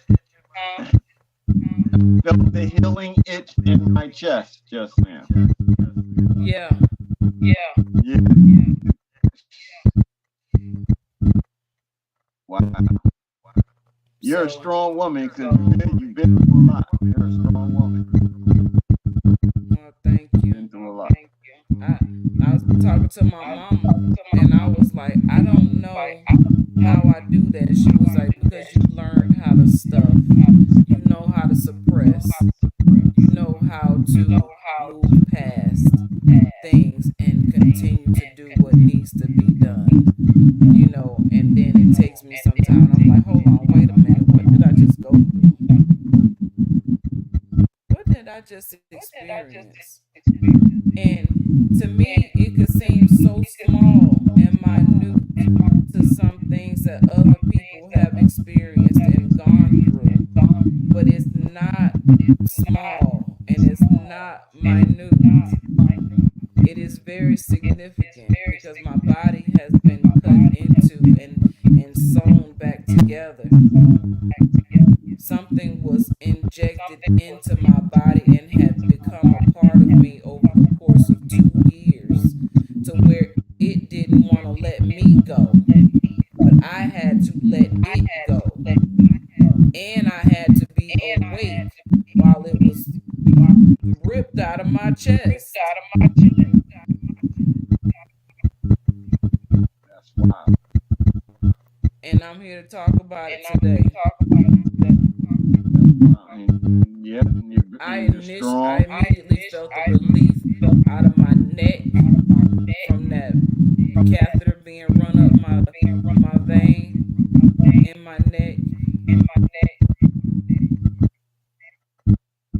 Yeah, see, wow. I've never been through anything like that.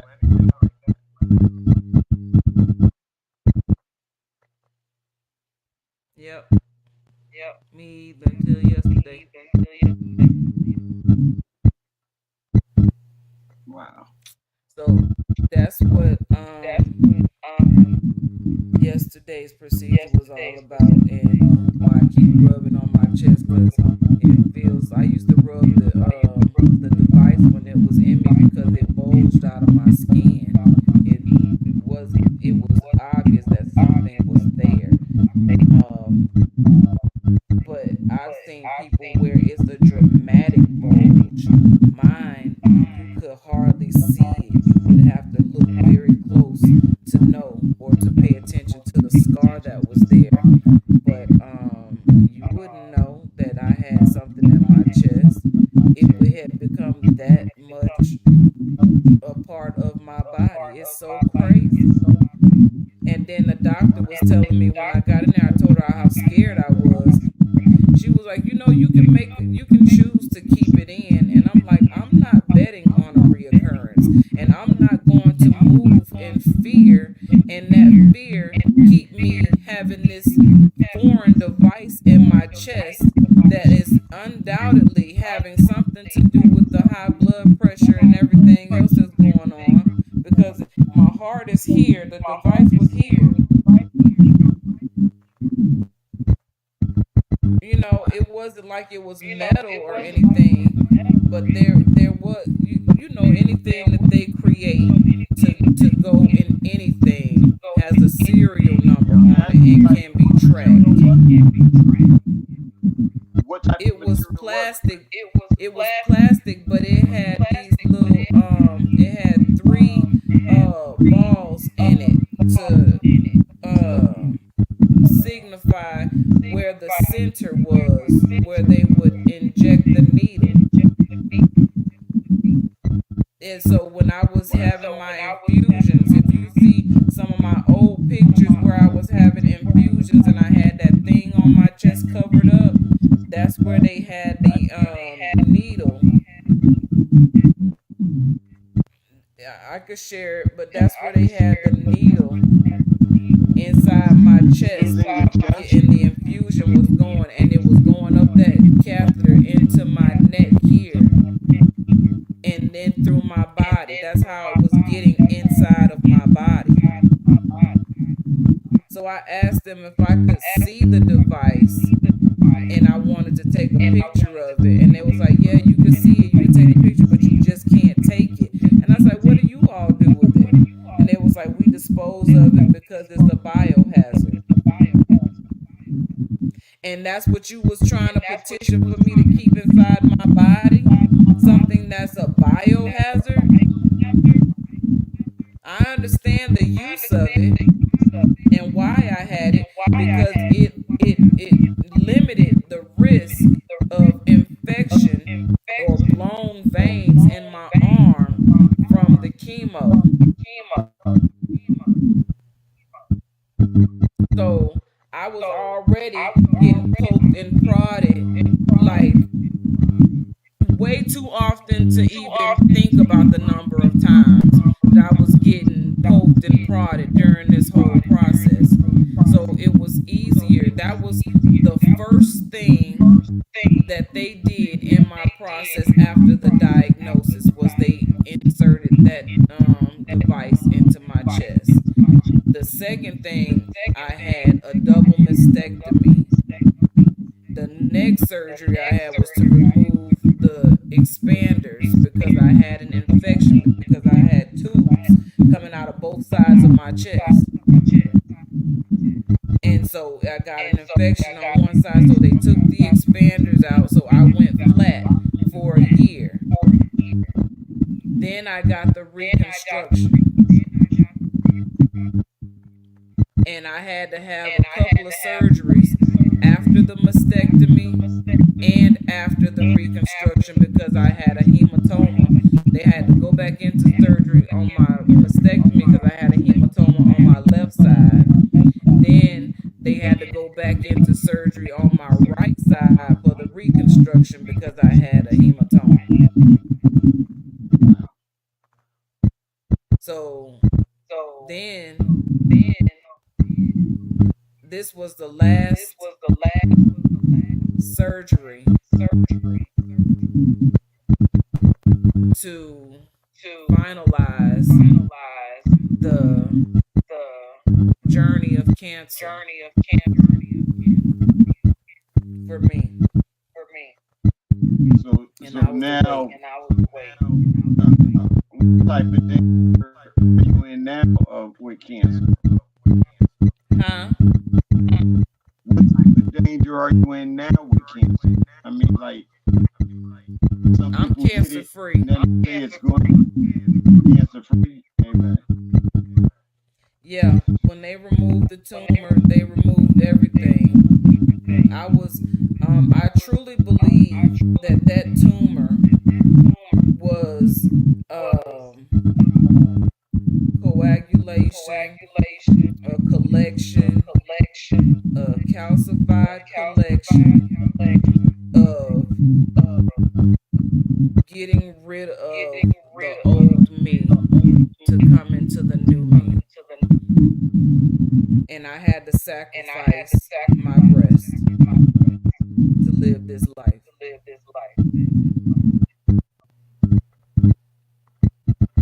You know, all God's soldiers have to sacrifice something. Mm. I gave up the thing that most women feel like a woman. What makes a woman feel like a woman in her clothing. I gave it up, but that doesn't make me any less of a woman. You gave it up to be here now. Right, that's what I'm saying. Like what we think makes us a woman isn't what makes us a woman. Best believe it. So we have a twisted and skewed idea of what it is to be a woman.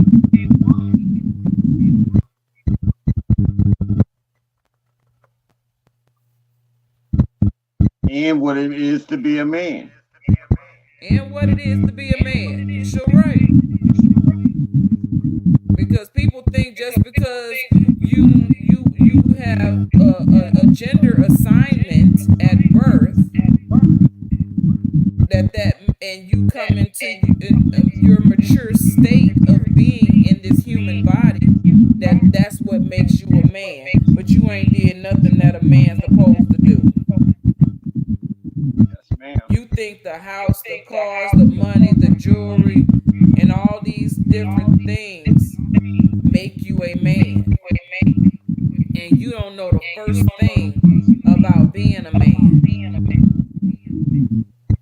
Because you have identified things that are not valid to what manhood is or to what womanhood is. There's some men out here that we will call men. There's beings here that exist in this world that were given a gender assignment based on their genitalia that is more of a woman and with male parts.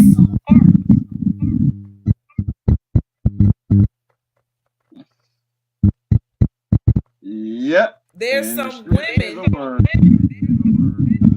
Yeah, there's some women who have been given this gender assignment that are more of a man than what a man's supposed to be. You understand what I'm saying? Definitely. Our genitalia is not what makes us who we are. It's only the tools we've been given to operate, to recreate and procreate life. That's it. That's not to say who you are. And people got it twisted. You can't be this and you can't be that because you have a penis or you have a vagina. They have a twisted idea of what the gender means, the genitalia means. Yes. Run around here checking your genitalia. Look at here. There's male and female flowers, and they're all pretty. We couldn't tell the difference just by looking at them. So you couldn't tell the difference. The petals of the leaves curl the same way.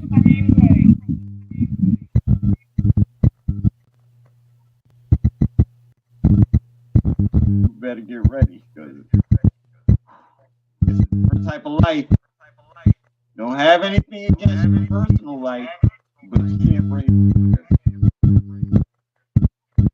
Can't bring it over here. Can't be introduced. Can't be introduced to it. Be told anything about it. And that's where I guess Chewbacca was trying to bring the conversation tonight. But I don't know. I don't want to abuse anybody. And I don't want to just sit here and say anything abusive. But we have class about ourselves. We have a certain way of decorum in which we're carrying ourselves. And masculine is the masculine and the feminine is the feminine. No, it's about the body parts. Where that's the attraction. That's just the feminine. And that's just the masculine. That's how they know me. What other type of feminine would you want as a man? What other type of feminine would you want? Because then that's bestiality. So it's just a woman is just a man. All the other stuff it don't matter. Sex don't even matter. Abused and taught to be abusive in today's society. Yeah. You were right. And over in Akubulan and many other places, the women raise their children and live in the village with their chest out all day, and none of them feel like they're maybe only when National Geographic comes and rapes them. That's when they feel like they're being molested. But then they walk around their village like that all day. They don't, I mean, come on now. If they don't feel like they're getting molested, what are we saying about the men around there? What say about what? The men around those women in Akubulan who walk around with their chest out. And it means nothing. It's just what they do. The children walk around. That's how the mothers walk around. It's just what they do. It's not big, fancy, look, but over here, this is this material fake world. You know, that's how these dudes be getting.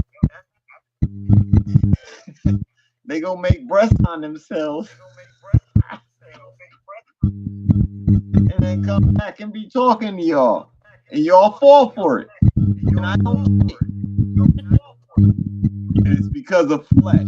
You're so much into the flesh that you fall for it.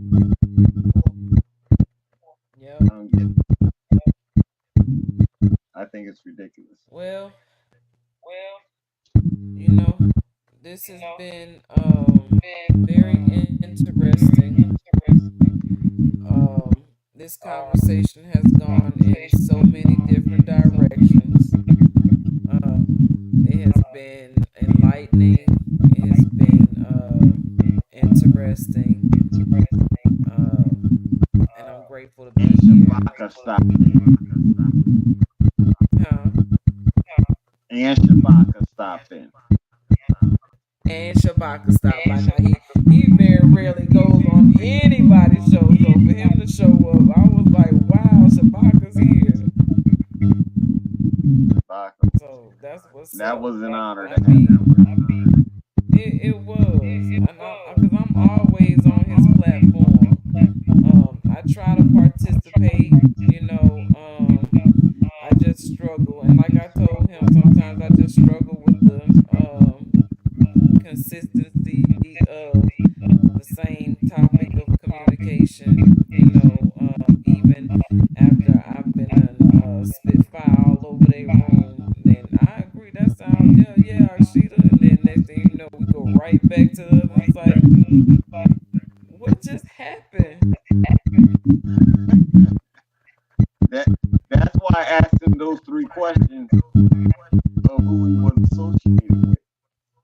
then I could understand it better if he was in one of those. But without being in none of those, Right, oh, right. you gotta let it go. No, this is embedded. This is an embedded thought process, and so He's not allowing it's himself to like, upgrade. huh? No upgrade. Right, right, right. Yeah, and so it's Download. like it's almost like he refuses the upgrade. He refuses You to know, when you download and install. yeah, or he go back to the previous date of the update instead of the latest update. But it's not just Oh, him. It's millions of us do the same thing. right. No, it's not just Shabaka, but he does stand as a great testament to the roadblocks along the way in the understanding and communication. This is not to, down him or to talk bad about him. I love Shabaka. I got much respect for Shabaka, and I honor his presence, because his understanding of the past is relevant, and his pain speaks to a lot of the pain that many people are suffering from. You know what I'm saying? So it's like we're accustomed to the ability to speak through that pain to help bring forth understanding. And so that's the whole point. And if I can get Shabaka to I know it'll be possible, because once you do it one time, you can do it again. Once he comprehends, that's all he has Yes. to do is comprehend what's being said. Just coming to it. It's once you've been awakened to with new information, you have to accept it.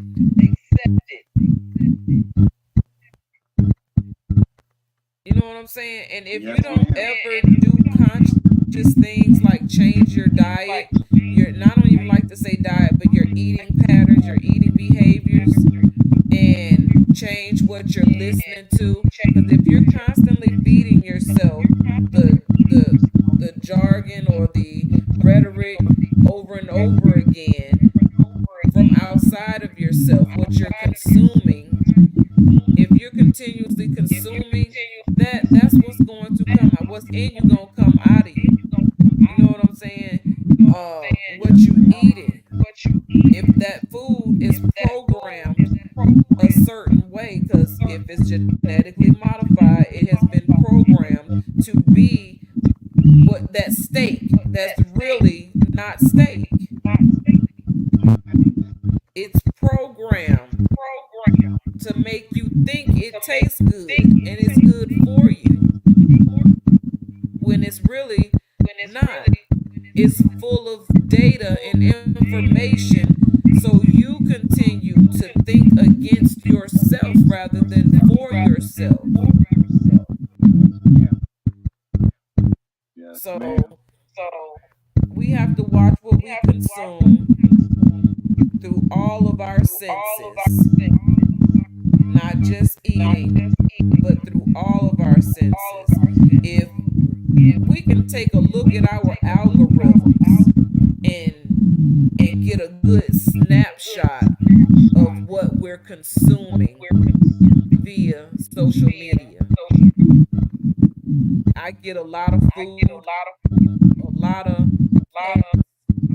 a lot of humor, a lot of intellectual quotes and communications, inspiration, motivation, empowerment. I get stuff like that because that's what I be into. You know what I'm saying? And I be watching are doing the same thing, because it's almost like I was sent here to test the spirit, to test your fruit, to see if you have good fruit or rotten fruit. If you got rotten fruit, I am held accountable to call you out on it. Because if I don't call you out on it, that means I'm agreeing, and I'm not doing my job or handling my responsibility according to the agreement that I made. So I gotta call it out, and I gotta hold you responsible with knowledge and information through wisdom and experience. So it's not easy. And a lot of people, they respect me, but they don't like me. And that's another reason why I believe, I understand that. I understand that. Trust me. I understand that. They respect me. No, they right? don't. I know you do. Because you go through the same, right? You go through the same type of stuff, and so it's like, nobody wants to hear the truth, because that offends them. They're on the fence with you. They're not. It's not one side or the other. They're on the fence. So they're straddled between knowing what's right but doing what's wrong. Yes, ma'am. Yes, ma'am. Because they're comfortable in doing the wrong. Yeah, they're comfortable doing that. So it is what it is. Driving past your house with the lights on and spending your check at the package store. I can't hardly hear you. I said so that they could keep driving past your house, the lights on, and keep going to the package store. Right. To the package store, right? To spend the money, making poor choices, poor decisions, because you can't defeat your own mind. The body is supposed to be submissive to the mind, not the mind, not the body, not the mind submissive to the body. And see, that's where we have been taught against ourselves, to allow the body to lead rather than the mind, or the heart is inside of the body. So we lead with our heart, because our heart is emotional. Yes, ma'am. So if we're allowing our heart to lead, we feel everything. We getting emotional about everything. I done got to the point I don't care. I'm not emotional like that. I'm emotional, don't get me wrong, but I'm emotional about things that are like relevant to change, and things, like whether it be good change or bad change. My emotions sway from both sides. I cry when I'm happy, and I cry when I'm sad. And all of it has to do with some form of change that is taking place, whether it be a happy change or a sad change. Change is change. And so, yes, my heart is allowed to experience emotions through change. But when it comes to getting my emotions involved in what you thinking over there, and I'm getting all mad, you know what I'm saying? Or I'm getting all of my feelings. I ain't thought nothing about the facts. I'm just stuck in my feelings over here. here because I'm leading from the heart. I used to be like From that. what I Everything believe. used to have me all in my emotions.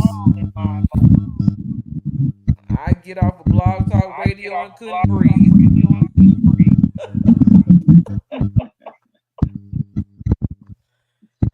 I mean, so mad. So I had to learn how to control my emotions. Now I'm like, son, you the last thing you gonna do is get me in my emotions. What I look like getting upset and you ain't even said nothing factual. You ain't said nothing that could change me putting clothes on my back, shoes on my feet, food on my table, paying any luxury of life to have the shelter that we have. So Me I'm getting not in gonna my pay, feelings about what you said ain't gonna do nothing for that. and I'm not gonna let you run in my head for free. It's rent space in your head for free. You're not getting that. You're not Right. giving them the rent space in Exactly. their head. Yeah. And I think that's one of the best ways to put that type of behavior. You want to rent space in my head for free. And I'm supposed to let you. You crazy. You gonna find you somebody else to play with. I I never, don't I even never play really like got that. mad, but I was harsh when I first entered social media. I didn't want to hear nothing from nobody. I took the red pill. I'm the smartest guy on the block. You sound stupid. I don't want to hear nothing you got to do. You better, and that's how I came out. 'Cause I Yeah, got tired of me hearing too. all the lies. I can't and outside of social media in real life, I used to be very harsh with people.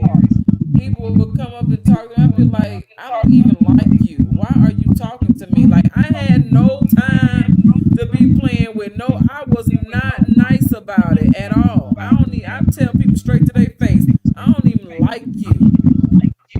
So I don't even understand why you even over here talking to me. Like for what reason are you talking? You know we don't get along. You know we don't mess with each other like that. You know what I'm saying? So why is you over here talking to me? So I ain't even give nobody a chance because I used to smoke cigarettes. I smoked cigarettes for a long time. And I used to smoke by myself. I always had cigarettes. You know what I'm saying? I would go buy me a carton and I keep my little stash. And I never had to ask nobody for no cigarette. I grew up asking people for cigarettes. You know what I'm saying? Finding cigarette butts on the ground and smoking cigarette. I started smoking when I was like 5 years old. Was the first time that I put fire to something to inhale. So once I got to the age of where I'm understanding, that wasn't until seventh grade I realized I like Newports. I was like, oh yeah, that's the brand I like. I was smoking any cigarette. It didn't matter what cigarette it was. I was smoking cigarettes. I was a cigarette smoker. And I stopped smoking once I got pregnant with my oldest up there, Aisha. Cause I tried not to stop. I tried to smoke again, but then I didn't ever want her to see me smoking. So I made a conscious decision to stop, and it was my child that created that desire for me to stop smoking cigarettes. And I ain't picked up a cigarette since. That's been over 15, almost 16 years now. It's nice when But a anyway, simple I be decision from smoking. yourself. Yeah, and that was the first because cigarettes was hard for me to put down. Weed was never really hard for me because when I joined the army, I had to stop smoking weed, but I ain't have to stop smoking cigarettes. So I continued to smoke the cigarettes. It was easy for me to let the weed go. You know what I'm saying? But through basic training, we couldn't smoke. That 8 weeks of basic training, no smoking. In AIT, I think AIT is like 12 weeks.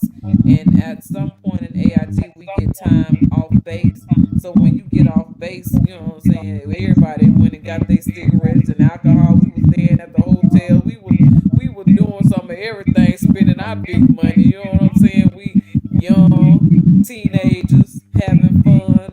Finally got our own money. We ain't got no supervision on the weekend, having fun. So yeah, so AIT is kind of like army fraternity or sorority. You know what I'm saying? Because you kind of you learning your particular field or your particular job, and everybody that you learning with is in that same field. So we became the adjutant general. I was a part of the adjutant. I was a part of the adjutant general's dang adjutant general corps. Yeah, that was So human resources why personnel. Huh? the word adjunct? What do they mean by that? Oh yes, adjutant. You know that's an administrator. In lawful terms, and a lawful administrator. So that was human resource management personnel. I handled people's evaluations, promotions, ID cards. We even did the mail, worked with the mail people in there.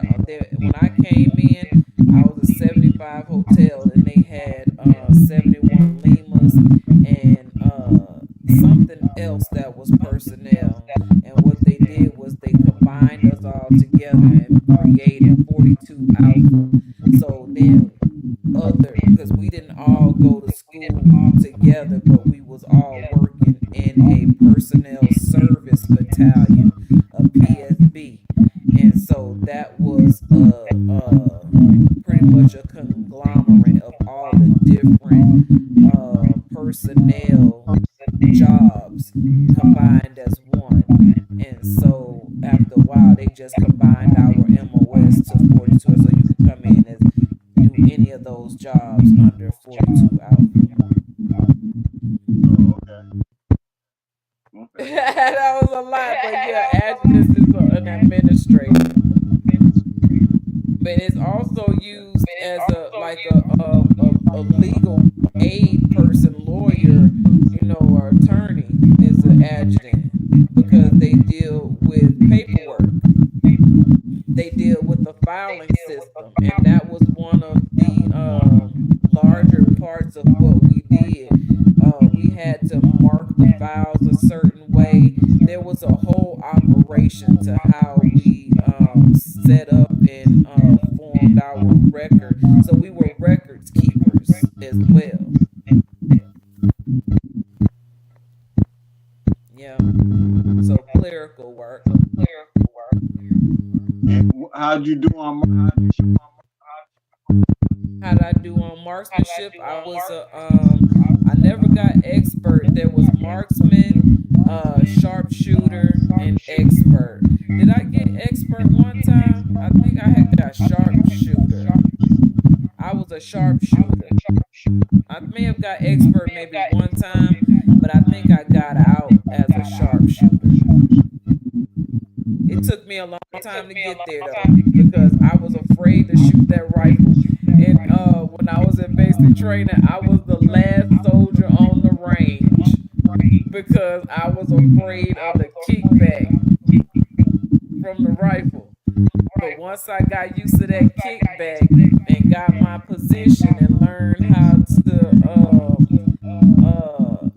focus and get my aperture right and all of that, that's when I tan them up then. how long did it take? I'll shoot your whole center base out. How long did it take? Basic training is 8 weeks. Took me the How whole long did 8 it weeks take? Oh, wow. to literally it might be like it took me the whole 8 weeks to really get comfortable with shooting. And once I got into the regular army, my first duty station, whenever we would go out to the range to shoot, my heart started beating out my chest. And so I have to really, this is where I learned how to really focus on my breathing and steady my heart rate is shooting at the shooting range. Because if your breathing ain't right, you're gonna be shooting all over the place. Shooting the ground up, shooting up like you know what I'm saying, coming down. No. So if you ain't trying to be at the range all day, you better first thing you better do is learn how to breathe.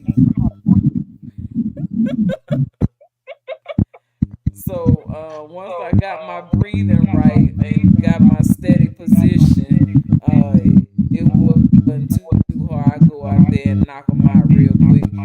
Just when they started that new thing, we used to have to be in the prone position to shoot, or in a foxhole, and those were the only two ways that we had learned how to shoot. But once Iraqi freedom came around and we was getting ready for deployment, we had to learn how to shoot moving targets, or to be agile with our rifle. You know, there was no just shooting from the prone position. We had to shoot from one knee, standing up. You know what I'm saying? All of that kind of stuff. And so that's where I kind of got, out of my element. By then, I ain't have to go to the range like that no more. So I wasn't even having to deal with that. So if I was to pick up a weapon again, I would really have to practice everything all over again as if I had never shot before. Because the only pistol I shot while I was in was a German pistol. I think it's just like falling off a bike. Oh, and I had the Germans shoots and snare. Hmm? I think it's just like falling off a bike. Once you Oh, I'm learn how to sure it ride, is. It's just like I said, I get nervous and my heart start okay, pounding. nervousness. So I had to concentrate on my breathing because I get nervous. But I test some shit up though.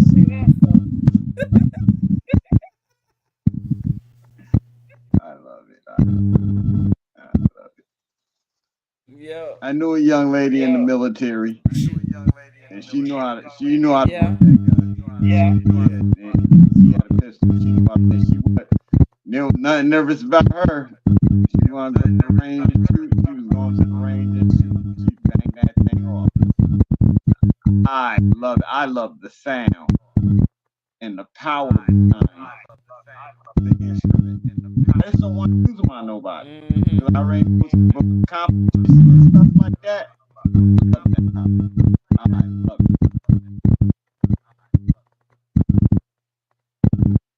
Right. it.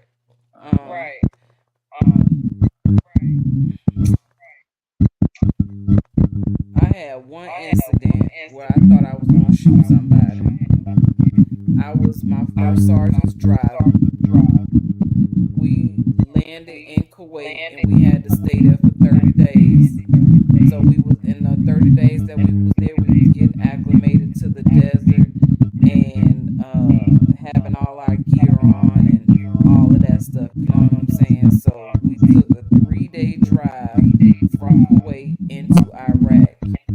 And on one of those, like at some point in that convoy,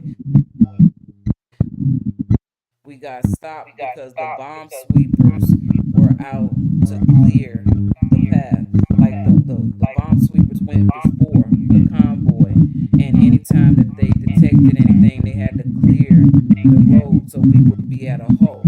So we was at a halting point, and you could see people moving around behind this fence line. and this child walked up to my vehicle and was holding an MRE pack and was like, "Mr. Hungry," you know what I'm saying?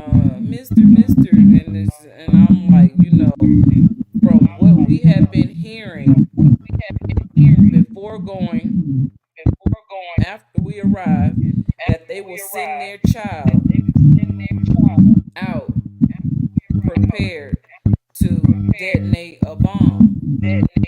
So my first sergeant over here, he got a pistol. I got a 50 cal on standing up. We was in like a two-door Humvee, and he stood up. Oh my God, Sergeant Richardson. I don't know how he did this, but he stood up the whole 3 days, holding on to that damn 50 cal on top of that truck. Now I wish I could tell his story,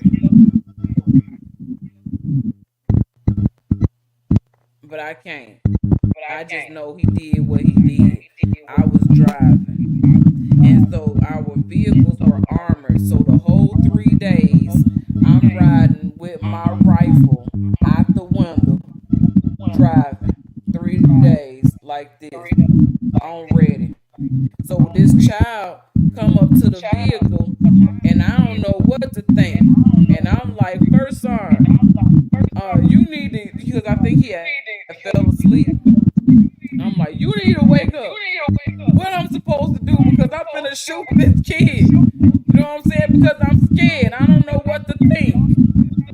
I'm like, "Please walk away."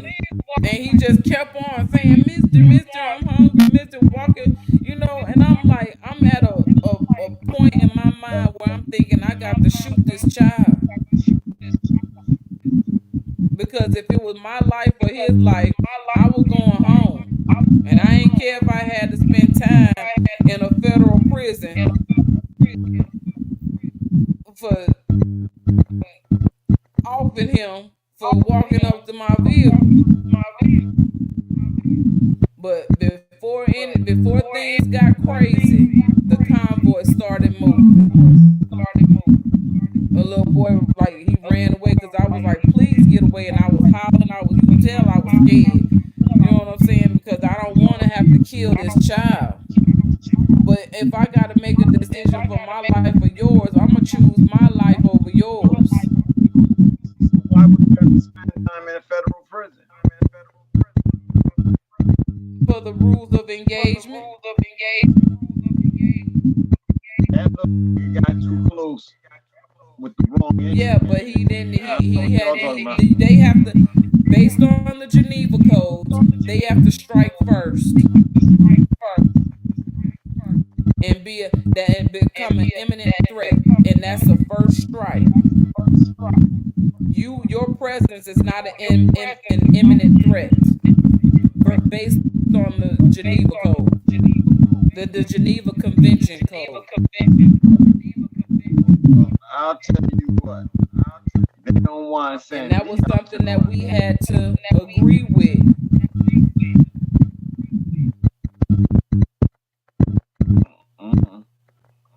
I don't think I could agree with that. Now, well, there's a lot of things that I didn't agree with.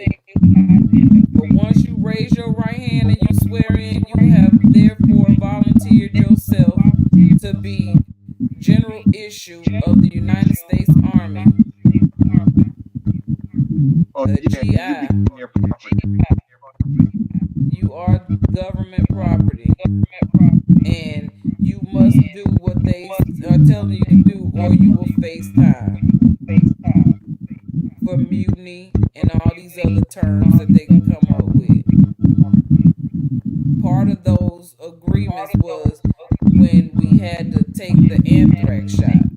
I've had all 5 series of the anthrax shot.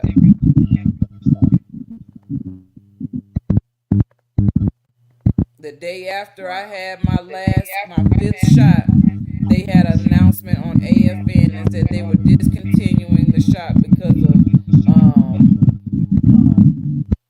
health issues.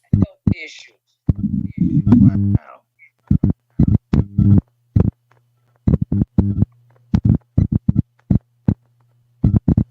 Yeah. So imagine how I felt. I'm already over there. They done shot me up with polio, everything. I still got the scar. One of these on. No, I remember the shots. I refuse to take anything. I refuse to let them shoot me up with anything. Well, Tetanus shot is the only thing I agree with because I've always taken it as a child and nothing has ever happened. So I agree. I don't think I agree anymore. well, yeah, that was a lot of people. A lot of us had took issue with that, but it is what it is. We didn't necessarily understand, but we agreed to what we signed up for, and so I that's did. why they gotta take care of me to this day. I tried to get the Air Force. I had so they ain't take.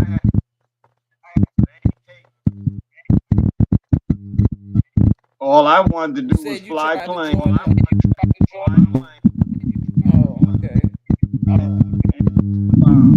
That's all I wanted to do.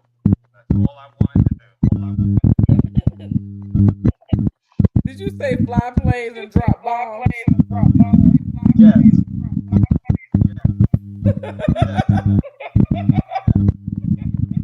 I'd be in today. Listen, they could have signed me up if I had to sign me up. I'd be a frog man right now going out of Memphis.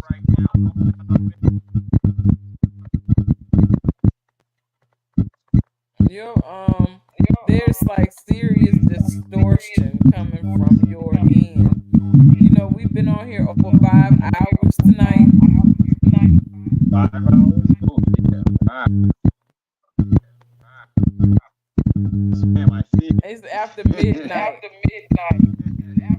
I know it's what time is it there? 3 o'clock in the morning. Yes, ma'am. OMG, you done hung in there. Long as this does, I will. Well, look, I think it's time to end it. We've gone a lot of different places, and there's a lot of information that we could capture and use at later times, commercials and promos and things like that, informational, all of that good stuff. So I'm loving the content that we putting out as a unit, and how things are working and going together. I'm digging it. Yes, I star.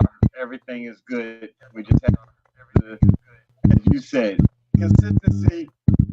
Stay consistent. Yes, ma'am. And this is the tablet that I made for you.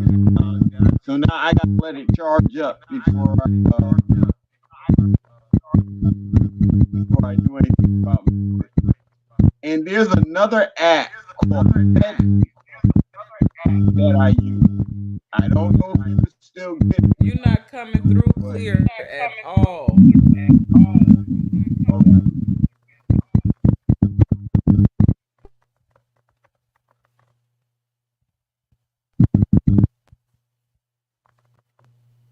I'm sorry. Okay, I can't hardly hear. Every other word. So go ahead and play a song and take us out. Okay, I'm just gonna play the theme song out of here.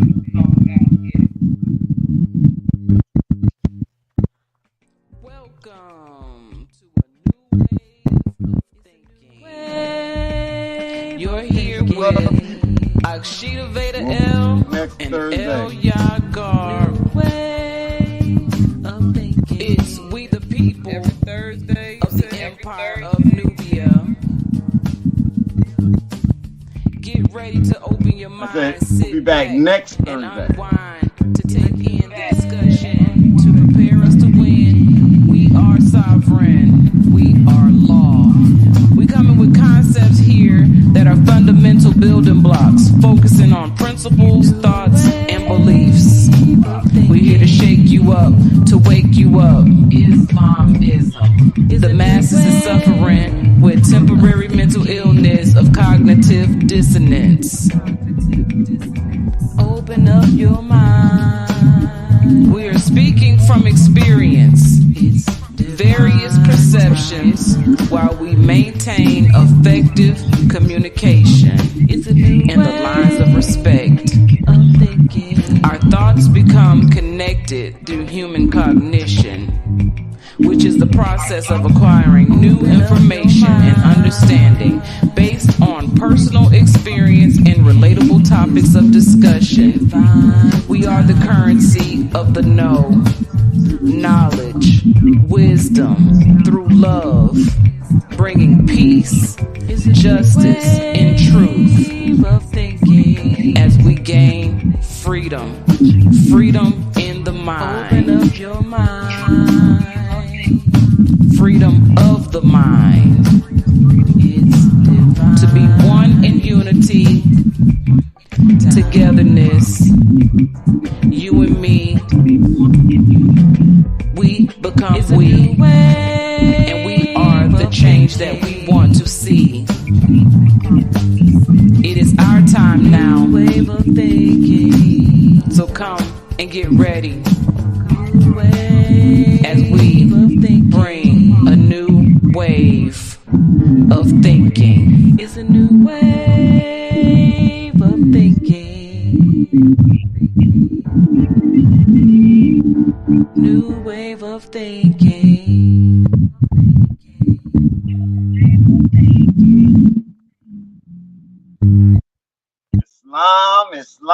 Islamism.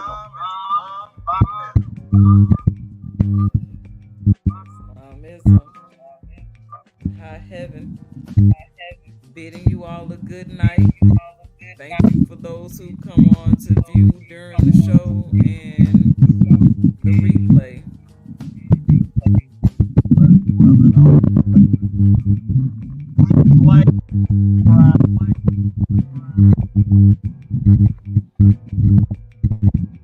Can't hear anything. Blessings to you. Thank you. See you next week. Live and direct.